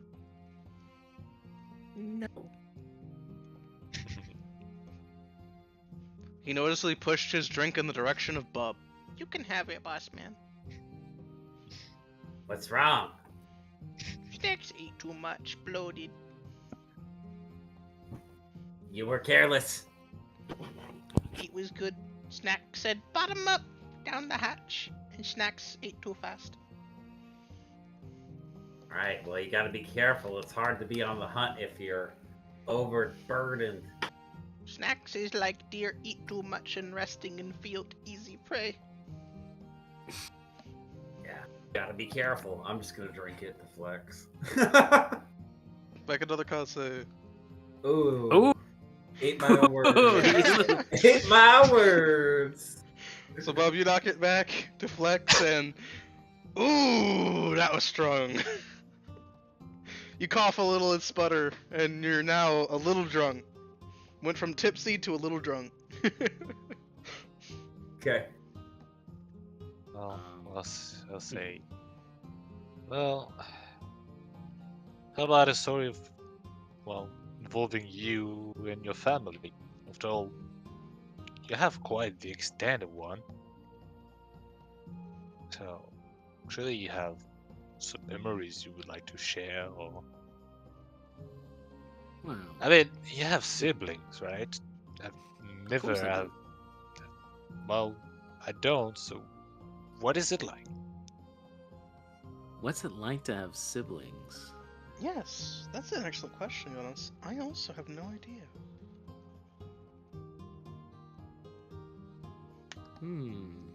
Suppose how do I put it?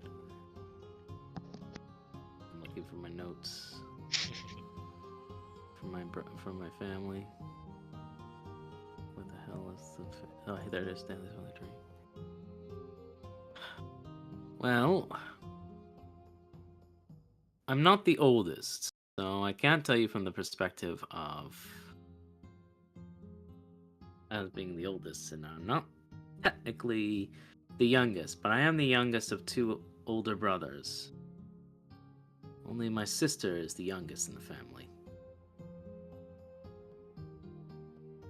My brother, as growing up, my eldest was always being prepared, groomed to lead our house.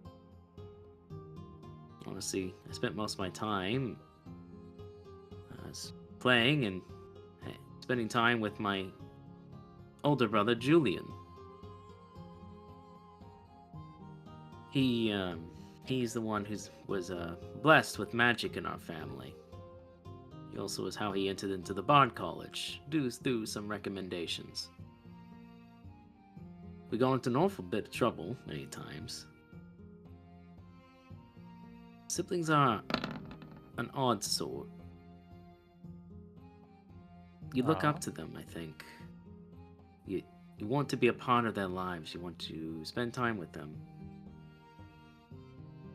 At least as the youngest, but they also are deeply frustrating in some regards. They know how to pick at you, so to speak. They know your weaknesses, and they are very eager to exploit them.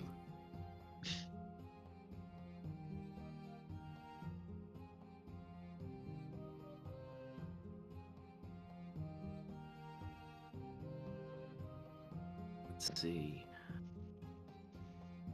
I see. I was really not expecting anyone to ask about his siblings. It's alright. Well, look. I was totally prepared for them to talk about him as a Templar. I was like, oh, okay, this is different. I am the master of curveballs. That's true. What's it like to have siblings? Laurent, my eldest brother, he's a wise and brave man, and I could always rely on him. He always felt good to know that he always had my side.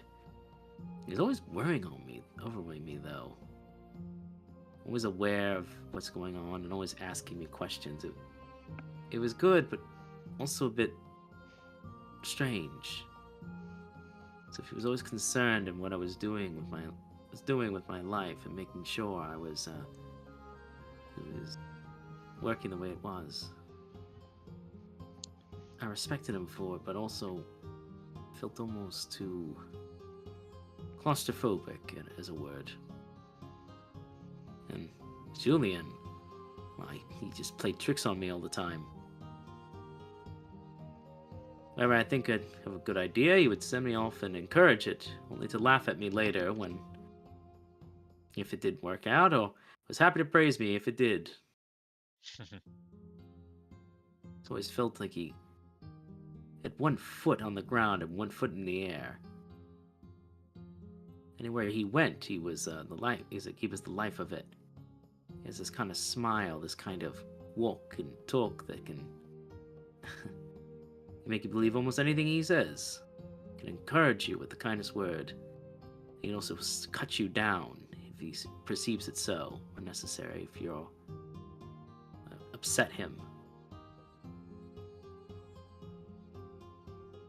As for my sister, she's sweet, very playful, similar to Julian, but not not in that way, not in a mischievous way. Playful as in a childish way. Curious. She's very detail-oriented. Always asking what to wear, why we wear it, making sure everything is in line as it is. I think as I got older and I started being a knight, she always made sure that my armors were polished and well tuned. She always wanted me to see me in my best and shiniest.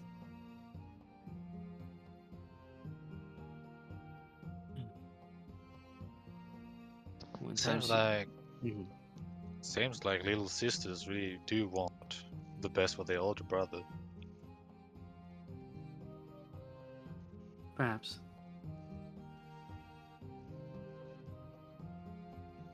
That's my experience.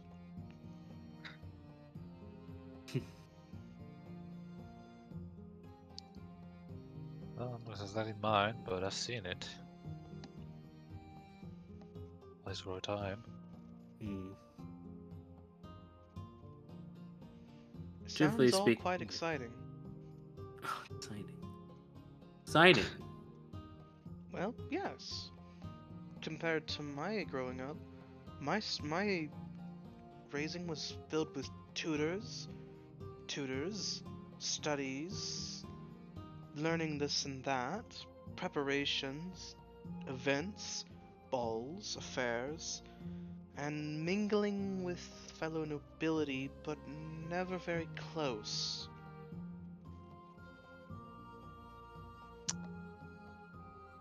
Sounds really busy, especially considering, well,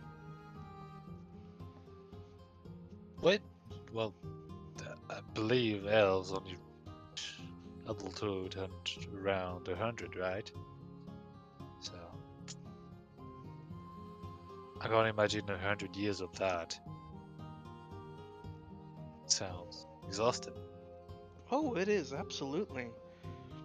You spend the majority of your younger formative years learning all of the essentials that you should know so that you are either on par with or superior to your peers of the same age group, depending on things. And when you are in the age of, I guess for humans it would be around 13 onwards, they begin to train you both physically and, if you have magical affinity, magically, and they prepare you with even more, and by the time you're 16 by human standards, you are meeting other noble families, playdates are being arranged for potential weddings or fiancés of the like, and you're really meeting all sorts of people that they know you, but you don't really know them, and you're told to be on your best behavior, not to do anything insulting or embarrassing, and really you're just kind of carted around this way and that. Sometimes you'll go to events or balls and you'll be in a side room. You'll get to watch, but not participate. You're not ready to participate yet, but observe. Watch how the other gentle ladies act. Observe and learn. Watch how they interact so that next time you are here, you will know what is right and wrong to do. So it's a lot like my knighthood training. I was trained to carry a sword since I was a young boy, no older than 6. My training only came to true fruition when I was 12 going on. Didn't fully complete until I was about 15, 16. I was trained to use magic at the age of 5. And I was trained to wield a blade, or more trusted to wield a blade, so that I might be trained at the age of 13. That late? Well, yes. There was no time in the schedule. They were developing my mind and my more cognitive, magical abilities up until that point. They didn't wish to stunt my growth by having me practice more martial feats too young. An injury at that age could prove disastrous later in life. I could have a limp for quite some years, for instance. I could be lame, or my reaction times could be harmed.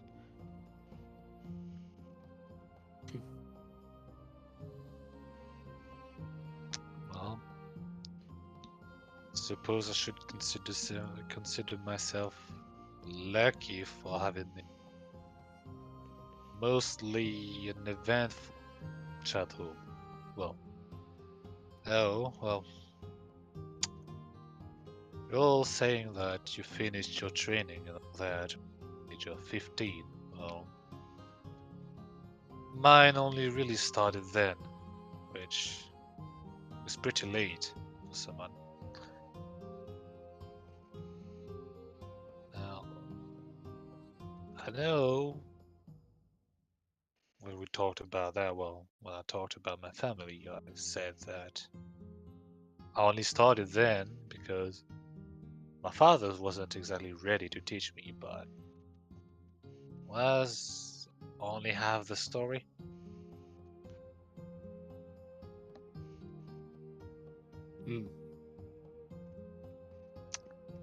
Hell, you see, I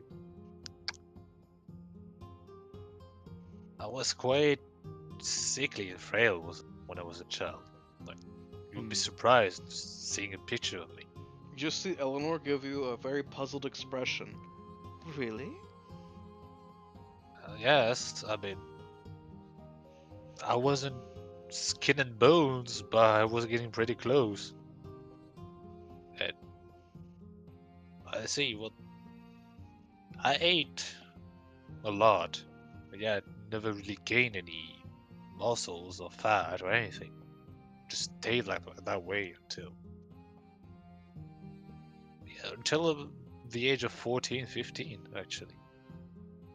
We never found out why, even with physicians coming in, clerics trying to cast spells on me, I think I recall.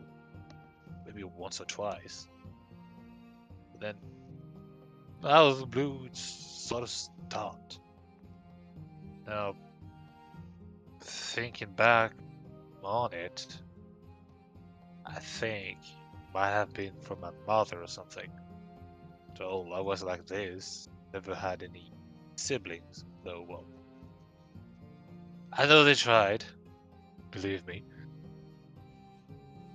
So perhaps it was just a birth defect that only took so long to, well, leave me. I never would have guessed. Honestly, looking at you now, you can walk around in full armor, you can wield a hammer, you can man the forge. Honestly, you have the physique of a man half your age. Thankfully, I had a late growth spurt as well.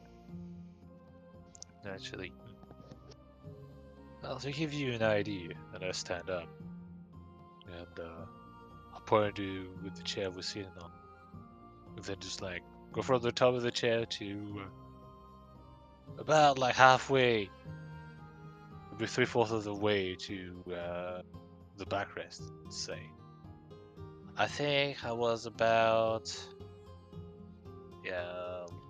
that tall when I was 10, would be even less.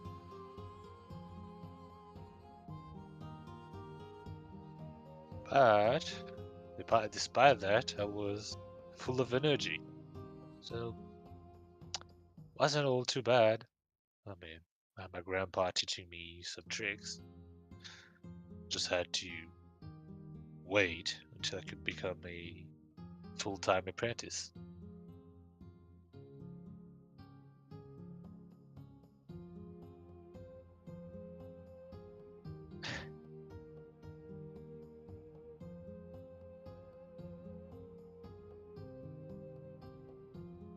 I see.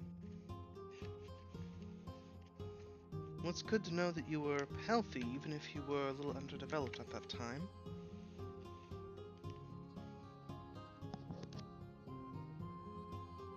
Well, say that. Maybe I was cursed. Who knows? Well, we'll never know at this point, but it's in the past.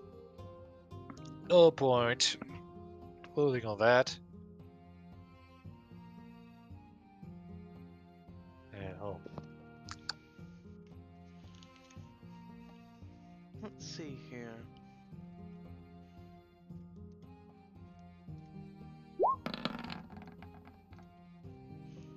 see Tulio suddenly sit upright.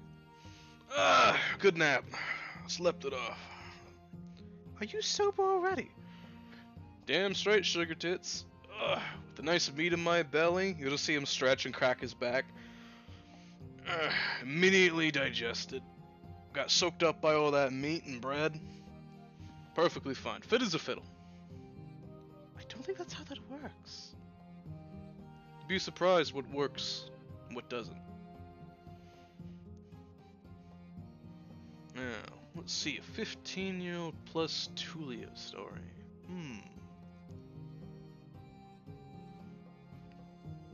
I got one. This one happened when I was about 23 years old. See, I was actually in King's Landing at the time, though this story takes me out of King's Landing. I was out and about, wandering through King's Landing, when a bunch of mercenaries that were traveling through picked me up and decided, we liked your skill set, we want to hire you for something. Now little did they know, I was supposed to meet them and show off in the bar so that they wanted to hire me, so I did. And sure enough, they took the bait. Now, they hired me, and we skedaddled our way, and he takes like a cup and begins like tapping it on the table, heading in like a brief direction. We scattered our way all the way to Reynolds, traveling over the mountain range of all things to get there. See, we weren't supposed to be in Reynolds officially, so we weren't going to go through the border. And while there, we decided to go hunting a large creature. Think a humongous yeti that had the regenerative properties of a troll. That sounds like a strong creature. Oh, it was. Yeah, it's probably nature check. I don't have nature, so... You could roll a survival roll as well. I'll have survival. Alrighty then. So we wouldn't know. Yeah. When we were up in those frigid frozen mountains, we had made an arrangement with a Goliath tribe. Not the one that your friend Connie's a member of, but the rival, her opposing tribe, former opposing tribe. They're not around anymore. But we made arrangements with them to stay with them while we hunted them. So, with the condition that if we succeeded the hunt, we'd bring its head back so they could have its tusks. Because the tusks would be used as a status symbol. So we were traveling around, and we eventually found its cave. Inside, we found that it was hunting denizens of Reynolds and King's Landing and Gloucester that walked a little too close to the mountain. Now, what the mercenary band was here was to stop it and kill it, and claim the bounty on this creature's head and make the land safer. My goal was to get its blood. Because there was a certain group of people that favor a bloody red color who wanted me to get that for them. Now, getting its blood is one thing, but keeping it so it doesn't turn black as soon as it leaves his body is the hard part. So I had a special flask involved which would keep the blood crimson red, warm as can be, and just fresh, as if it was just bled that day. And all I needed to do was get enough to fill the vial. Now, during that, we did successfully find it, and we began to set a trap.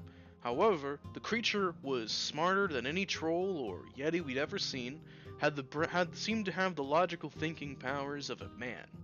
Perhaps it was that smart, I'll never know. But it got the jump on us, ambushing us, and the way it announced itself was by picking up... He briefly looks at Eleanor's direction. By dismembering one of the men right in front of us. Seeing this vicious, gruesome sight, we all immediately armed ourselves. I conveniently excused myself a few paces back and let them whittle the creature down as much as possible. Once that our numbers had been sufficiently thinned, I decided to assist, once it had been decently wounded, and steal the glory. During the process, most of my traveling entourage was disposed of. Not all, And when we killed the creature, I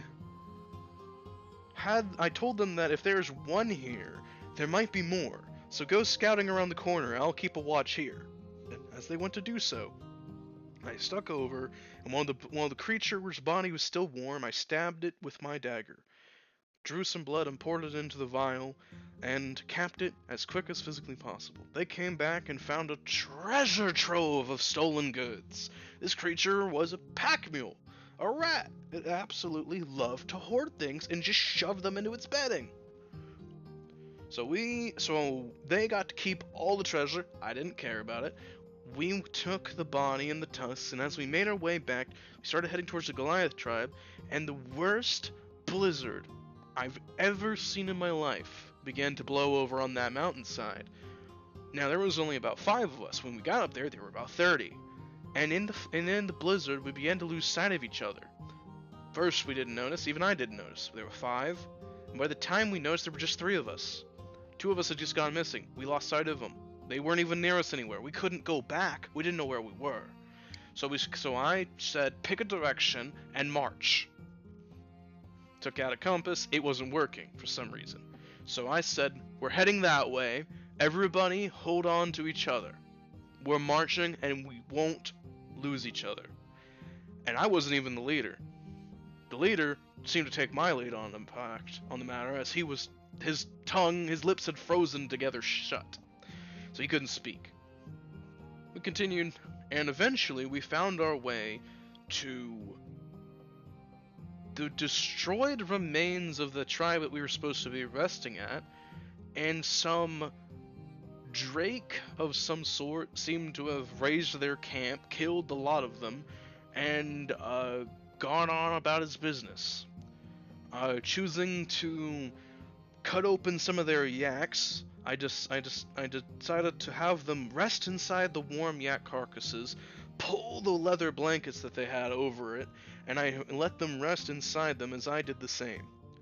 We weathered the storm for about 2 days and 2 nights, and on the 3rd morning, when we were hungry, frostbitten, and sure as hell we were gonna die, the storm began to let up, and Connie's tribe arrived. No, it wasn't her tribe at the time. They saw the destroyed remains, and they decided to pay respects to them, as they were cousins. Even if they were rivals, they were cousin tribes, you know. And during that time, I decided to make myself known, and they immediately went to arm themselves, saw me coming out of a yak, and one of them came over, picked me up, and cradled me like an infant. She said that, the stories have become true. The legend is here. 3 men born from the wombs of yaks, after the frozen blizzards of old, just as the ancients foresaw. We were all made honorary members of the tribe, and they didn't so care about how we got there. They just were quite pleasantly surprised that it made us honorary members, and they nursed us to health. Some of us, quite literally. And once we were healthy and ready to go, they packed us up and allowed us to go on our way to make our own tribe someday. You made that up! No, I didn't. No way. Well, Marshall, was there a blizzard? Because I would know, I think. You don't even need to make a roll. Around the time Tulio's describing, there was one of the worst blizzards in Reynolds. Hello. I mean, also I'll look at you and say, no, the blizzard part is at least true. There was one of the most horrible blizzard I've ever lived through on that mountain. I see the family was scared at the time. We almost boarded at the house just in case.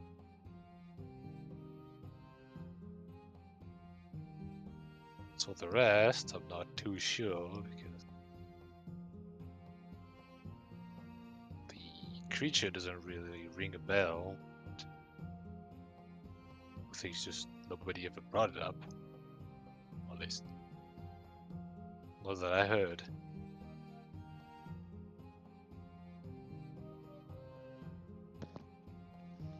I must ask this again, Tulio, as I continuously ask this. How in heaven's name are you alive? Let's just say it ain't for my good looks.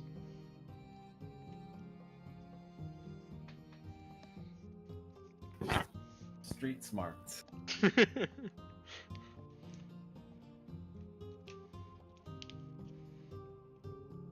It's very smart to use the warm carcass of a fatty animal to keep yourself warm in frigid weather. Snacks did that once. Carved himself into elk body to keep warm and hide.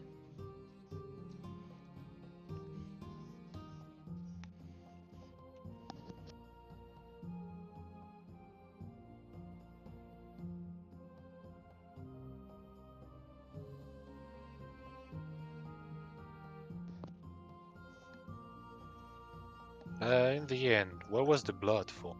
I mean, Oh, I that? know who they were for. Some sort of ritual?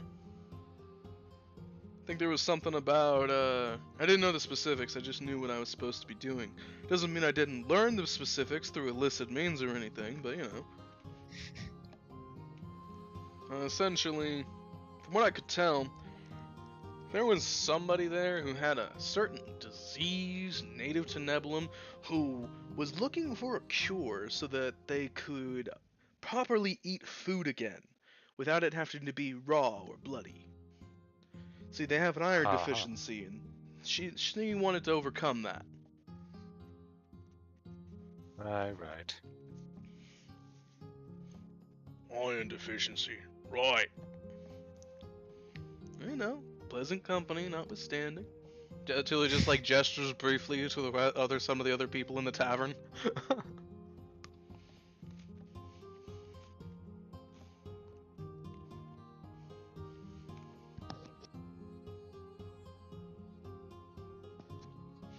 Ophelia actually pipes up. I say that you survived such a thing because of the grit of your own decisions, your tenacity, as well as your quick thinking, and very likely the gods' well wishes. Tulio visibly frowns but says nothing.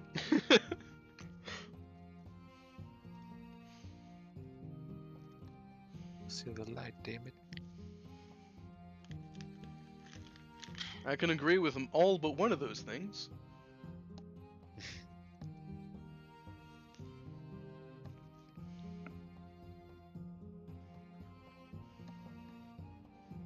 Now then, who's next?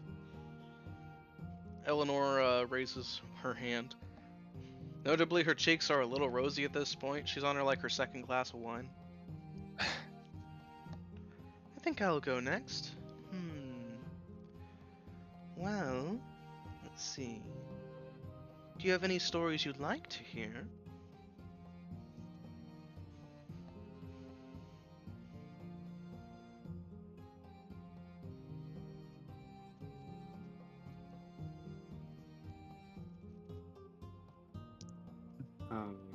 I think. Yes. I'm not sure if she even talked about it, but.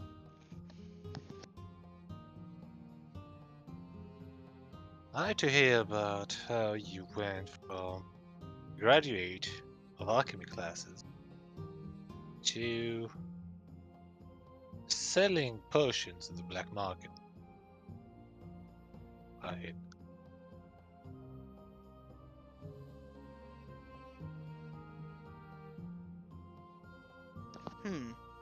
That's not a very long story, but alrighty. Well, it's a start. Let's see. I had been taking potion classes, and my father had been letting me know that that was to be my last graduate program, as he was getting tired of waiting for me to assume the position. And so I needed, and knowing that, as well as not quite feeling properly prepared to do so yet, as I felt I could contribute more to the family if I put it off a little longer, I began to make arrangements so that I might find a way to go around his restrictions.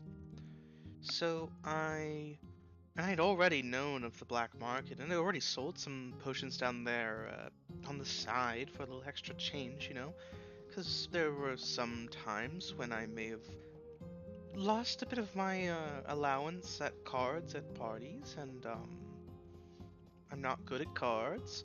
Noted. Don't you swindle me, Tulio. It's not swindling, it's taking candy from a baby. It's a difference. Well, can't really imagine you just playing cards. I mean, doesn't matter if you're bad at it. Well, I get no. I think no. I see why you were bad at it. No.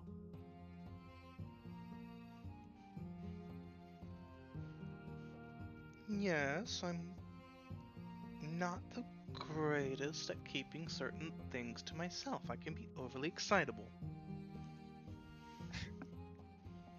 That's one way of putting it. Quiet! I think you need a little more to drink. Here. And he tops up her wine glass. Regardless, I'd sold some potions down there on the side, for some extra change here or there. And I knew that it was a way that I could make money fairly quickly.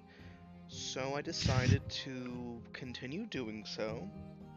But I had not expected my former mentor to be selling as well, which cut into my profits, and I cutting into his.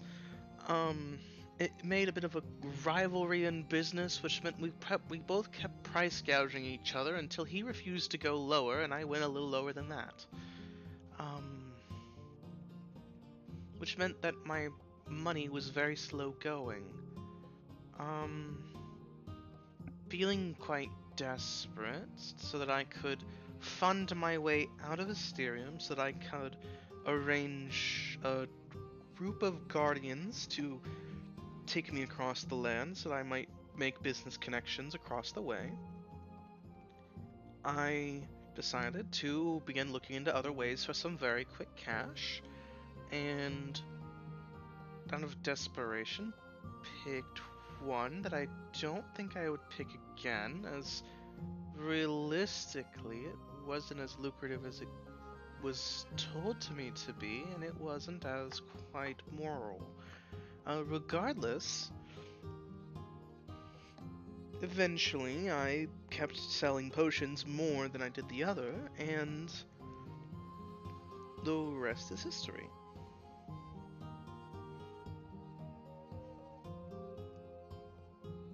Now then, suppose you do build your business later, and a rival appears much like your tutor. What would you do now that you know price gouging is a fruitless endeavor? Well, personally, I just offer a superior product than theirs, and let the product show for itself. I'd go certain bit low enough to keep making a profit, but only low enough to rival the competition, not undercut them, so as not to insult my rival competitor, as well as not to lose profit. If my product was better than theirs, it would show eventually. Mouths talk, after all. And if one vendor is selling a better product for a little more than the other product, not everyone will buy it, as not every single buyer is willing to pay for the additional price for a slightly better quality good. But those that would prefer a better quality good every single time will begin to look into it, and my business will grow all on its own eventually.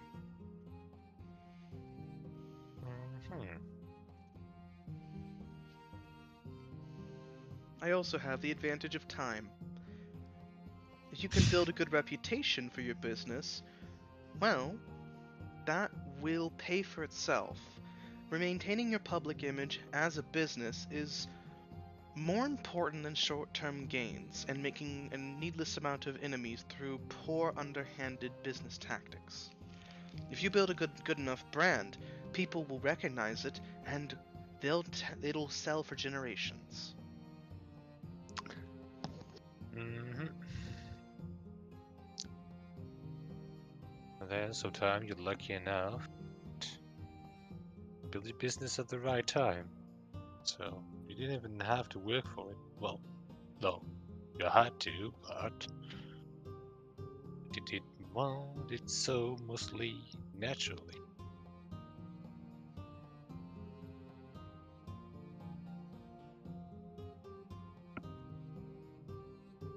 Yes. To be quite frank, I consider myself very blessed. I am surrounded by amazing company, -1. Hey.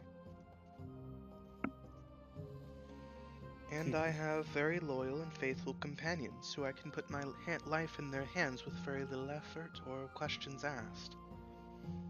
I have also been to many corners of the realm and made most of the business connections that I was hoping to have. I am quite lucky. Aye.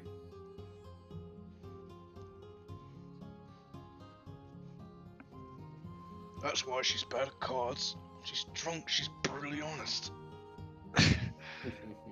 I mean, nothing bad with a little bit of honesty, especially that kind. I'm gonna drink the vodka thing. But I think we're lucky to have found you, essentially, let's say. I mean, without you, I doubt we'd have done all this to begin with. Alright, Delon.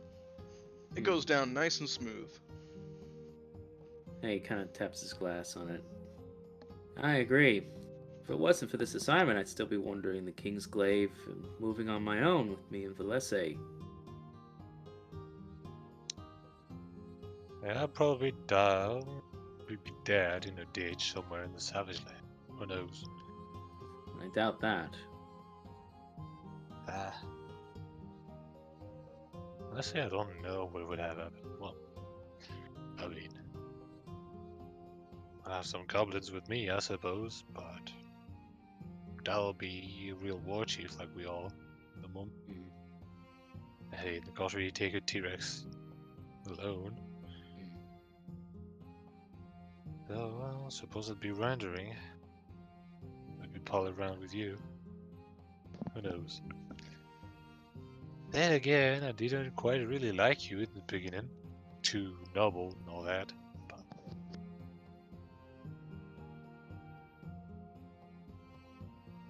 maybe I'd have stayed in Asterium for a bit.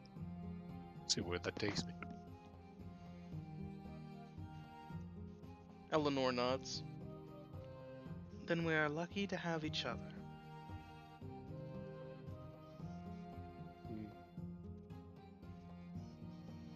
You see her kind of closing her eyes for a moment, running a finger over the top of her wine glass before she opens them and looks pointedly in your direction, Delon. What about your Templar training? Delon kind of blinks for a moment. What about it? I want to know more. You've hinted at it here and there, but I want to know what you went through.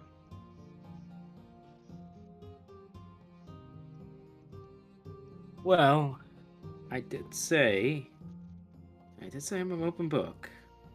I was always more than happy to explain things should you ever ask. It's a trait I'm starting to learn we share. But,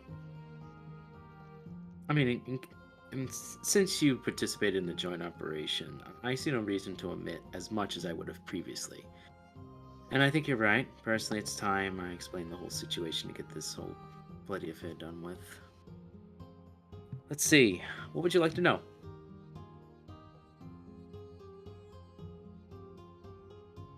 Any specifics? Eleanor thinks for a moment. You've told me briefly about some of the training you went through, some of the rigidity of it, and how rough it all was. And I don't necessarily think asking for more details on that would be overly helpful. What were some of your favorite moments in the Templar training? The good, outside of just the bad. Well, after we usually start with a group of 40. There were about 40 other classmates I had, 40 other people picked and chosen from other fields. We ran regiments and stamina tests. We did constant training, constant vigorous training. We would endure quite a lot of things. Sometimes we'd have to trudge in the rain for miles, and anyone who slowed down would have to run further. Sometimes we'd have to hold up logs or hold things and make sure we didn't drop them. We always had to make sure we had almost unlimited amounts of stamina. Let's see. And eventually there were only a few of us left, so I think that's when it really started to open it up. When there was only about half of us, 20, they started trusting us a bit more with some extra things. Some of my favorites were investigating the fields, working with my classmates, trying to figure out a solution. Sometimes they'd send us in a situation, tell something had, and they would fake it.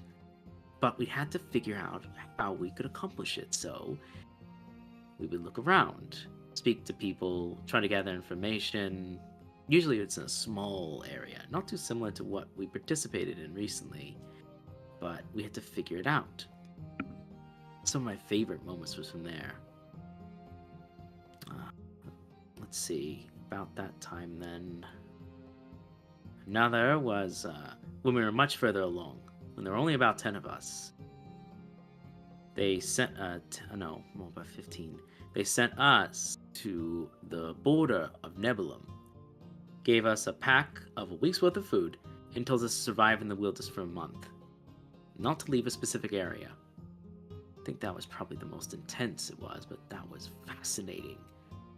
Really putting my survival skills to the test.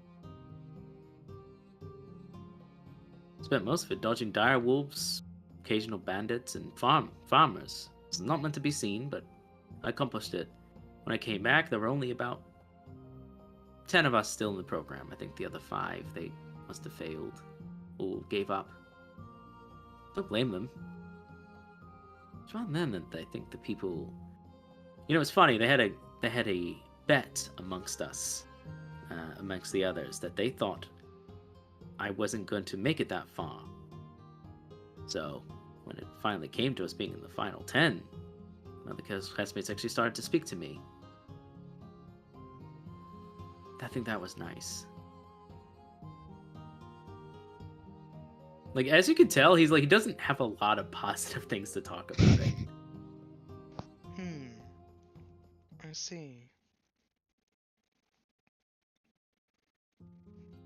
You seem to have a high regard for this Commander Darius, and he seems to think decently highly of you.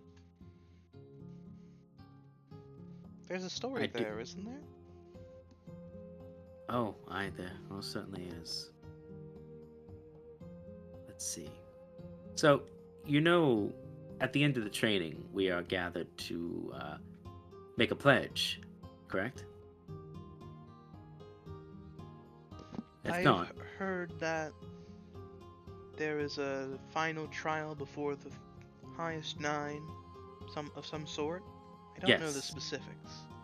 So, in principle, once you've passed all the training, the tactical skills, everything they've taught you, but they put you to a razor focus, and you find yourself among your brothers, and now the final test comes up. The final trial, it's really a trial of the soul.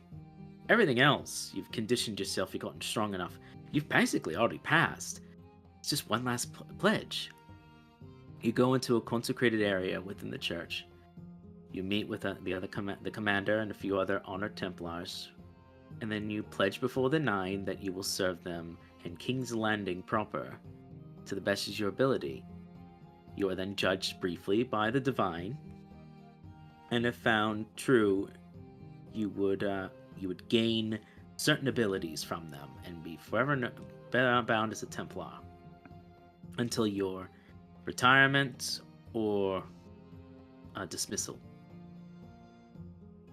Well, I was ready for that. Oh, I was so ready for it. I could taste my armor. I could taste it. I could see it. I was so excited for it. In fact, I already had my measurements pre-drawn up. So when I got the armor, it would fit perfectly. Well, the day came, and I was ready and focused, and it finally arrived, and I was waiting in the Hall of Heroes, and well, I waited for it. Usually, all this time, my other brothers had said they had received a calling, something that really called them to be a Templar and made them accept it, go through all the grueling work. And the way they described it sounded so incredible.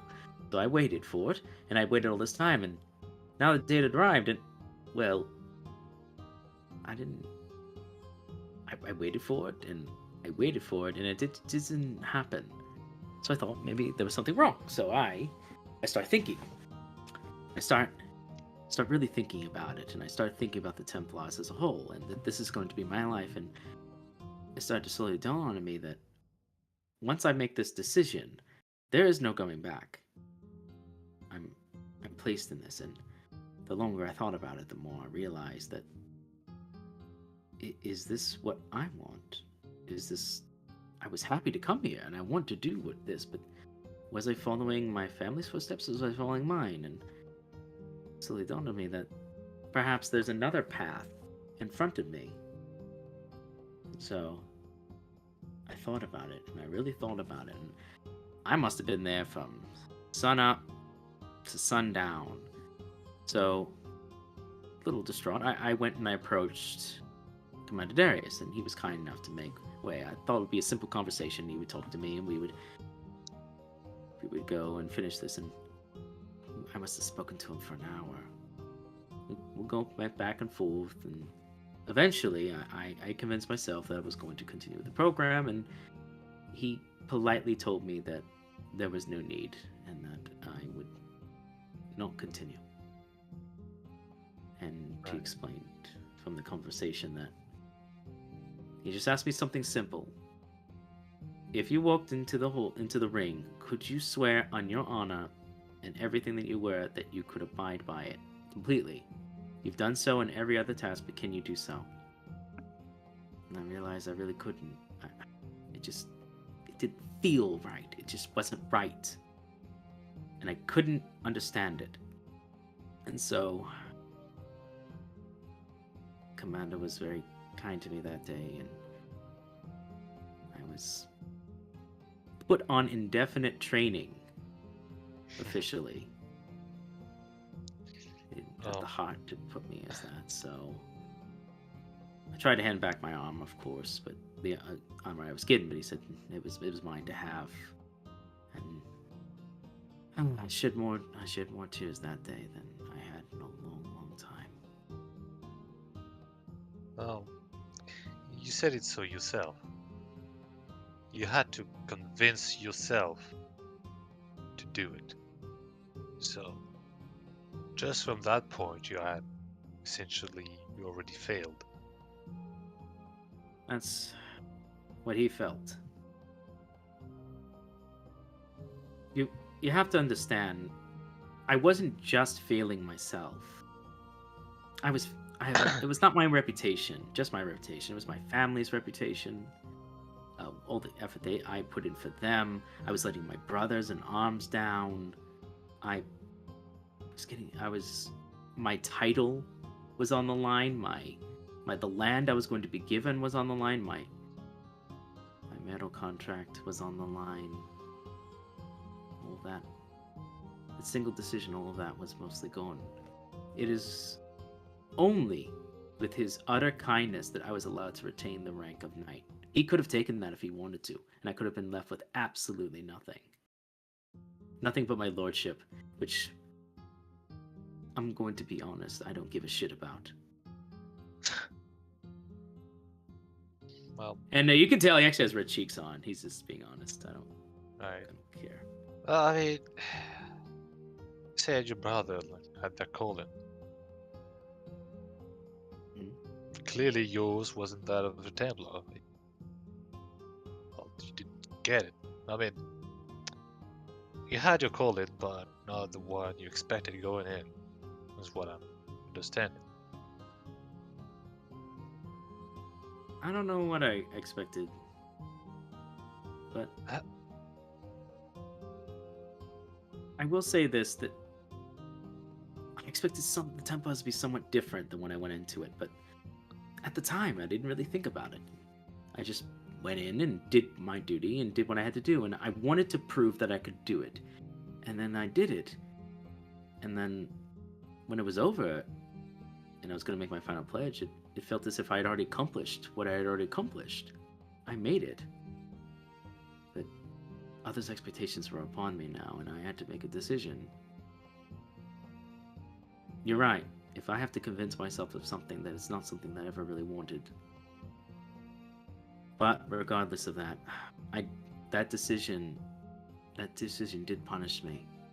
I did lose the land I was going to gain. As you can see, my fellow brothers aren't too happy and keen to see me now.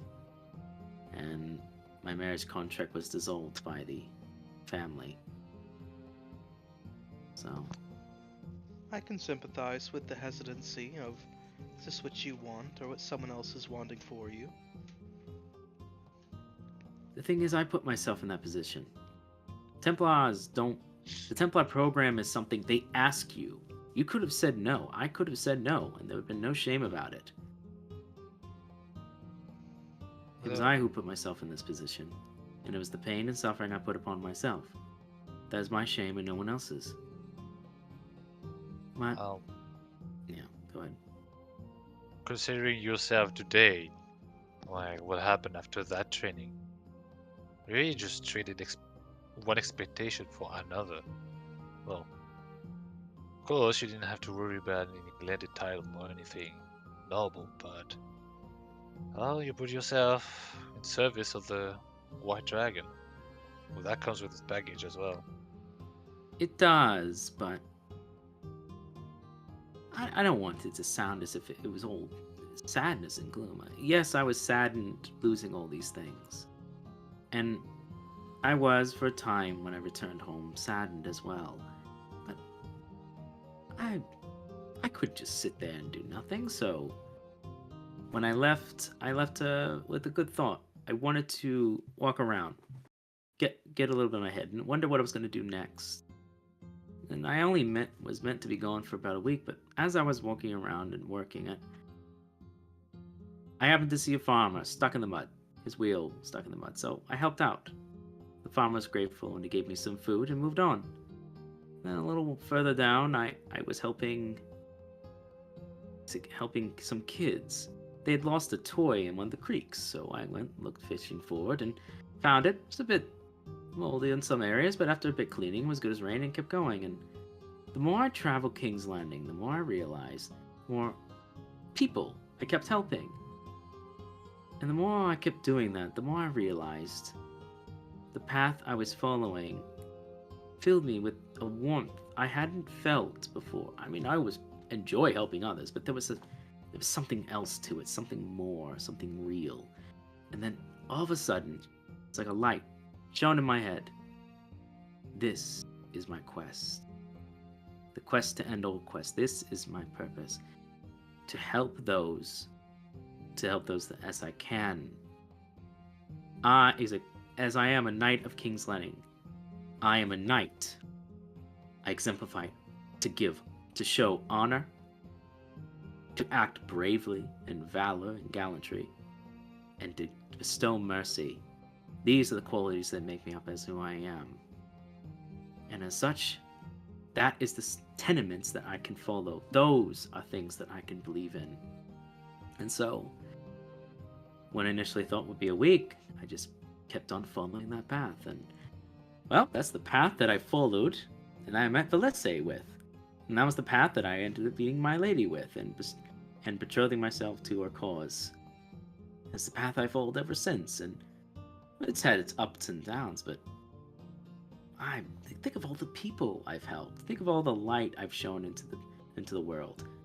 Every new quest, every new adventure that I've enterprised and gone on. To me, I think that is like, to me, I don't know whether or not I made the right decision, and I still have my regrets with the Templars, but that I don't regret. The life that I've lived, the tenements that I've held on to, those are worth pursuing. And I do smile about those. I never regret that. So don't think of it as necessarily a sad thing. Maybe it was a smaller part of another thing. You hear Ophelia chip up from beside you. Mm-hmm. One step in the walking path that is set before you, which you thought was the end of one path, was just a turn in the road. Yes, I suppose so. Yes. I don't know where it's going to lead me. I know it's leading me somewhere. To where, I'm not sure. Not a bit honesty. I wish it'd hurry a bit up. I'm getting a bit tired. But you can't force it out. No, you can't. You just have to see where it takes you. Kick the ass a bit too much and just kick back. But I suppose that is the kindest thing I'd say for my Templar training, Lady Eleanor.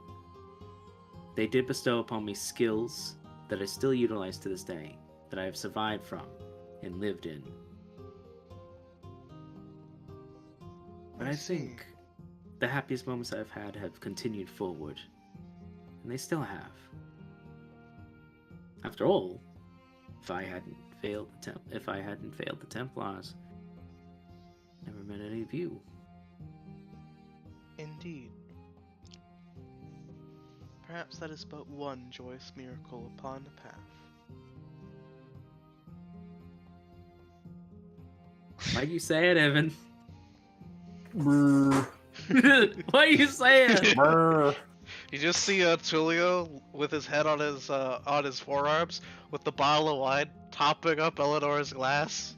Eleanor seems not to notice at this point. She just keeps sipping it. Tulio's just pouring more in her glass every time she's not looking.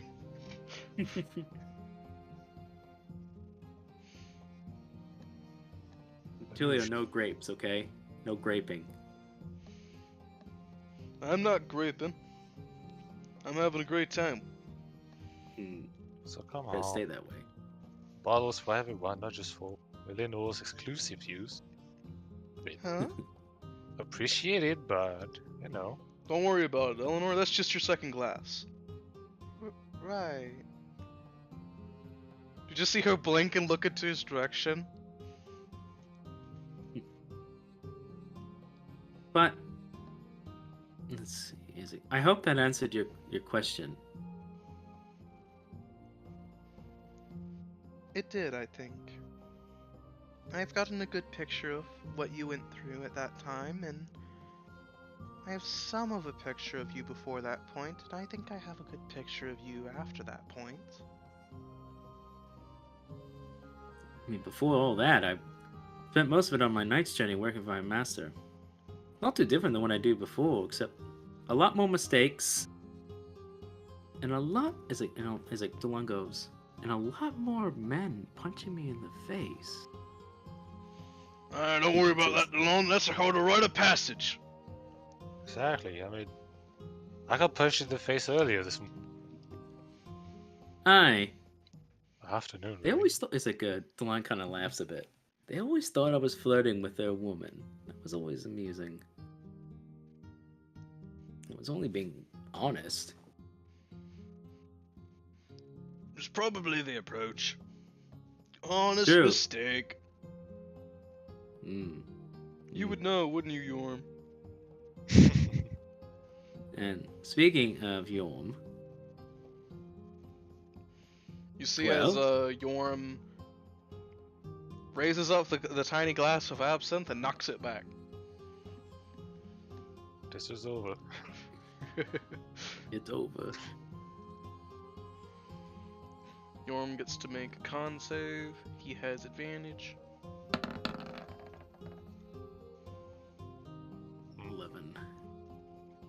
Alrighty. Yeah, So this you see as Yorm just kind of like tilts his head a bit. That's good stuff. Oh, I'll be feeling that in the morning. Alright. Let's see here. Where to start? I'm gonna preface this with, once again, most of my personal stories ain't very happy. Or if they are, they don't end happy. But, before I start, what sorts of questions or stories would you like to hear?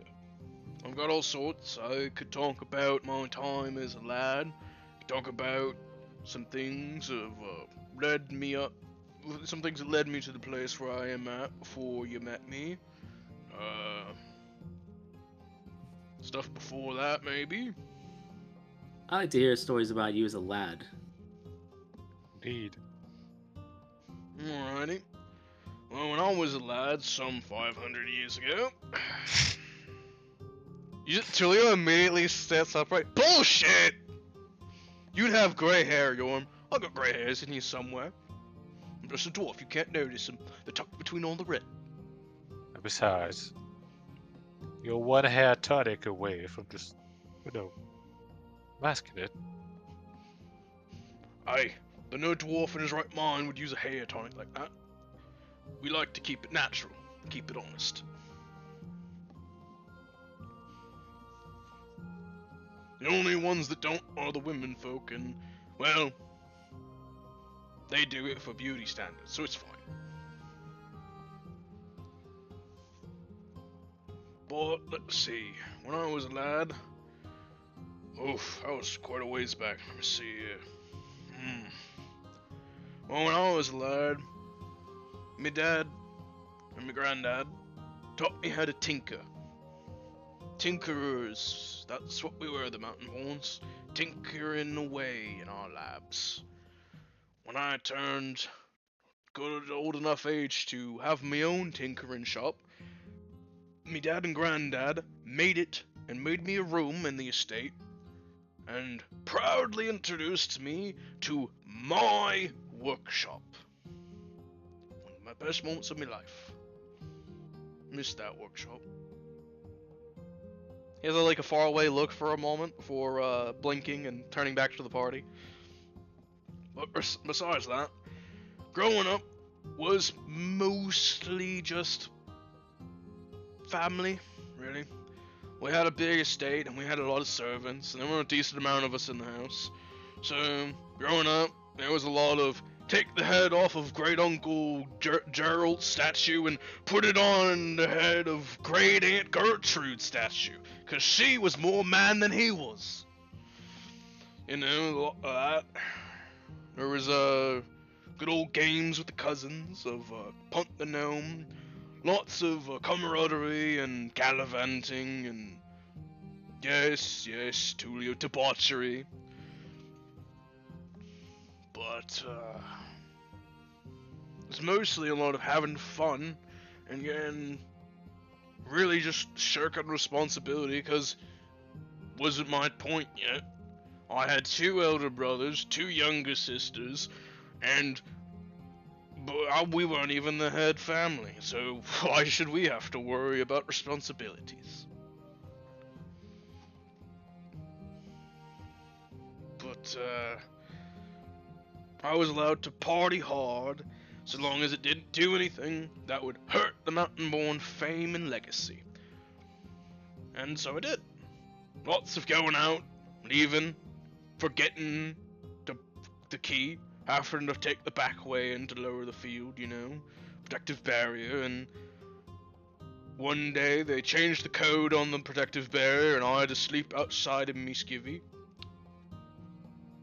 Called a death cold. You know, Mountain-borns, nice and hardy, as he slaps his chest with his fist. So they didn't kill me or anything, just had a sniffly nose in the morning. Didn't forget the keys after that, though. It's pretty smart, really. And, it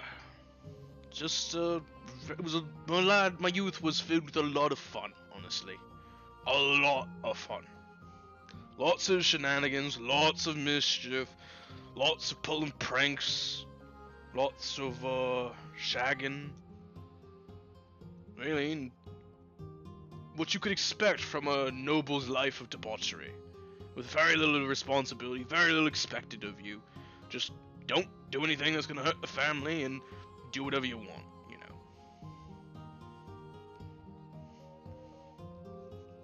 Lucky bastard. I wasn't a bastard. Me father married me mother. Doesn't matter if I was born out of wedlock. They were married.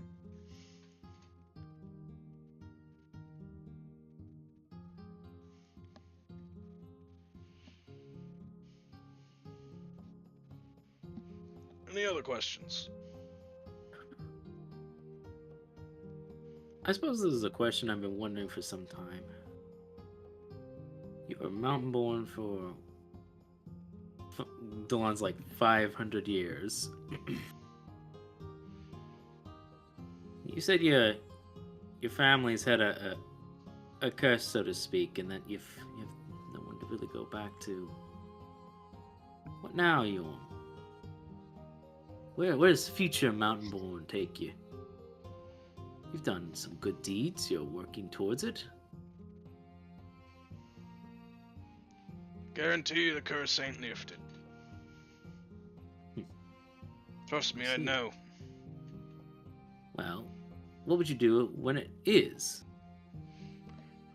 I'd go about getting me at least 3 nice, hearty lasses to call me wives, you know?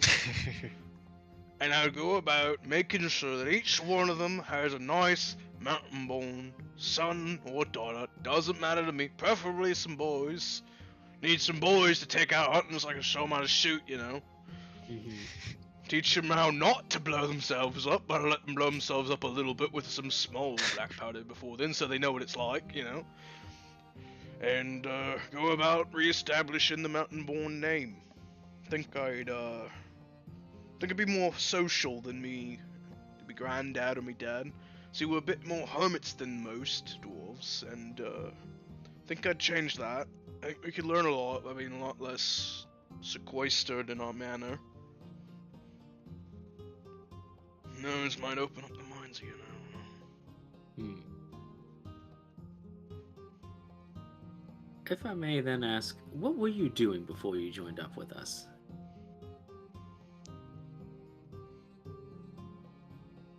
Being a ranger and Glawcaster.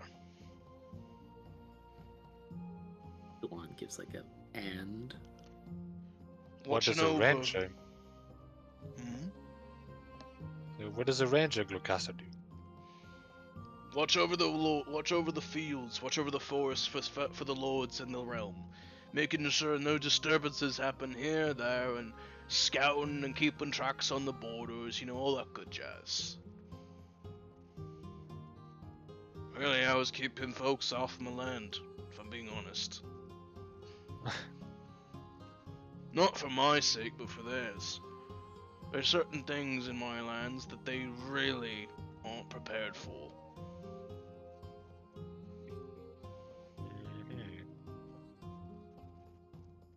Yeah, like, what are those things? Those little clockwork things. Shut it, Tulio!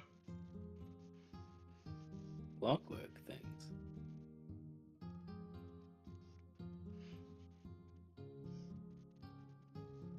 Yeah, he's got these clockwork things running around. They're called golems. Do your family make them? In a sense.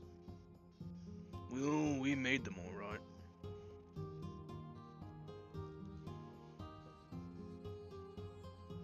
Go ahead.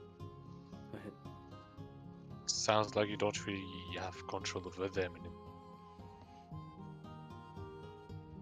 So, you see as Yorm has a faraway look for a moment, and he takes a long drag of his cigar.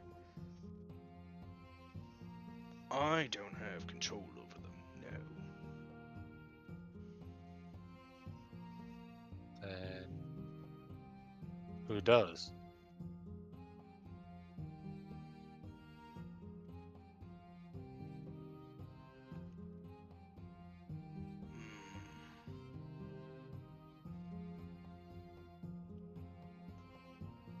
The echoes and shadows of the manor's past. That's quite cryptic. It's hard to describe. It's easier seen than explained. Suppose that's fair.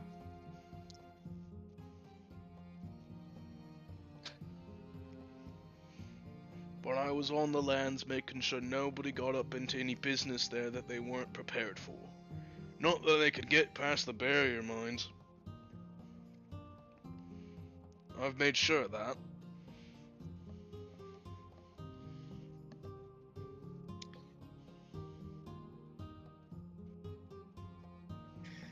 And even if you were to get into the mines somehow through some tunneling operation somewhere in the savage lands of Gloucester, you wouldn't be able to work your way up from the mines to head into the manor, because the manor's barrier is a full circle, full sphere of magical energy all around it. It goes even underground. Not to mention that the mines have been forcibly caved in to shut out anything from down there ever reaching up here. Uh-huh.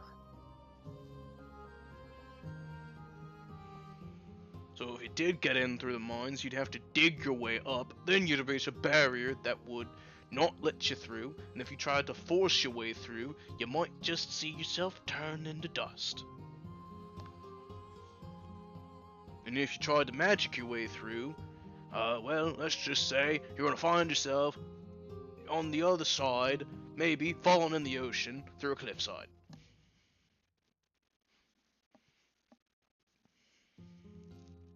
Family wasn't playing when creating this barrier. No.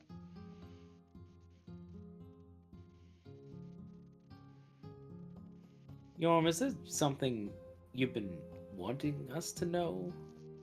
A story you've wanted to tell us? Yes.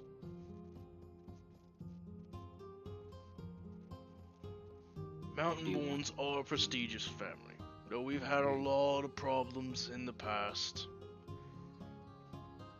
Our prestige and pride over that prestige, as well as our long-lived vitality, led to us getting complacent and a bit arrogant, and having less respect and understanding for dwarves that weren't of our stock.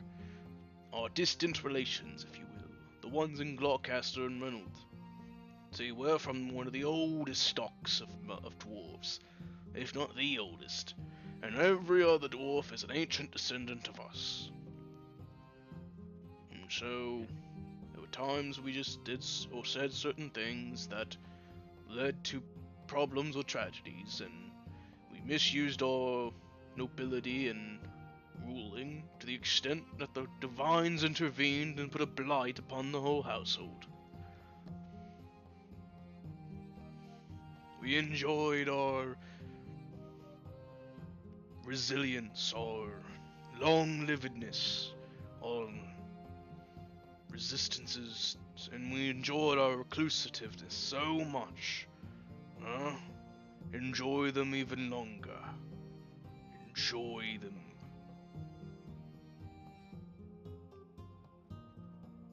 For as long as you can.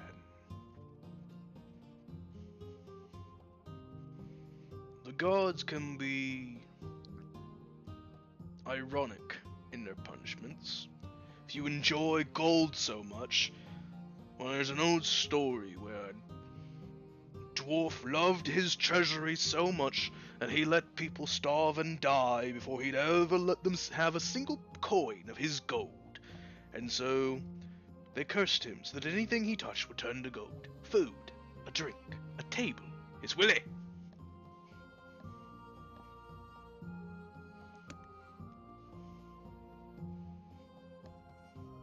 Until he had had so much gold he couldn't even do anything with it, and he hated it for it. He began to loathe gold, but the damage had been done. He was gonna love gold no matter what. He wanted it so badly, he'd have it all until his untimely demise. As mountain-borns, we enjoy our posterity, our riches, our eternal youth, our long-livedness, how long it took us to get old, and our pride over our genes and genetics.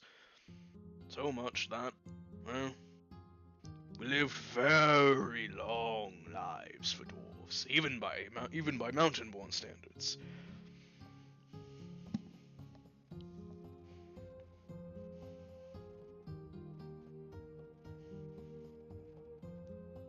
I mean,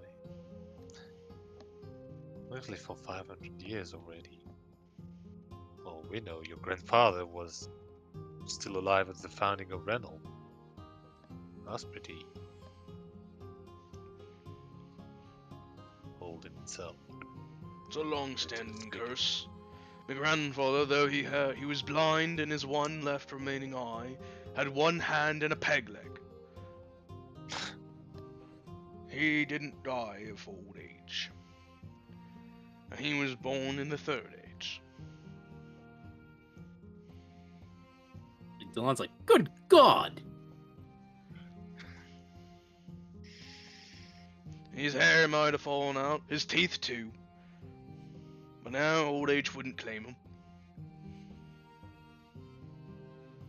Only deaths of unnatural causes would have killed him.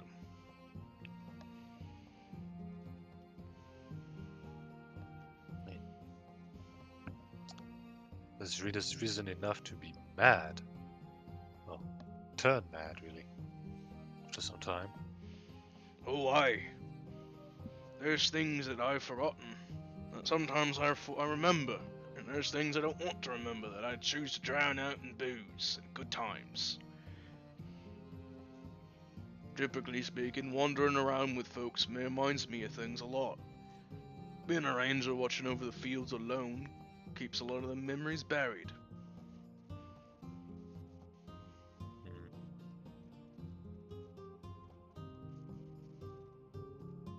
Yom, would returning home and dealing with what's going on end your curse?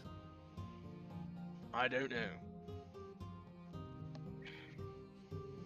To be quite frank, I have given up most hope of curing the curse. I just choose to try to live right and do good deeds, and hopefully, as the last mountain-born, the gods will deem it that this last mountain-born's good deeds make up for the sins of the fathers.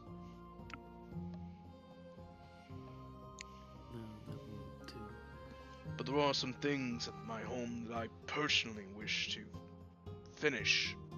Things I neglected and ran away from. And I'm old enough now to know that you can't run away from your responsibilities. Alright. Like something in the mines at the base of the mountain, for instance. That comes after. That's a personal want, not a family-related one. Something there that I want, personally. Right. But Stay then. I will need help getting that, of course. But I wouldn't ask you to do it because I know what's down there. When the time comes, I'll reveal more on that, but it's not needed until we get there. My family's estate has a lot of trouble. There's some things that need to be put to rest, so to speak. Look, you've helped us plenty. So, whichever conclusion you come to, we'll be with you. I think we can be sure of that. I appreciate that. And, when we get to Gloucester, it's in, you know where my lands are, but you haven't been close to my actual home, my manor, my estate. If we're in that direction, I would like to humbly request that you assist me with clearing out my estate. And if you all want a place to work within, because I know some of you have been thinking about it, let's just say I have a lot of square feet. And I do mean a lot. Well, you have a lot of skeletons in your closet, and a cleric, you're expert with the undead. So, he'll be fine. Cleric's work isn't gonna fix it, I'm afraid, but it should be a decent assistance. Yeah, well, I'm one cleric, but look at what else we have, you know. Well, we'll worry about it when we get there. Aye. Speaking of, when we do get to Glucaster, I need to procure ourselves some hickory wood. Don't happen to have any in your domain? Oh, I got some hickory trees up in there.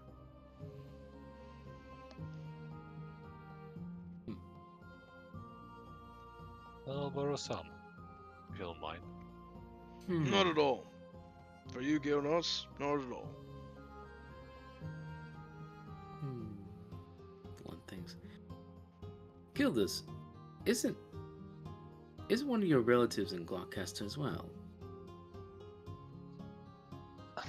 My father's sister, yeah? You should probably maybe consider perhaps making a visit.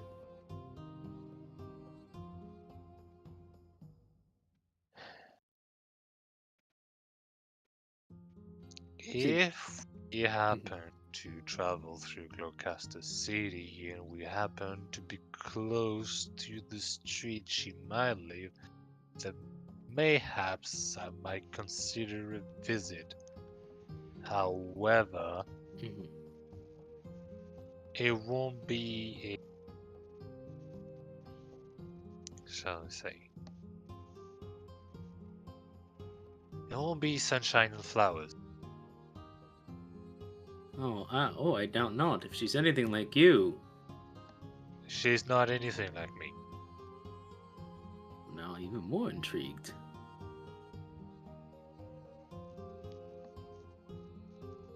Well, we'll look forward to it if we ever get to it. To that. I don't know. I'll see. Well noted. I'll keep it in mind. Don't think I won't call on that, though. Well, I expect you to. I'm curious to meet one of your relatives. Yeah, well, it's the only living relative I have, barring any cousins or. Well, no, I suppose there's that. Well, I did tell you about the compatible, technically. We all long distance cousins, I suppose. Well, our families intermingled a few times. Just. I don't know if I should consider them relatives. Well, I do consider them friends, for sure. But... Even more of a reason for me to meet them then. Well, actually, no. Since we're still talking about ourselves, you're always complaining about me not telling you anything. So, to run the night, is there anything you would like to know? Once again, I know I've said a few things so far. We were incidental to the conversation.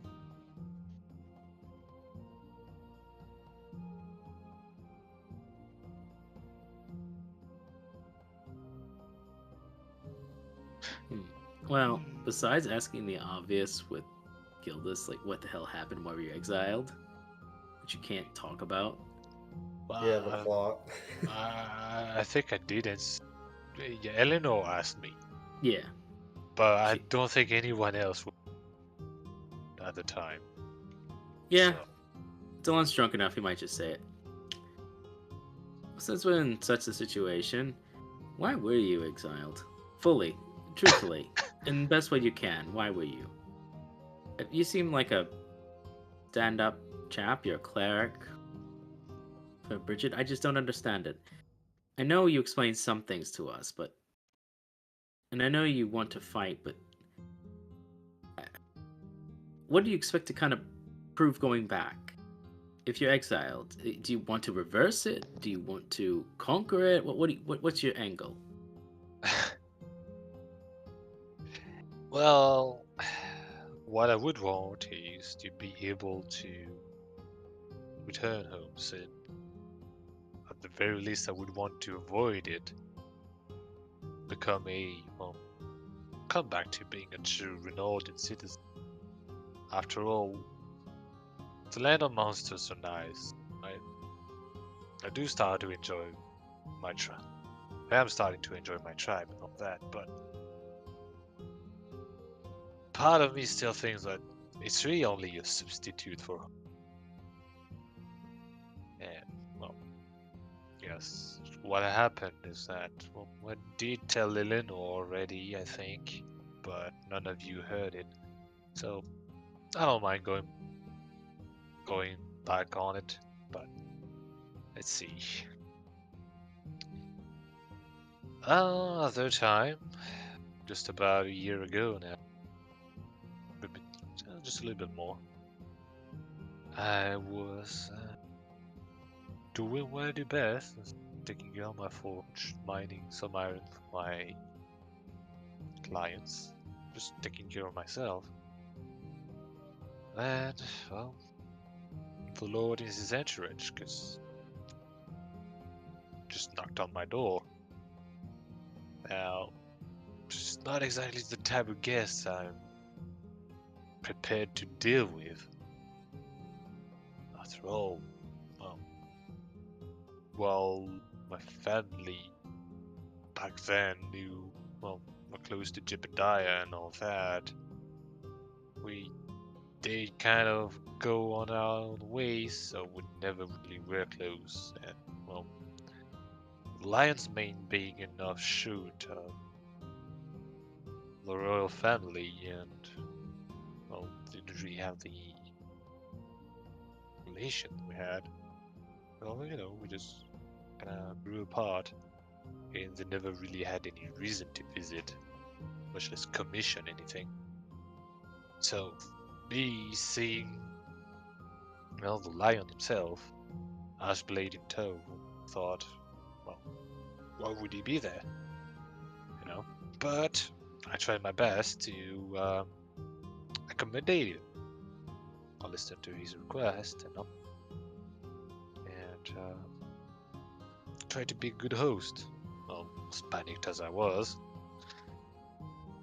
And, of course, she was with this entourage there, and being relaxed and all, they did start talking between themselves of things you probably don't want to hear, at least as a simple citizen, not part of the the inner circle.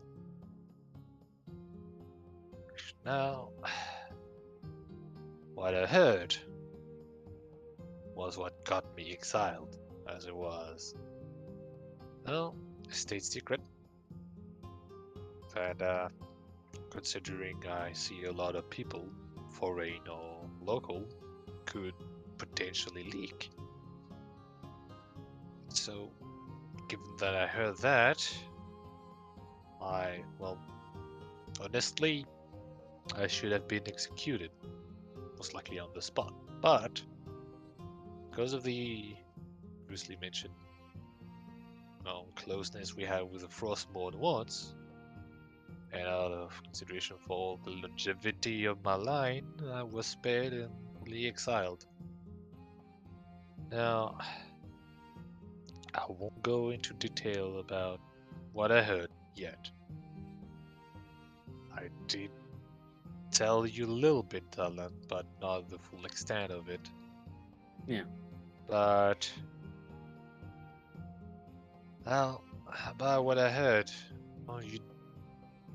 I don't know if you know about the Lion's Entourage, but you should know about, I mean, I can roll history. Yeah, well, yeah, you could always do that, but could and say, well, you should know that his closest associate is Lydia Maranthi. also known as the witch or the seer or the I've heard her like, yes. right, the oracle. Yeah. So you see Yorm nod. And so, you know, if the rumors of her, being able to see the future in a way, predicts things, well, there's something I've been wondering a few months now, is that why would they talk about what they talked in my house? Considering that I could have heard about it, done something about it. So I thought, well, given the lithium and everything was there, maybe consider where I am today. What if they did it on purpose, to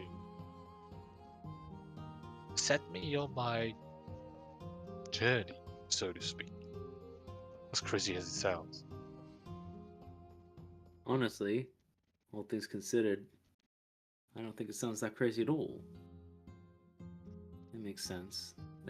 Why would they talk about such a thing? They would get you exiled. Why wouldn't they just execute you if it was that important? Exiling could have you talk. But you are Reynoldian. You probably wouldn't, but now you're in a place and you've traveled and you come far. It makes sense. Especially if what her rumors are true. But I suppose the only person who can truly answer that is the Lordship, Reynold. Exactly, and that's why I'm hoping he'll be at the ball. Oh, he'll be there. That I have no doubt. Hey, try to understand. Well, why? What they expect of me. Well, not sure if they expect anything in the moment. We'll probably start expecting things when they start asking questions. Who knows? Maybe I'm just trying to cope with my situation, 7th stage of grief and all that. I mean, I've gone from right. I mean, I've gone through anger. Well, that's for sure. I haven't really bargained yet. So Julio points up, raises a finger in your direction. Hey, you bargained with a goddess. well, not really. I wasn't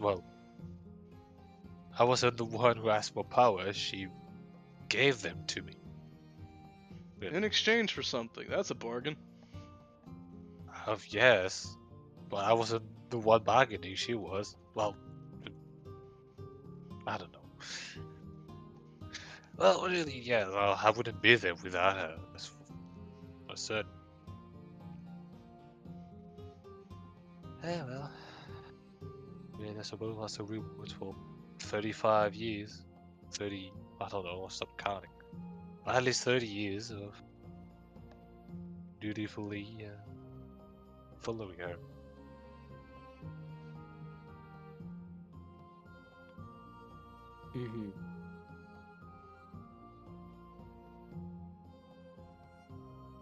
I'll be honest, guys, I'm really tired. That's fair. We're about to wrap up.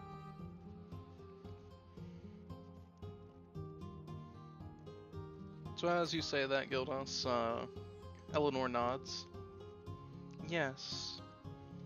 I think that your questions should likely at least receive some sorts of answers at the ball, which is fairly soon. So, I guess that's something to look forward to, eh, Gildas? Oh yes. I mean, I do wish to get under her skin. Just for the sake of it. I mean, it's her fault. So she has no right to complain when I coincidentally bump into her. She's there. Now, law won't be too far, so just one Just person don't to make too handle it. much of a scene. Get yourself thrown out. Hey now.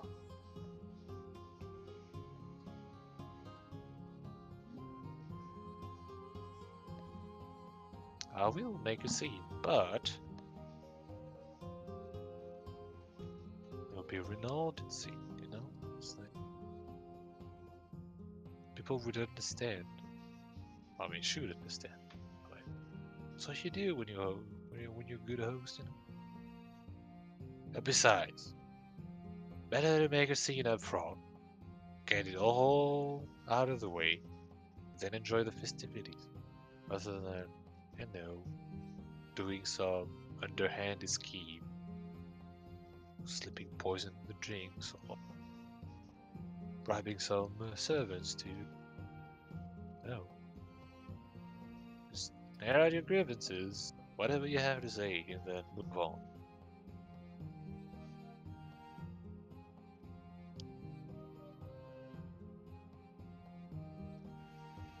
Aye.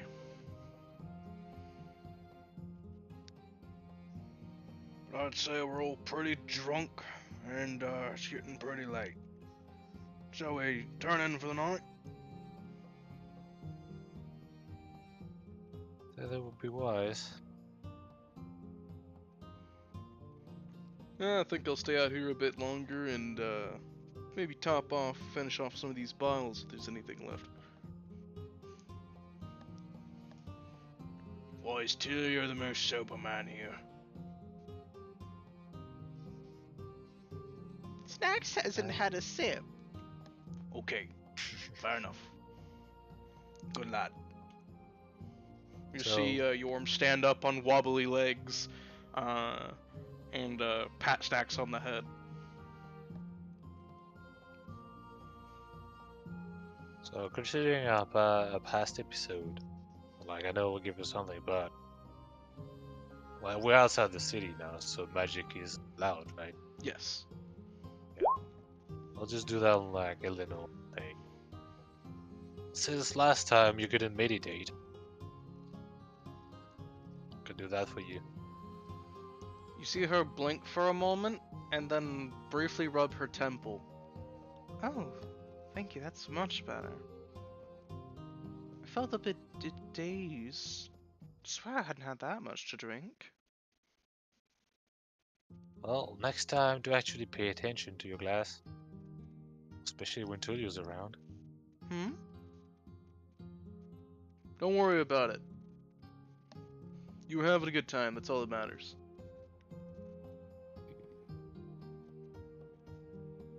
Eleanor just stares in Tulio's direction for a moment before shaking her head and going to walk off. Oh, suppose this was a good night for me too.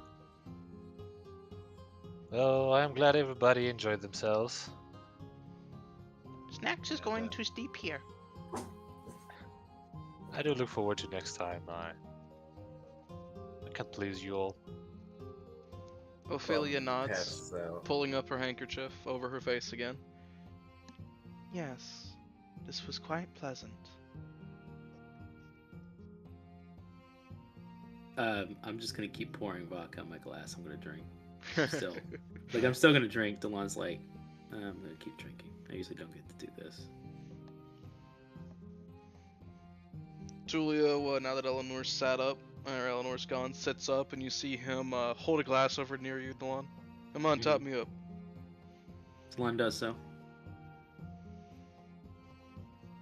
Julio gives you a grin, and he begins drinking.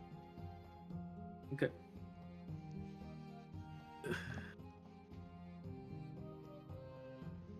Not too much. I don't want to drag you out. On it. 17. I'll be fine. Yeah, but 1 potato, 2 potato, 3 potato floor. Ooh. Julio's getting drunk, but he's now wanting to get drunk, so it's fine.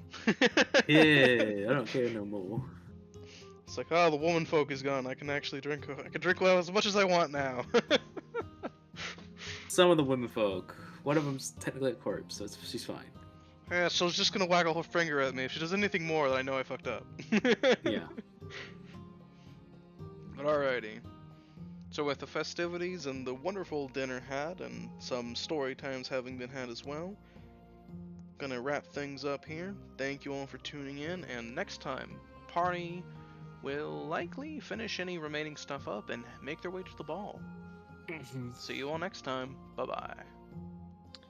Wait. What is there even left to do? Like,